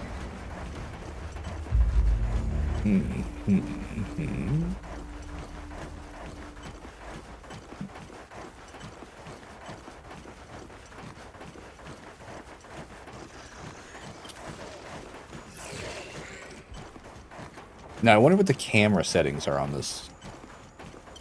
I'll look at the. I'm not gonna fuck with those because obviously I can't play the game. This is just a benchmark, but I wonder if it's like, does the camera follow you around, or do you control the camera completely yourself? Or is it like an assisted camera thing like they did with like Kingdom Hearts and Final Fantasy, where you can autofocus the camera by or recenter the camera by pressing down on something or hitting a specific button or binding a button.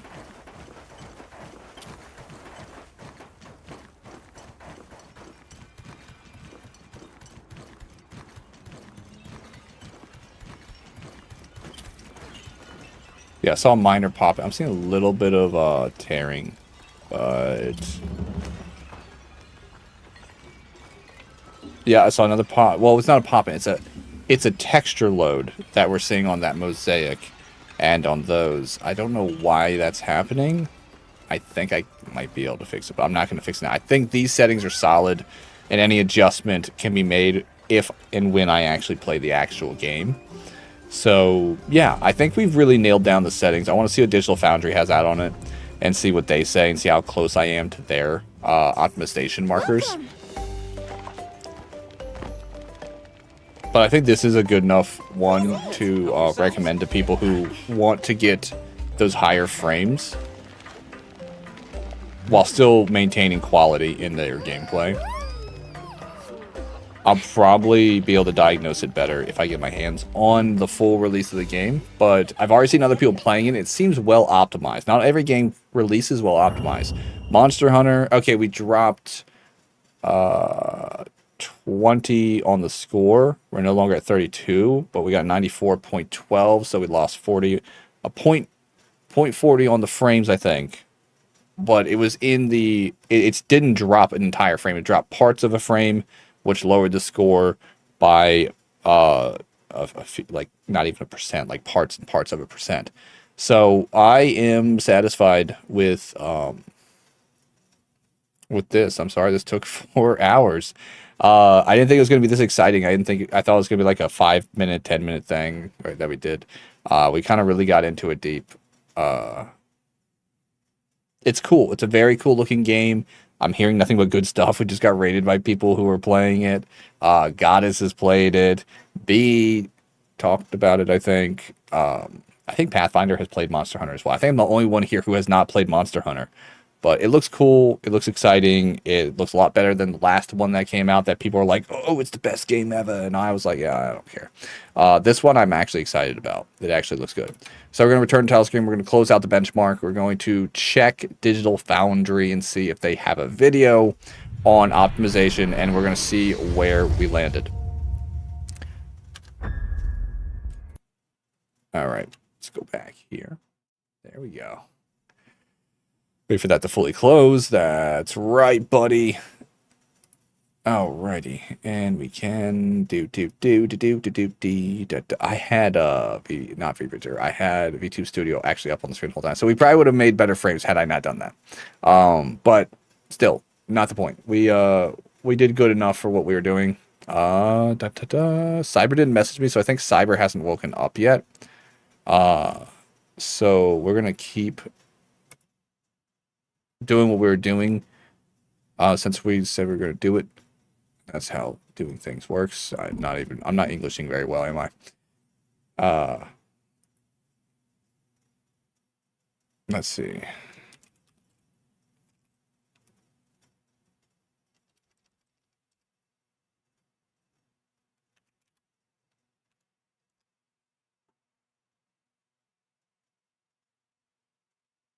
Monster Hunter Wilds PC. Profound perf problems must be addressed. Oh, they're throwing down the gauntlet. Apparently, these guys are not playing games. Apparently, there's an issue with it, which might be one of the issues that we've already discovered. Sorry, I'm looking for something else. I have so many overlays that getting it to not highlight one can be a pain in the ass. Well, not so many overlays. I have a lot of big overlays. I don't have that many actually. There we go. Because you gotta click like off it to make sure it doesn't like show you the border of it. On my end, you can't see it. It doesn't capture that.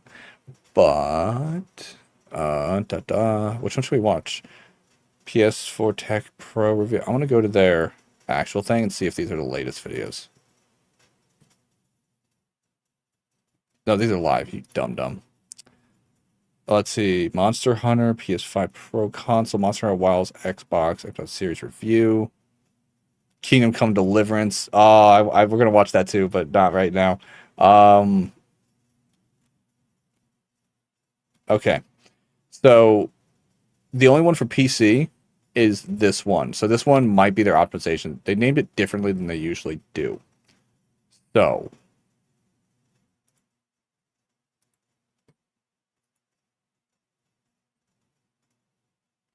I just realized we're not capturing the sound.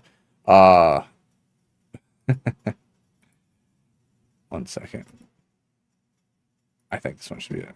PC where I am genuinely confused at the performance for the visual quality that I am seeing on screen. This is true on a high-spec PC, but it is crucially the case on a lower-spec PC where, on first contact, I genuinely cannot advise buying this game if you're on a lower-end GPU or a GPU with 8GB of VRAM. Surface-level impressions, though, when loading up the game for the first time seemed positive. There is a long shader pre-compilation step which took around 6 minutes on a 9800X3D and more than 13 minutes on a Ryzen 5 3600. I had a similar positive impression when looking in the graphical menu. I saw a lot of options here to control things in a fine-grained way with a VRAM meter, preview images for a number of the options, and even little pips which tell you which aspect of your PC is most affected by the option in question, so CPU, GPU, or VRAM. Those things seemed nice on the surface, but another surface-level thing gave me pause when I launched the game. On the first start, the game insists that you turn on frame generation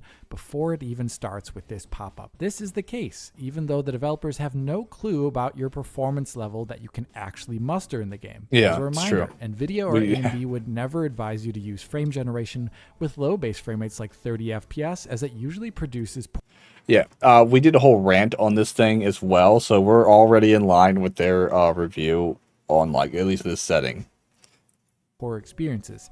Yet this pop-up there shows that the developers are saying turn it on regardless of actual performance. That is definitely bad design. It is If you click stupid, no yeah. here, the game further insists that you can turn it on in the options menu, reminding you again. Whatever their intent is here, to me as a tech reviewer, this insistence paints a poor potential picture for the game's base performance. After all the pop-ups, I played like any other casual user, and I used the game's default settings that it detected and set DLSS to balance mode at 1440p on an RTX 4060 and started my adventure. I immediately could tell though, that flies? something was just not right. Without even mentioning performance, I could see that the textures in the game were confusingly poor. So many shots had textures like this that were just bafflingly low resolution. Okay, so that's not I me think with this my almost settings. looks PS3 level here. And some of the textures like this character's coat, even though it's directly in front of the camera, look straight up wrong. I presume the coat here is supposed to be white color, but the poorly configured texture compression maybe has made it into a multicolored one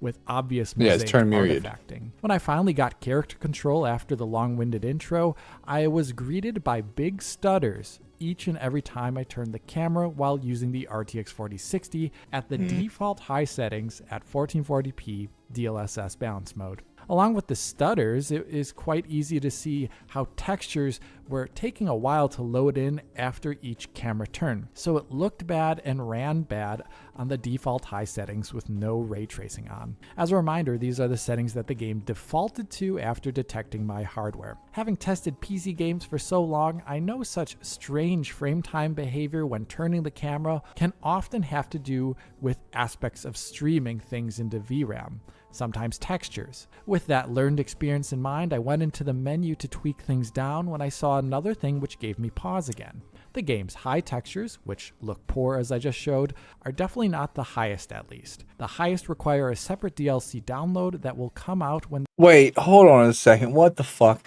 This game... Okay, I know a lot of people like this game, and I don't care. Fuck that. Are you serious? Okay, this is stupid, because this isn't like an older game like Kingdom Come Deliverance. Kingdom Come Deliverance came out 8 years ago. They came out the higher texture pack. Same thing with Fallout. Same thing with Skyrim. Same thing with blah, blah, blah. You get where I'm getting. I think even Killzone had a high texture pack because they came out a long time ago. Why is the highest resolution reliant on a DLC resolution pack that has to be downloaded? Why isn't the game that you're paying $70 for or more, depending on your edition, why do you have to, even if you're not buying DLC, even if it's a free texture pack, why isn't it already in the damn game, you know? Why isn't the highest setting available? That is stupid. the game is released on release day. That is so at weird. least there is a potentially better visual experience for those with more GPU memory. The issue with this, though, is that looking in the menu at this VRAM meter here, it wasn't showing me any sort of warning or telling me that VRAM was in fact an issue. It was showing everything healthily below the yellow and red bars. So the VRAM meter and the game itself thinks everything should be fine at the settings it defaulted to. Yet just moving the camera is causing big stutters, and the textures are very poor, with obvious pop-in. The high textures in Monster Hunter Wilds don't just look poor because I was playing the game on an 8GB GPU. Even loading up the game on an RTX 4070 with 12GB of VRAM shows that the high textures are just the same. They're just poor looking overall. All the quality issues are there that I saw on an RTX 4060 with 8GB. Still, I'm a performance reviewer, so I know what I am doing. Tweaking down the texture settings to medium got rid of the stutters while turning the camera on the RTX 4060 at least, but that revealed two other big issues with the game's technical quality. One was that the medium textures are just awful anywhere you look. To avoid stuttering on an 8GB GPU, you have to essentially downgrade textures to look more like something you'd see in a game from the early 2000s. Seriously, just look at these textures. I'm kind of at awe that this is the texture quality required to make an 8GB GPU not stutter in what is essentially an empty desert filled with repeating tiled textures for sand. The other thing that I saw here at medium texture quality was performance related. Although the game was no longer stuttering when I turned the camera, it was obvious to see that it was heavily dipping in frame rate, and frame times were rapidly increasing just while turning the camera. Having tested many games before, I know to label this as an issue and not expect... Okay, well, from our benchmark experience, like I said, we're using slightly better, not a better CPU. We're using a better GPU than he is right now. But what's really sucking is that means either the benchmark is probably different than the actual release game, which obviously one's a full release game. But the reason we're watching Digital Foundry is they're pros. They do this for a living. I would love to do it for a living. I don't do it for a living, so I'm watching the pros do it. We just did it for 4 hours with me, but kind of stop and just address this. I had like 2 people just raid in. I had one person raid in, one person was my mod. Both of them play it. Pathfinders played the previous game, and I think B knows a lot about these games or something like that. Either way, we had a lot of people bragging about this game, talking about how good it is, and I believe them.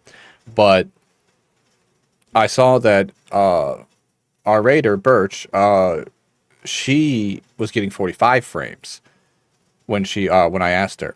And I was getting like 90 frames with my current settings that I was rather proud of after going through it for hours and addressing each one individually, talking about it, blah, blah, blah, writing them down, etc.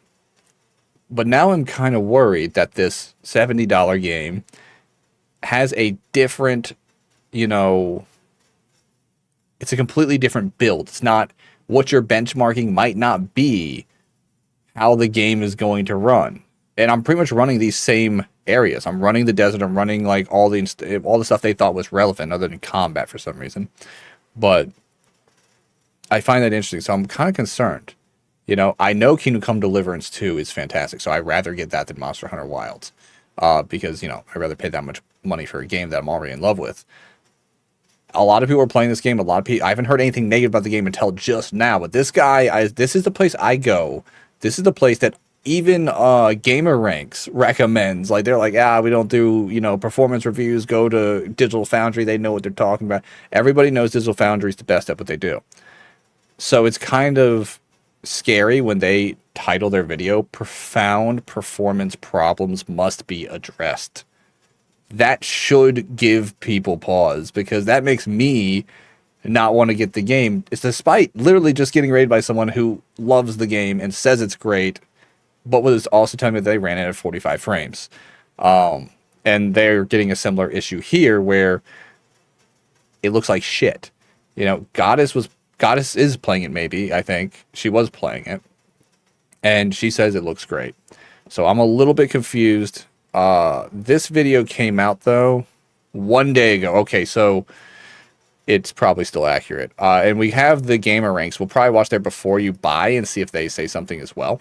I'm not buying this. My community don't have to buy this, because I'm not buying this. But barely anything. if we do end up playing this and it does get funded, I want to make sure it's a game that is going to run properly. We've already benchmarked the shit out of it. We know it runs. But I want to see the end of their review and see what exactly are the profound issues, and then see if Gamer Ranks has the same thing. Maybe there is a day one patch that addressed this and fixed this already. So keep that on the keep that in your brain for a little bit. This isn't like a judgment call or anything. It's just me, you know, talking off the cuff from what I've seen. These guys titling the video this. I don't have the game, so I don't know if there was a day one patch. There very well could be.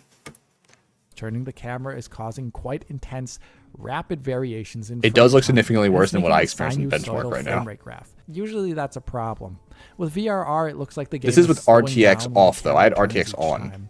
Here's where I discovered something unique. Slowly panning the camera creates a very different performance experience, even though you're looking at the exact same things. With the camera moving slowly, frame times are normalized. The frame rate graph is not showing that sinusoidal behavior, even over an extended period of time. If I were to overlay the average frame time of slowly turning the camera, represented by a red line here on the bottom right frame time graph while moving the camera quickly, you can see that turning the camera at a faster speed produces excessively long frame times that go below that line. Okay, so that's kind of weird. When turning the camera quicker, the game runs quite a lot worse. Having diagnosed things like this before, sometimes this can mean an occlusion culling issue with slower CPUs. But that is not the case here, as I'm testing the game on a Ryzen 7 9800 that's one that's better XT, than mine. the fastest CPU on the market for gaming. The other time I've seen an issue like this before is when a game does something less than optimal when streaming things onto the GPU. And in Monster Hunter, this seems especially problematic, as even when using the patently hideous low texture setting,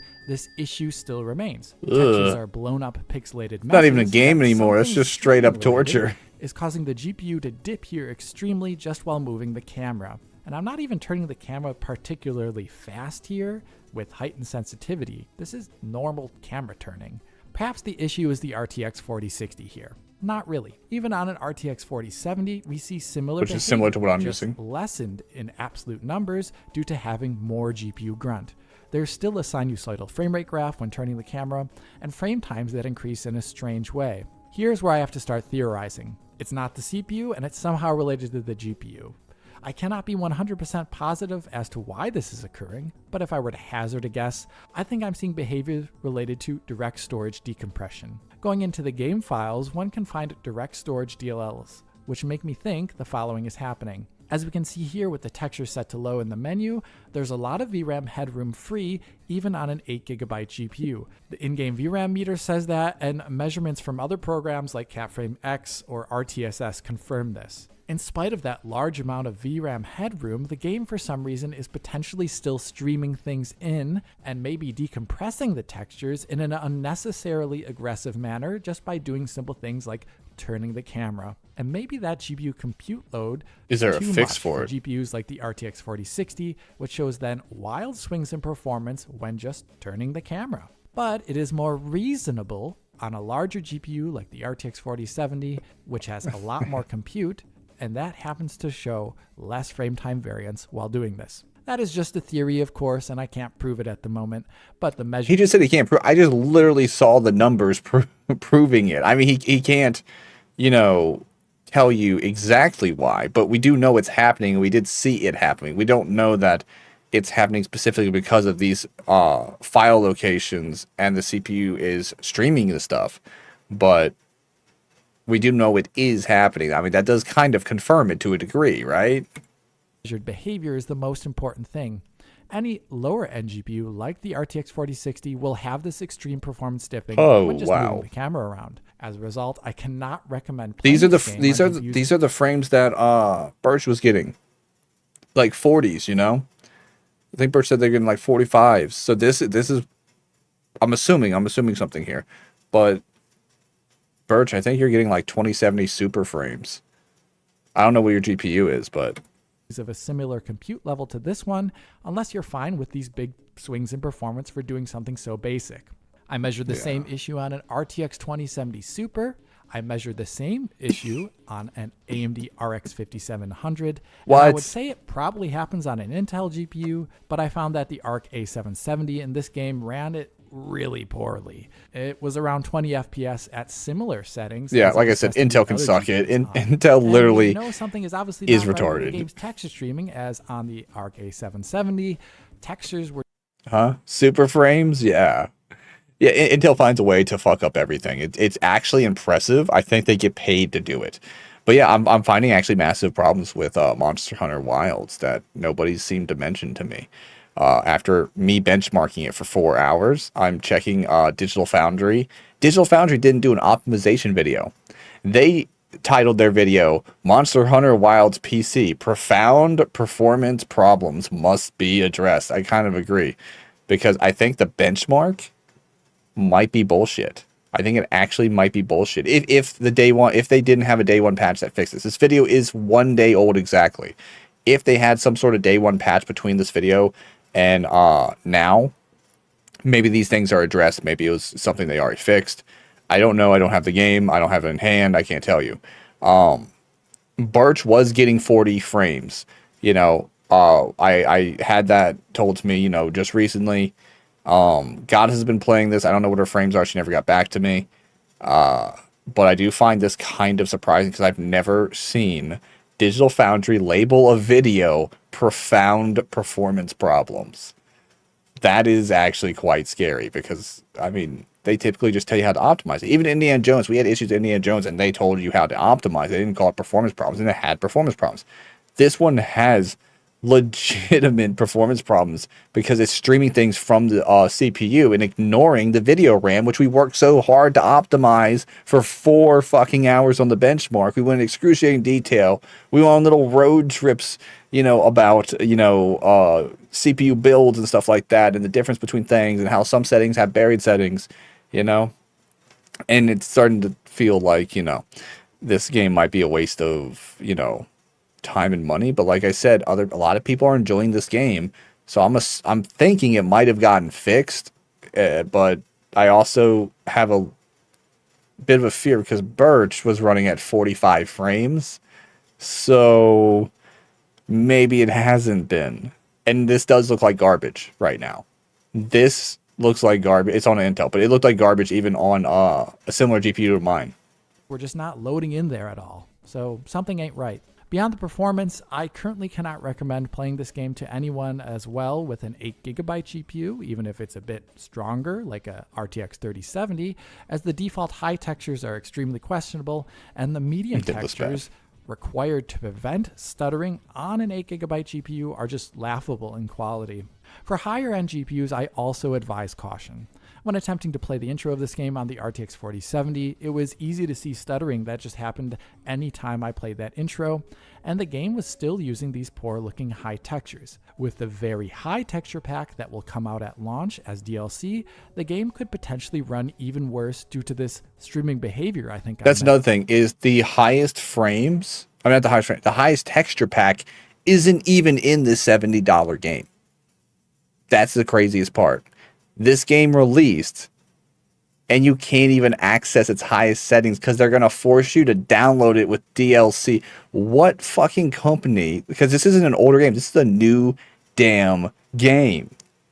And they didn't even include the high-res textures. Literally did not include them. They are spare DLC for the game. You paid $70, and even if you have a 4090 or a 5090 or any high-end GPU, you can't even access them without downloading a specific texture pack.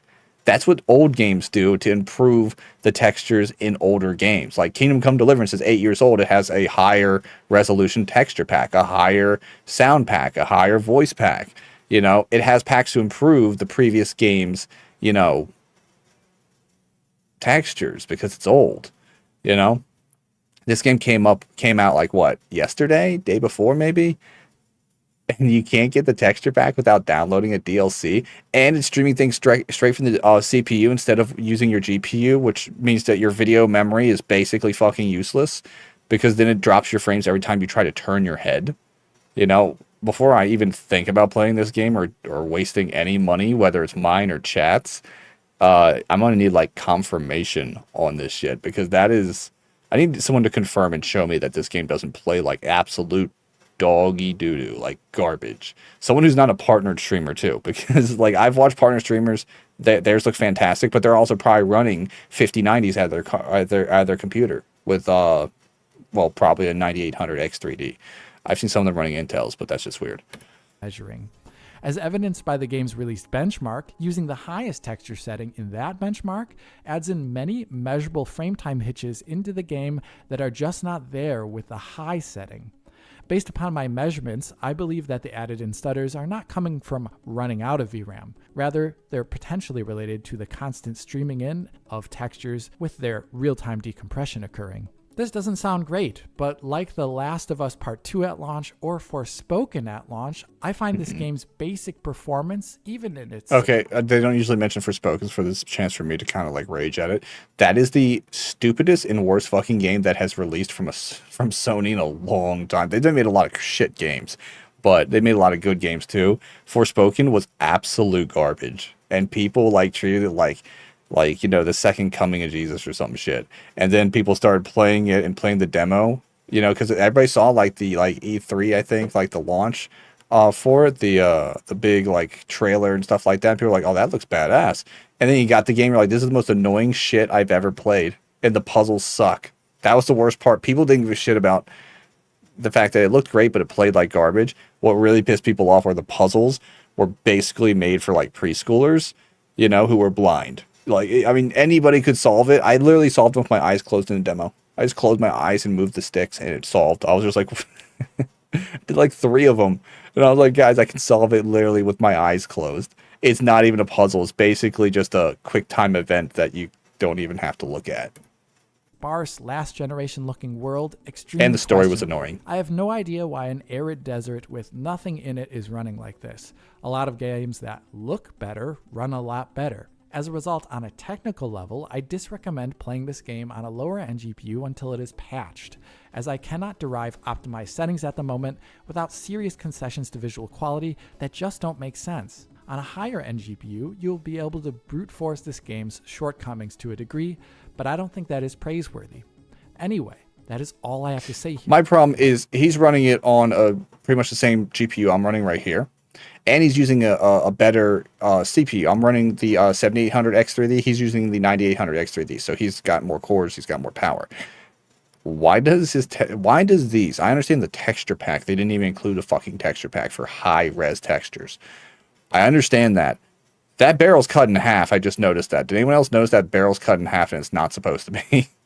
Ignoring that, this is pretty much what we're running. Exactly. Right? Except for his CPU is more powerful, so it should be doing better. why do the rocks look like this? Like, got done benchmarking the shit out of this.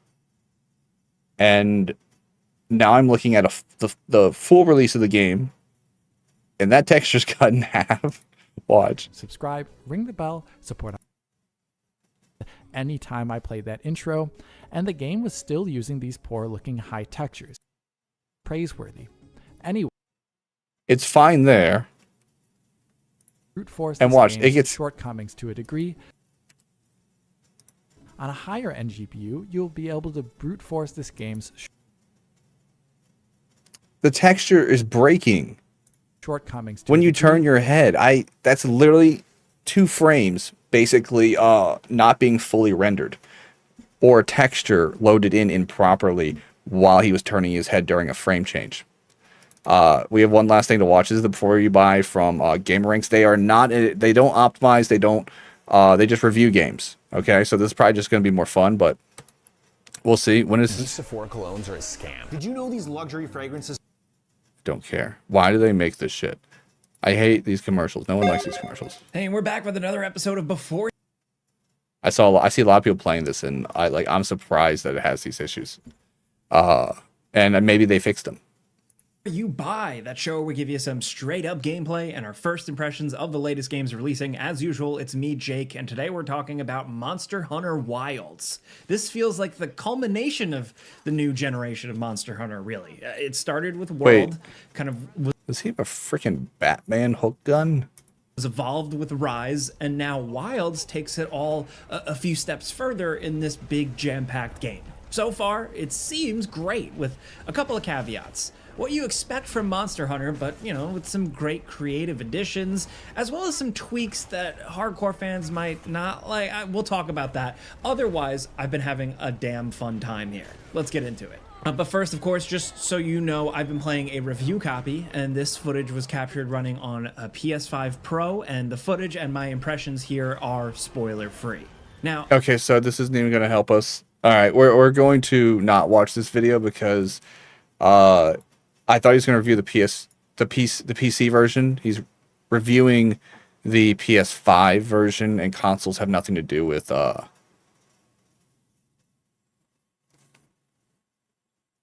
sorry, my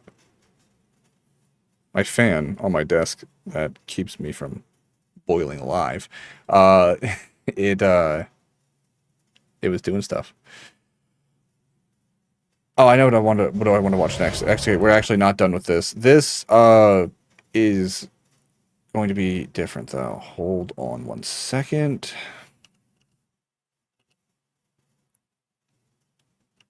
I'm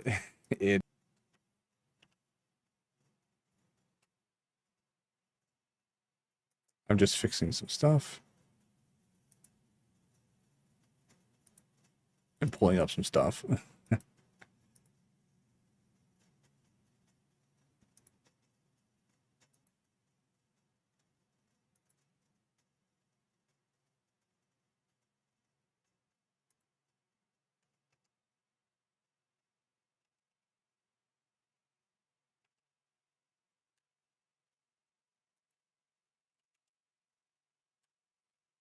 I have too many windows open. I'm trying to stop like overloading my screen. It looks like one of Asmongold's things when he's talking too much, and he's got like 15,000 tabs open. I was gonna change it to just chatting, but we're gonna move on to a game in a second. I had it on Monster Hunter because we were talking Monster Hunter. There's not gonna be enough time for what I'm about to do. We're gonna look at the Kingdom Come Deliverance. I keep clicking on live. We're gonna look at the Kingdom Come Deliverance thing that he talked about for the second game. Because I really like it. I plan on playing that one. It's on Throne right now if anyone wants to help me afford that expensive new game. We are playing the if you've been following me on our journey through it. It's all on YouTube as well. You'll notice that we're flying through the first game, and it's fantastic, and we love it. We can't play the second one. Can't wait to play the second one. Not that we can't play it because we don't have it, but we can't wait to play it. We're gonna look at the second one's review. It's taken my family fucking hell, lady. You don't have to be so loud. I don't care about your family's butter chicken or whatever the fuck this is. Can we get less commercials and more. Okay. This is not Monster Hunter, but we're about to move on to a game. Oh, wow. It already looks really good. Oh, we're so ready. Oh, I'm ready. Horses. Dirt roads. Grass. And trees. Wenches and peasants. Kingdom Come Deliverance 2 is a game at launch that is in many ways different from its peers, feeling old school in all the best ways. Everything looks so good. We have to get it, guys. It's amazing. Like I want to play, want to play, want to play, want to play, want to play. Arrived polished at launch, KCD2 bucks the trend of the 2020s, where even the largest games from huge franchises can launch in technically atrocious. They just try to kill that Tauntaun. What kind of sick bastard tries to kill a Tauntaun? In a broken state forever. So in today's video, Ooh, that was violent. Foundry, I want to take a break from my usual hair pulling and whinging to just praise a well-made game on PC. It's not perfect. Hold on. Whinging to just praise a well. Okay. You've seen me play this. Hopefully, many of y'all seen me play this. We've seen a lot of insides of shops. I feel like we shouldn't watch the rest of this. Not for spoilers. Look at these mushroom textures. We've seen many red cap mushrooms in our days playing this game on hour, and we love the game. I didn't know mushrooms could look so mushroomy. That is amazing. I'm more impressed. There's all these great textures, all these great, scenes that we've seen so far. It all looks more open somehow, but still you're inside of a building and it still looks great. But that mushroom man that you cannot barely see behind me right there, it looks good. It looks good, guys. A lot more detail you can see, but yeah. Okay, enough about the mushroom. It's not perfect in all ways. It's perfect. As I will describe later, but it is a game. How dare you that the not say it's developers perfect? Should be proud of, and one that is a beacon in these trying times filled with technical skullduggery.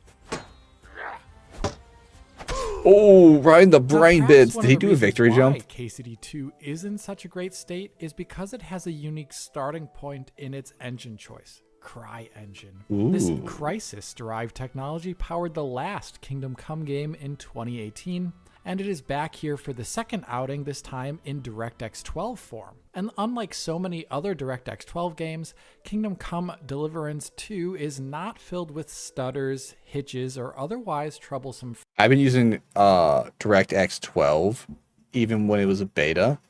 So I've been using it for a long time. I think it's still beta on some stuff. But like even on Fortnite, other people were still running 11. I forced it to run 12 because of the difference. Frame times constantly, which we have all too often come to expect in modern PC releases. For this video, I eschewed playing on a high-end PC and instead spent most of my gameplay time on a rather low-end one, a Ryzen 5 3600 with an RTX 4060. That's an aged CPU and a GPU with a truncated PCIe bus. And still... This is what my old rig was running on. I had a 3600, a Ryzen 5. No, wait, I think it was a Ryzen. No, it was a Ryzen 5 3600, yeah. So he was running this on what I used to run it. Frame times were not an issue when targeting 60 which is FPS. impressive. Even though the game does not have a visible shader pre-compilation step, seeing new effects and new things didn't trigger frame time. I know, like, I talked about this several times. This is a 23-minute video. We're not going to watch all this. We're going to move on to a game. I thought it was shorter. Okay, so we won't watch all this. We'll push it on over to after I check with Cyber, see what he's doing. We might end stream early, unfortunately, and raid out to somebody. I really want to play Kingdom Come Deliverance. I'll be honest with you guys. I don't give a shit about anything else anymore. I just need that Kingdom Come. And I need it all day and all night. Anyway, not having appreciator step does actually, even though they said it works fine even without it, I really wish it had it. So I will change this to just chatting for just now because I don't know what Cyber's doing. I haven't heard from Cyber yet. I didn't think this video was this long. So let me edit stream info and we'll switch it to just chatting for a minute.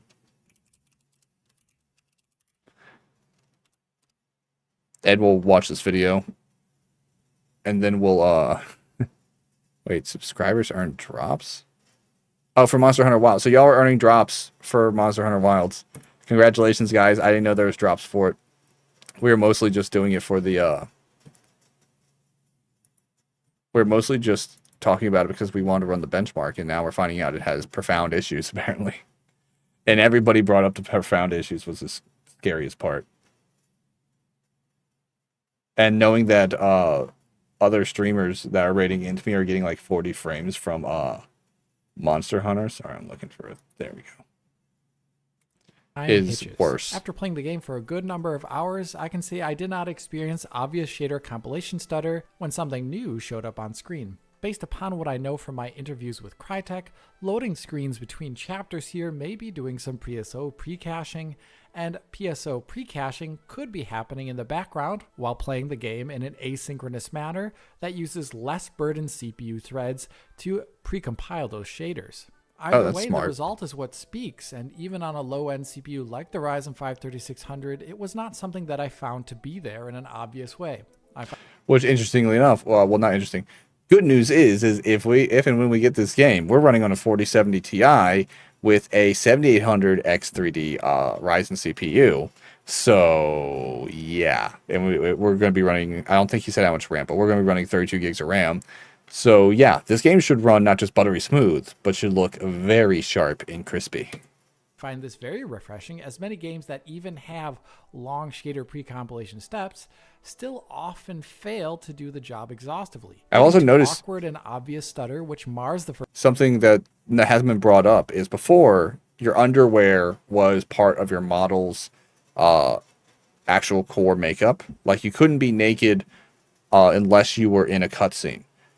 Which isn't, I don't know if it's that important to most people, but the fact that your shirt can't come off, you can't actually, be completely unarmored. You have to have base, undergarments on.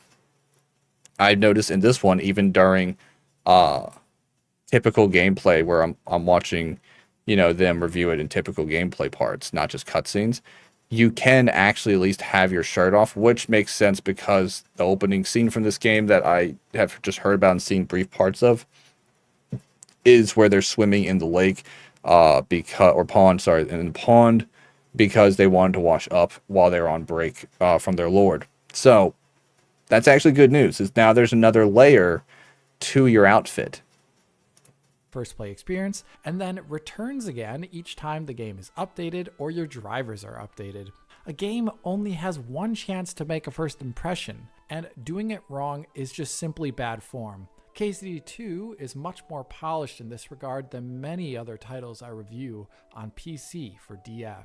In all my hours of play on the Ryzen 5 3600, I only found 2 instances in total of frame time spikes, which broke the 60 FPS cap. I already know that's Hans. The reason I know that's Hans is because only Hans could end up in his underwear, sneaking through a forest, away from a bunch of guys who are very well armed and want to kill us. And it's probably 100% his fault. And I am in charge of, mostly babysitting him in the first game. And in this game, I don't know what I'm in charge of because I haven't played the first game to its completion yet. And I haven't spoiled myself or anything. So if anyone spoils it, I'll be very upset. But I can already tell that's Hans in front of me and he's already fucked up in some way. And he's going to somehow make it my problem. In normal gameplay, and both of them curiously happened in the prologue. Yeah, it's Hans Copan. Copan, yeah.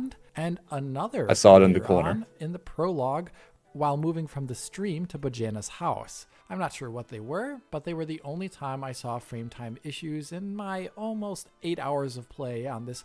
I know I'm pausing in. They had a similar issue in Rattan in the first game. It seems for some reason that one specific location has a frame, not bug, but it just eats frames heavier, and it's not even a bigger or more dense town. Low-end CPU. As you can guess then, probably, my saying that means I did not record any instances of traversal stutter issues or likewise, or big issues with frame times when encountering areas Holy with shit, many look at this. Running through the game world and through areas of varying density I've never, look at this. This should be like moving and dipping between frames, right? It's a straight ass line. It has consistent core frame. Nothing to dent the frame time graph or frame rate graph, for that matter, on the Ryzen. What kind of witchcraft? I've never actually seen when that. Hitting the NPC and object dense area of Kuttenbach, How is it so? He's riding his horse and is doing that. Produced a perfectly flat frame time graph with 0 issues, and the smoothness was impeccable. Okay, guys, finally, I haven't played the second one. Finally, a game has done something that I think is praiseworthy enough to not be mad about being $60. It's still overpriced, yes, but these frame rate graphs, this frame time graph, are holding steady in a perfect, straight line. It is not budging. He's running on horseback. He's moving through grass. He's in the forest. He's in the town, crowded with NPC models, and we're still getting perfectly flat, frame rate and frame times. Holy shit, that's a masterclass right there. That is freaking magic. I am running the game here at medium settings, which will... And more impressively, these are not the newest CPUs either. These are slightly better, but these are about what I'm running. I'm actually running it better. His CPU is the most shocking part. His CPU is actually... I don't think they even sell that one anymore. That one's actually been not obsolete, but it's... what they do? Well, they don't sell it anymore, but it's still relevant. I don't remember the word. Something out. It's been phased out. That's it. It's been phased out because they want to make room for the Ryzen 6 series, the Ryzen 7 series, and the Ryzen 9 series. The Ryzen 7 and 9 series are their main CPUs. Now it's the one that most people who are building a custom build are going to purchase, unless they're really on a budget and they can't. But this one is running a CPU that is like 10 years old. I'm not kidding, or more, depending on when it was bought. It is a very old CPU he's running this on. And he's using a 4070 Super, which is a pretty decent GPU. And it's getting flat. The CPU should be bogging it down. It should reduce the draw distance of objects. And he wasn't using a 4060 before. But still, the game has things like real-time software ray traced GI active at medium. So this is no small feat of performance. And importantly, me showing this performance on screen here shows that the Ryzen 5 3600 can play the game's base gameplay design with all the dense open world quests, NPC schedules, and AI, and bigger population densities, and not be terribly CPU limited in a way which produces bad frame times. This is definitely not the norm in high production value releases. Take something like Dragon's Dogma 2. Even there at the medium settings with the ray tracing, I didn't hear a lot of good stuff about this game. City produces extremely poor frame times. Okay, honestly, this looks almost intentional because of how consistent it almost is. And then you see this bit. Well, you can't see that because it's past me, but you'll see in a second.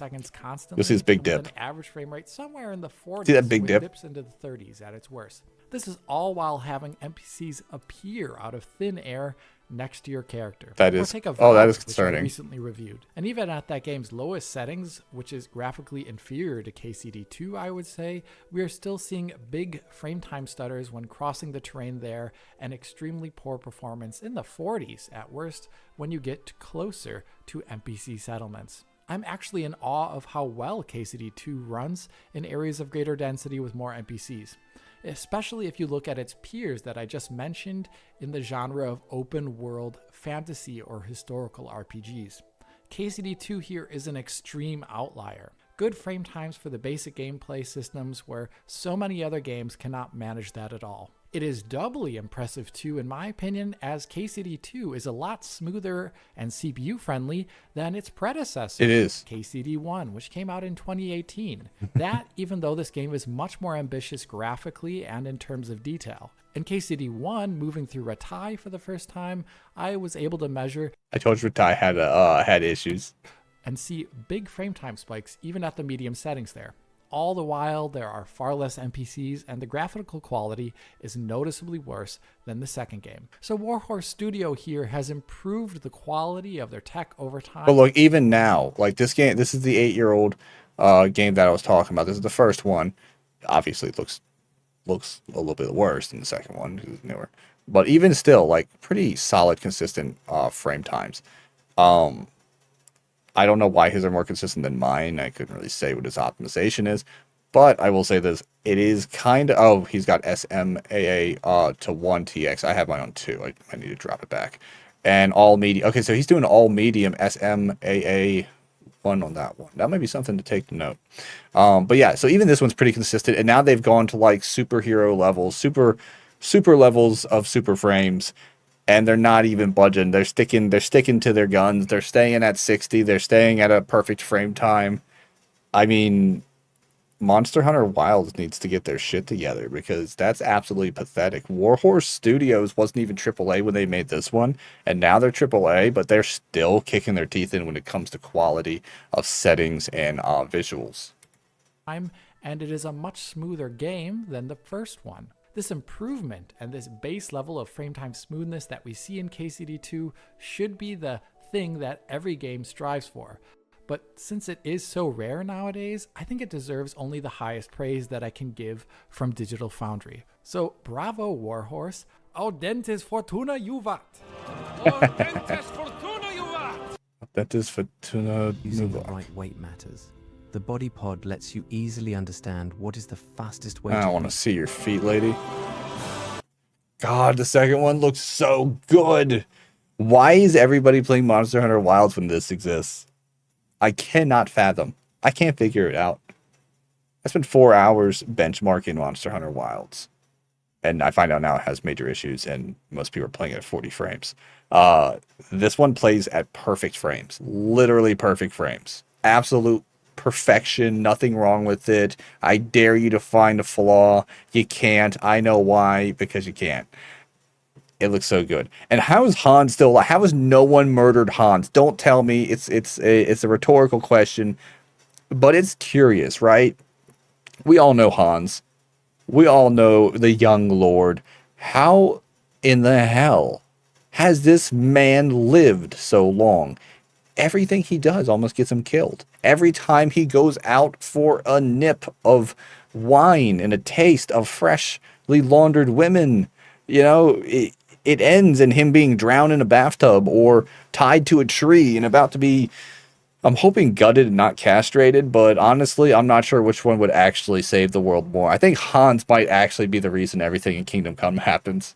It's not, and I'm pretty sure there's a lot of evidence to say contrary. Hans has nothing to do with anything going on wrong, but Hans is definitely the cause of all the bad things in the world. He is your Kramer, basically. You're Seinfeld in this game with a sword and living in the Middle Ages, and Hans is your Kramer, a very powerful Kramer who has been dubbed Lord of Rattay, or Rattay, however you say it. What's that you keep yelling, Sir Hans? Along with running quite well, KCD2 manages to do a number of things graphically that I think stand out. The core look of the game is heavily influenced by the technology powering the indirect lighting, and here the game utilizes one of the more advanced modes. You tell me that doesn't almost look like a real damn forest, especially when you look at the far line there, like right up here. This is a game, guys. This is a game, and it's better than Monster Hunter. And I haven't played either. But this looks... Oh, baby. We need it. I want it. I have to have it. God, I would sell a kidney. Someone else's, but I would sell it for this game. Modes of CryEngine's sparse voxel octree global illumination. Wait, what is it? One, the font. Can't fucking read it. He's gonna have to say that shit again. Of CryEngine's sparse voxel octree global illumination. Sparse. One more time. Of CryEngine's sparse voxel octree global illumination. Sparse voxel. I can't read these damn letters. They all look the same to me. Also known as foggy. As you can see Foggy. here, the 3D geometry I like that. is simplified into I can say blocky voxels of increasing coarseness at a distance. Oh. In the debug view, red bricks are smaller, greener are larger, and blue in the distance are the largest. These voxels then are cone traced against in software to give the game real-time diffuse global illumination. Like games with hardware ray tracing, this gives the game a realistic color palette on a coarser scale where you see light acting a lot more like it would in real life. So big structures such as these stairs in the wall here have realistic natural occlusion from the skylighting, darkening them towards the interior. Or this castle courtyard here where the sun is out of reach is... Can we just appreciate these visuals, man? I mean, we're learning things that I never even heard of. But holy shit, guys. I mean, for real, this is cool. And you're not hearing like, you know, a whole lot of heavy duty stuff. We already know it can run on a 11-year-old, I think it might actually be older, but I'm pretty sure an 11-year-old CPU. Do you know what that means? Something fucky's going on with all the other games out there that require high-end specs to run a game to this degree. Because we already know he's running it on a Ryzen 5 series, a Ryzen 5 series. It's the 3500 or 3700. So, yeah. This looks really good. Purely lit by the sky with all the overhangs and inlays showing dark, indirect shadows. This gives it a realistic look. This fogey also simulates light bounce, with the highest experimental setting in game, using 2 real light bounces before seemingly falling back to a light cache. You can see this well in the village square here, where underneath the thatch roof, we can see it picking up yellow bounce light from the sun hitting the light tan ground nearby. Or here in this gallery in Kuttenberg, where the sunlight from the left bounces around the archways in it, brightening the signs are easy to read too. Walls. Just like other ray-traced GI solutions, you can also see obvious color transfer. Perhaps the best seen here again in the city, where the sunlight hitting the I think we're all obsessed with water reflections, right? building on the right is splashing a pinkish bounce light on the city wall on the left. Outside the city's fogey combines with very naturalistic and minimal post-processing like found in the original Crysis, and this produces some of the most compelling landscapes I've seen in gaming. I'm just snoozing this ad. The density, variety, and lighter hues of the game's foliage play extremely well with the game's indirect lighting solution. I truly think that these are some of the best looking Central European forested areas and rolling hills that I have seen in gaming to date. It's something about those hues and the natural encroaching darkness caused by denser areas of underbrush. It's all so very compelling to me. It helps, of course, too, that there are a lot of artistic flourishes in there that really help. Like the way the streams and brooks crisscross the entire area, or the way the game team actually allows dusk and night to become extremely dark. Have you ever walked along the edge of a forest at dusk and shudder at how impenetrably dark it looks? Yeah. Yes, why do you think people used to be afraid to go out at night? It's because before street lights and shit like that, things were a lot of monsters out there. Game models that quite well. That's how people get eaten. In total, the combination of vegetation and natural lighting gives this game an impeccable ambiance in its more rural areas, and you need to experience it firsthand, I think. Often I found myself just wandering around, engaging in incidental virtual tourism, inspecting that landscape and appreciating how light bounces around it on its larger scale.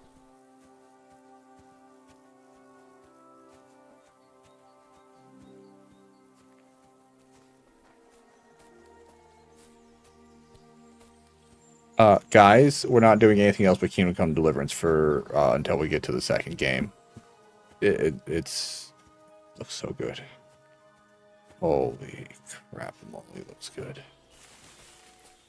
So the game can look pretty great while running really well. But as I hinted at the beginning of this video, a number of visual aspects in KCD2 do not scale as high as in other games. Beyond purely graphical things, there are a few legacy CryEngine idiosyncrasies that Warhorse has left in here that noticeably degrade the quality of the game's graphics. Like back in Crysis 3 in 2013, the plant physics and animations for plants found in the game run at a lower frame rate than the rest of the world. So if you're at 60 FPS, they'll run at 30, but with improper animation pacing, so they updates at uneven intervals. As you can see here looking at these plants on the ground, I think they look framey and awkward. Here I would really love an ultra high-end setting for plants to make their movement one-to-one with the real produced frame rate. Same with water interactions. This has been an issue in the engine since Crysis 2, and just like that game from 2011, water interaction only occurs at 30 FPS here, giving the water a framey look at times when things move around in it. Once again, I would love to have a higher quality option here where the... Let's be real, none of us give a shit, right? I mean, it looks good. At 30 FPS in KCD2 though are the cutscenes, which you will see when you lock the FPS down. So per default, if you play the game at 60 FPS, the real-time cutscenes run at half of that at 30. That's pretty normal. That was the first game did that. Warhorse chose to do this, but I imagine that they did so for consistency reasons with the game's numerous pre-rendered cutscenes, which are used to mask loading in the game's intro. Real-time cutscenes occur back-to-back with these often, and they are technically more visually consistent with them when they are locked to 30. I don't think it's always a great fit though. For one, the pre-rendered cutscenes tend to have frame pacing issues with bursts of uneven frame times, which in playback makes it look like the videos are dropping frames. This can also occasionally occur with real-time cutscenes that are using the default frame lock. They can have frame pacing issues. Here I wish Warhorse added an in-game option in the menu that would separately control the cutscene frame rate. By modding the game's pack files, as you can find online, you can unlock cutscene frame rates as you can see here, and side by side it's easy to notice that they run perfectly fine at arbitrary frame rates above 30. They look excellent at higher FPS. This is even true on low-end hardware like the Ryzen 5 3600 and RTX 4060, so it is eminently doable, and I hope Warhorse allows us to toggle this in-game in the future. Related to this, one thing I want to mention is that the game has some issues when downsampling or upsampling. Basically, if your game or desktop resolution is set differently than the display's native resolution, the game's frame rate cap breaks a bit. As you can see here, the desktop is set to 1080p, but the display has a max active signal of 4K. When this is the case, frame capping halves the frame rate. So using a 60 FPS cap in-game makes the game actually run at 30. Hopefully the devs can look at that. Getting over to graphical quality in and of itself, I think it's easy at times to see the areas where Kingdom Come Deliverance 2 does not scale as high as it potentially could. The most obvious area is in reflections and lighting precision. For reflections specifically, the game seems to leverage cube maps and screen space reflections, as foggy here in this title only applies to diffuse lighting, even though technically there is a version of it that applies to specular. So from what I I can't talk. From what I understand is it pretty much plays great at its settings, but if you want to improve it past the CryEngine's, I guess you would say, hang-ups that haven't been improved since the last game, you'd have to go into the setting, not the game settings, but you'd have to go into the file settings and edit a few of the flavor text there and change the codes out for, you know, unlocked frame rates. That's not too excuse me. That's not too much of an issue, to be honest with you. That's actually pretty easy. As you probably saw, it's a few clicks and a number change. That would help with frame rates significantly. But the game, I've already seen people play this game. It looks fantastic. But I do understand the want to play it at a modern frame rate and not have the frame drops in weird ways. The unfortunate fix for the plants is unfortunate that there's no fix for that yet, but could easily be fixed by the Warhorse Studios. You know, it would not be a problem for them to fix it, I'm assuming. So that this video came out when 9 days ago. So there might already be a patch to fix that, but maybe not. Even if there isn't, I don't spend a lot of time looking very close at, you know, I'm not zooming in like they were. Their job is to review the game's optimization, and they do a tech review on it. That's their job. I never heard anyone even look at the weeds that closely, unless they were doing herbalism and stuff like that, where you had to pick your own plants and stuff like that to make potions and stuff like that. So other than that, you probably wouldn't even notice. And when you're picking them, you're mostly just trying to get them fast as possible and get them to the apothecary so you can do some alchemy. So yeah, I don't think that's going to be an issue, and I'm pretty sure since Warhorse Studios has come out and it's been very successful, it's been selling a lot of copies from what I understand. I think they sold like 5 million or something like that, maybe more now, but they sold like 5 million copies already. So they're probably interested in optimizing the game further since it's making money. So I don't think that'll be a huge issue. 9 days have passed since this video, so it's highly likely that they're either working on stuff like that or it's already been fixed and the game looks fantastic even on lower CPUs and GPUs. You know? Lighting in CryEngine. As a result, sometimes things like metal or water can look out of place, either glowing strangely in comparison to the surrounding darkness or just poorly shaded, while the rougher surfaces nearby look a lot more natural. Due to the reliance on cube maps for specularity, I see less fabric clipping. Overly diffuse, with reflections missing on surfaces where you really should expect them.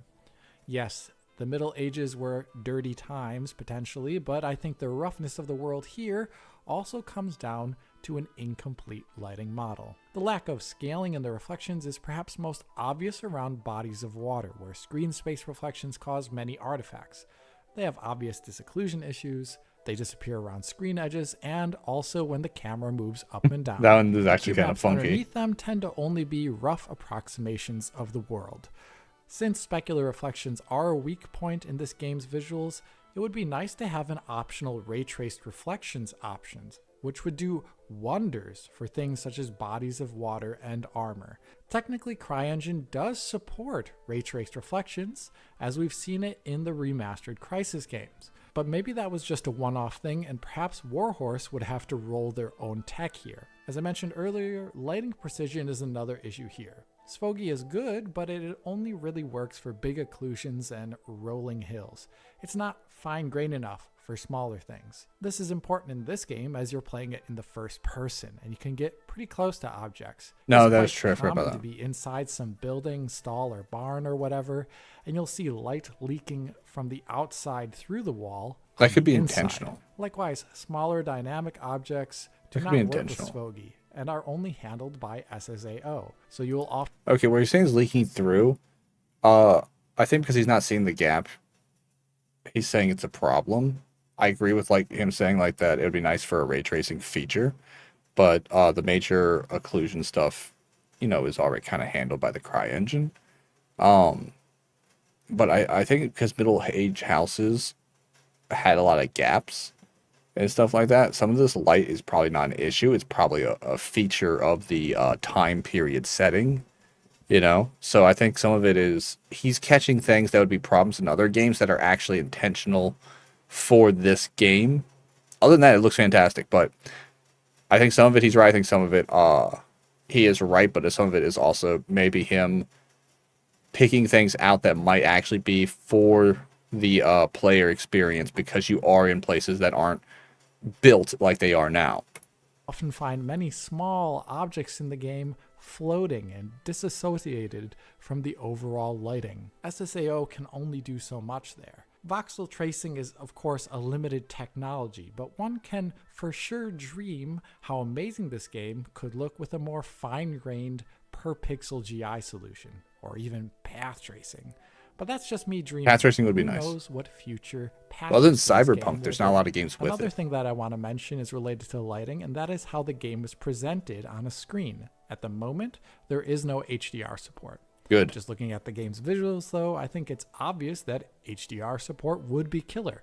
So let's hope the team can add that down the line.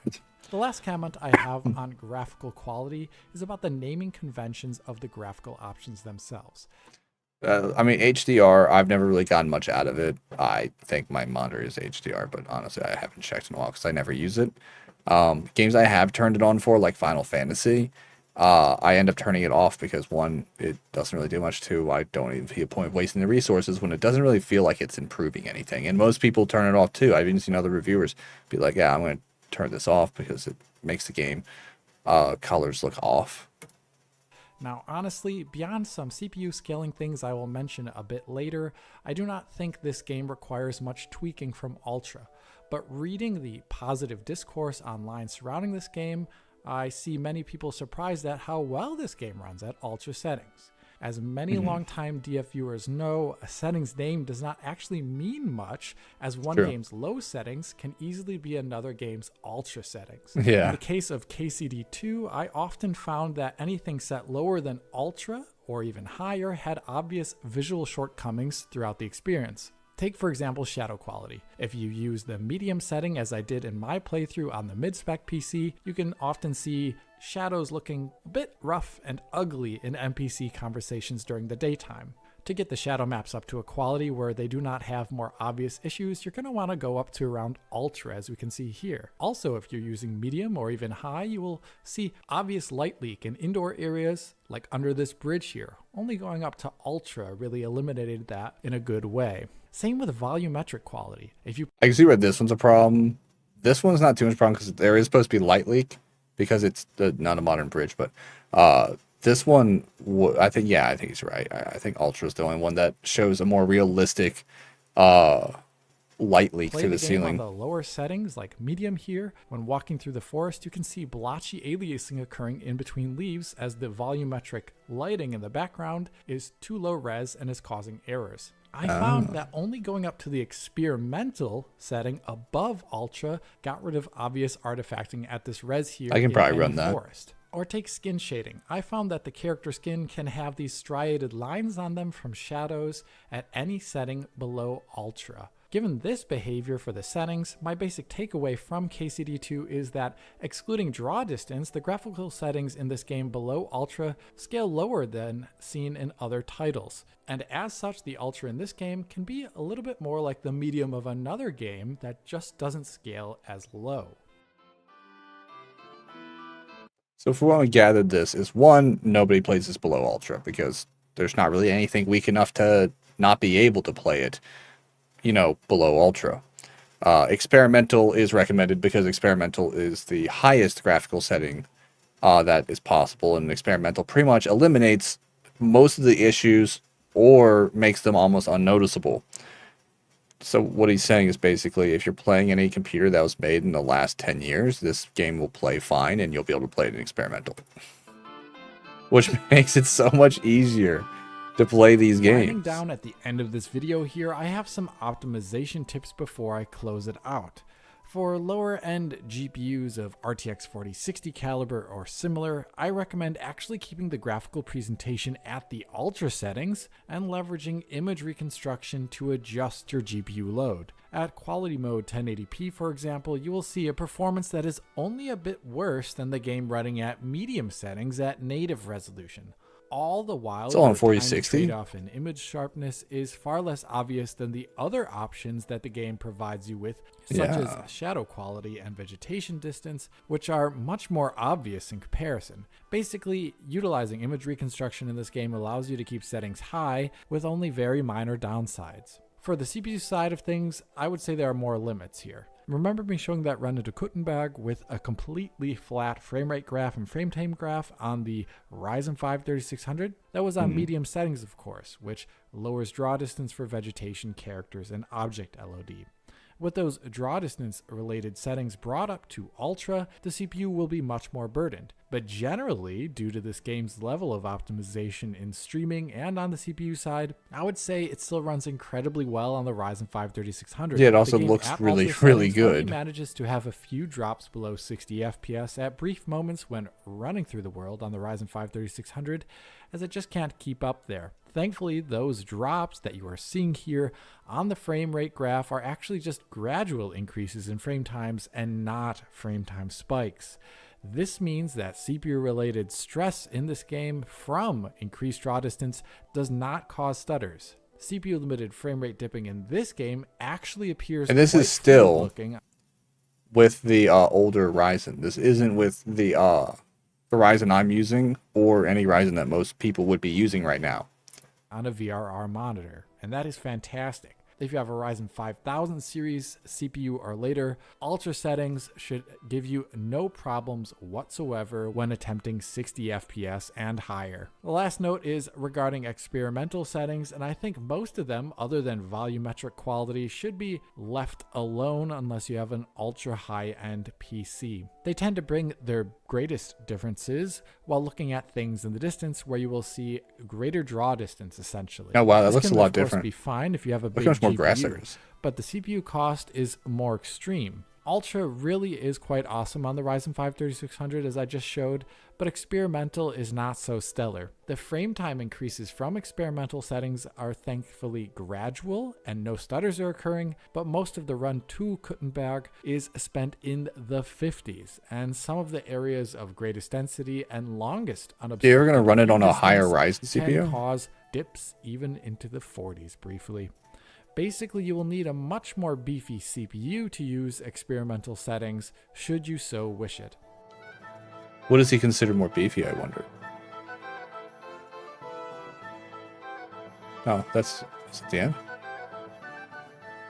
And that is really all I want to say about Kingdom Come Deliverance 2. Oh, I see. It is a very polished release that Warhorse Studios should be quite proud of. The game will be getting updates, I imagine, in the future, and I would find it awesome if the devs could maybe use some of those updates to increase graphical qualities in the areas. That's good news that I'm he already said highlighting. they were announcing But other even stuff. Without them doing that, I think most people will just have a blast playing this fun game. I think we could hit Anyway, experimental like, settings with subscribe, our ring the rig. bell, help us on Patreon. As always, this is Alex. Yeah. Oh. Bidding you farewell und auf Wiedersehen. I like when he does that. Anyway, yeah. We're pretty much done with stream. We're not gonna go much longer. We are gonna play Marvel Rivals until we hit the 6-hour mark at least. I'm gonna see if Cyber is even up, and I guess I'll get some good sleep so we don't stay up all night. And we'll be streaming tomorrow. We're supposed to be reading. I didn't get to work on the asset yet. We're supposed to be reading. But I'm really feeling Kingdom Come Delivers. But we'll probably read. I haven't decided yet. We'll see how I feel. We're probably going to read because I said we would. But, okay. So, Kingdom Come Deliverance. Oh, buddy. It looks fantastic. Absolutely fantastic. There's nothing really wrong with the game. Other than it doesn't have ray tracing. But it could. That's the thing, is it could soon. Which kind of makes me want to look at it on Steam real quick.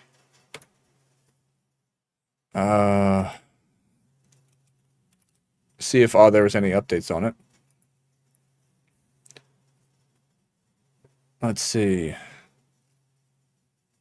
Very positive, blah, blah, blah. It's got the DLC. Is there a way to see, like, is there like a news tab? Because I know when I own a game, I have a news tab. But I don't know how to get to it. Maybe Community Hub. Community Hub. Artwork, discussion, screen wrap, news. Dev stream. It's still pretty, really, actually very new. So, they may have not announced anything yet. But he did say when he talked to them with interviews that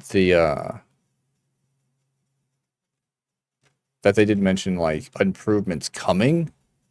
So that is kind of nice to know that there will be potential ray tracing and stuff like that coming, which will be, that's about next level game. That'll change a lot of stuff. And if they add path tracing, which I can't see happening honestly, because that's pretty complicated. I don't think CryEngine could even run it. He said it could. I don't think it can. I don't think they could do it successfully. I'll say that. The only game I've really seen was successful path tracing, and it took a lot of stuff to, hold on a second. It took a lot to, boop. I'm just making sure it doesn't dox me anything out here. Okay, yeah, we're looking at the spec sheet now. What was I saying? Oh yeah, path tracing, I've only really seen in Cyberpunk implemented correctly. It's in other games, I think, now, but I saw it in Cyberpunk. Path tracing is amazing. It's incredible. It makes the game look bonkers good. It basically looks like real life if Cyberpunk existed, which would be terrifying. But on the other hand, you had to have a high end, at the time, I think 4090s were the only thing that could run it. you know? And now that we have other GPUs coming out, they're getting more optimized. It'd probably be easier to run it, but I don't have a 4090. I think path tracing would be a waste on this game. It would be nice. It would fix a few minor occlusion errors and stuff like that that pop up, but experimental already fixes pretty much all that on its current settings. I think with ray tracing and stuff, the lighting issues wouldn't bother it as much, and that would have the threads would be able to pick up more on the what do they call their damn thing? The thing with the blocks and then does the cones. I forget the name of it. My brain's like, bleh. But anyway, I think it would pick up slack there, and the ray tracing is really the only thing this game needs to honestly hit perfection, like absolute perfection. Let's look at the spec sheet real quick. I want to see what he means by beefier CPU. Because apparently CPU is what we're looking for here. It does not give a fuck about your GPU at all. Like, not even a little bit. Oh, shit. Okay. This is interesting. Check this out. Best Ultra. Let's ignore all this. The best Ultra settings from 1440p to 2160p, 30 to 60 frames, either one, is an AMD Ryzen 7 7800 X3D. That's the one I run. 32 gigs of RAM. That's what I have. NVIDIA GeForce RTX 4080. That's one step above me. I have a 4070 Ti, so it's overclocked a little bit more. It'll probably still run best Ultra. If not, it might have to turn down something, which I think he said not occlusion, what was it? Ambient lighting is kind of like a wasted setting. You put it on low. So if I put that on low, I can probably save enough resources to run it on best Ultra. If not, we can run it all high and just alter the settings that are going to matter, like lighting and stuff like that. And Windows 10 or newer, which I use Windows 10 because I don't want to upgrade. It's only 100 gigabytes too. That's also surprising. But yeah, that's on our throne currently right now as well, if anyone's interested in helping us out and getting the second game. We still have the first game to beat, where I have no idea how... I honestly don't know how much it... What was I saying? I don't know how much left we have of Kingdom Come Deliverance. We've been doing a lot of side questing on it because it's just really good. But, yeah. That's about it, guys. We're going to go ahead and switch over, and I'm going to use the bathroom and make some tea. Or put some more tea in my cup. Let me get that started, and let me message Cyber and let him know I'm getting on finally, you know, super early, not late at all. It's not like we only have 30 minutes left in the damn stream. We might go just a touch longer just so we'll play like a full hour. This was supposed to be a it was supposed to be a stream about Marvel Rivals, playing it, not doing anything else, playing Marvel Rivals, and then doing I won't even bother changing the category until we actually change category. So let me message Cyber real quick. If I can find his name. There he is.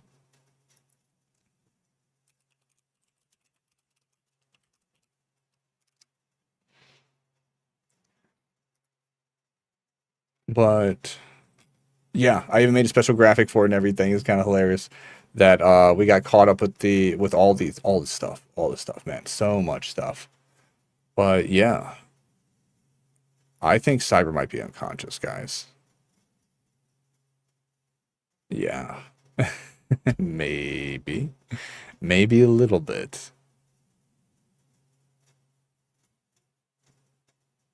All right, we'll give him some time. I'm gonna use the bathroom. I'll be right back. I'm gonna make some tea, not at the same time, obviously. And you guys just get comfy.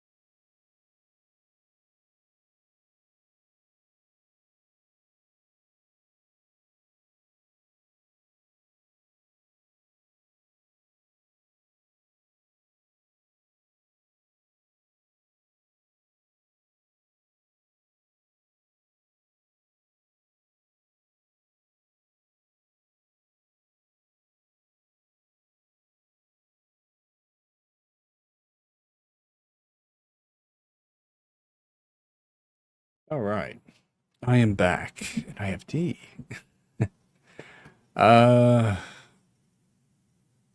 Decisions. Maybe with some music.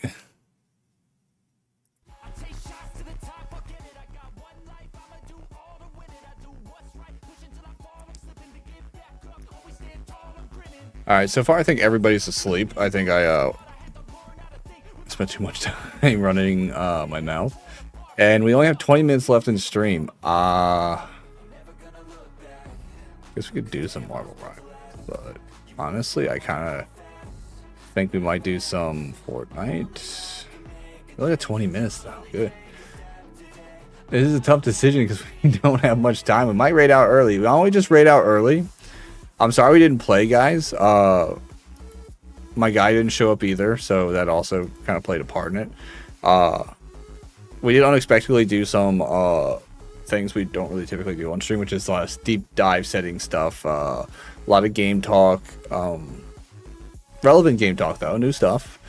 Yeah, I think we'll raid out early, get some extra rest, do the goods. There's no point playing the last 20 minutes here of stream since Cyber, who was supposed to play with me today, I think he might just be tired, you know. Everybody else is pretty much asleep. Yeah, I think we're gonna just call it. Let's go ahead and find a lovely person to raid out to. And by the way, mentioning raids, these are our raid messages. If anyone's interested, if you're over on X, if you're over on YouTube, whichever platform of your choice you go with, feel free to hop over onto Twitch, and we'll take care of you. We'll send you over to the next place. If not, I will see y'all next time I stream. I do multi-stream on all those platforms. There's Black Cat playing. We raided Black Cat last time. Maybe we'll see if there's someone else. I see people playing Monster Hunter Wild. So it seems like they might have done the update. Or there might be an update that fixed what we were talking about earlier. Like I said, we're running on limited information here. Because to get access to this, you either have to literally have someone willing to walk you through the stuff who owns the game, or you have to literally own the game yourself, and it's like expensive. I'm looking through. I see people playing Fortnite too.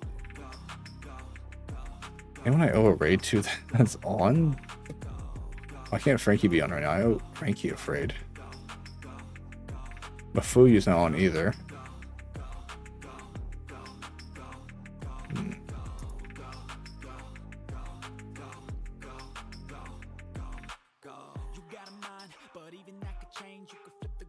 Sorry, I'm still looking, guys.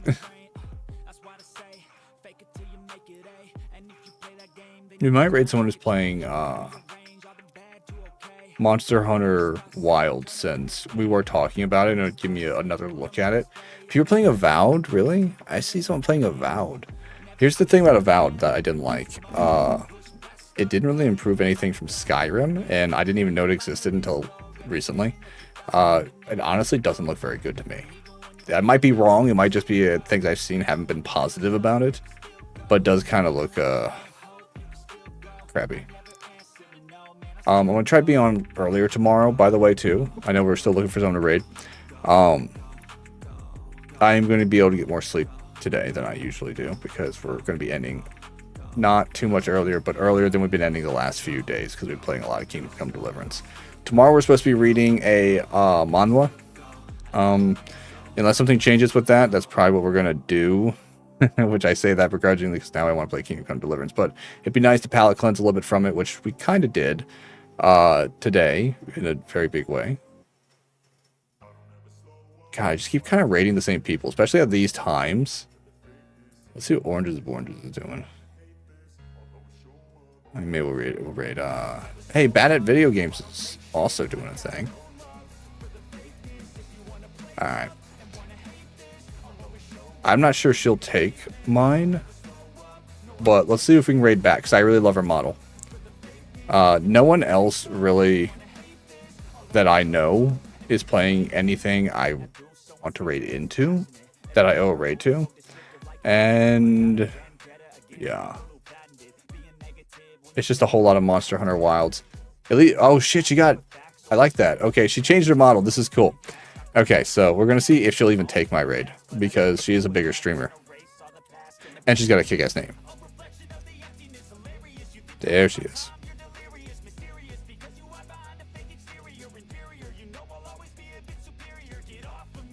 Oh shit, she will. Sweet. Okay, guys, once again, if you're over on X or YouTube and you want to join us for the raid, feel free. I'm going to drop the raid messages one more time. First one's for our free users, Sky Rave emotes. Second one is our Lickies emotes for our lovely subscribers. Thanks for keeping the lights on, guys. I'll drop my Throne link one last time if you want to help support me that way. There's Throne. It should be Throne. Didn't work. Did I forgot I spelled Throne wrong. Throne. There. Did it. Got it. Sweet. All right, guys. I'll see you later. Good night. Goodbye. And yeah, other stuff. See ya. Bye. Oh, I missed the button. Fuck.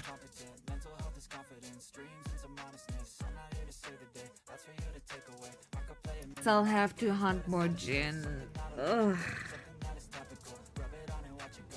It's really no better, please. Any, haha. I can go for 2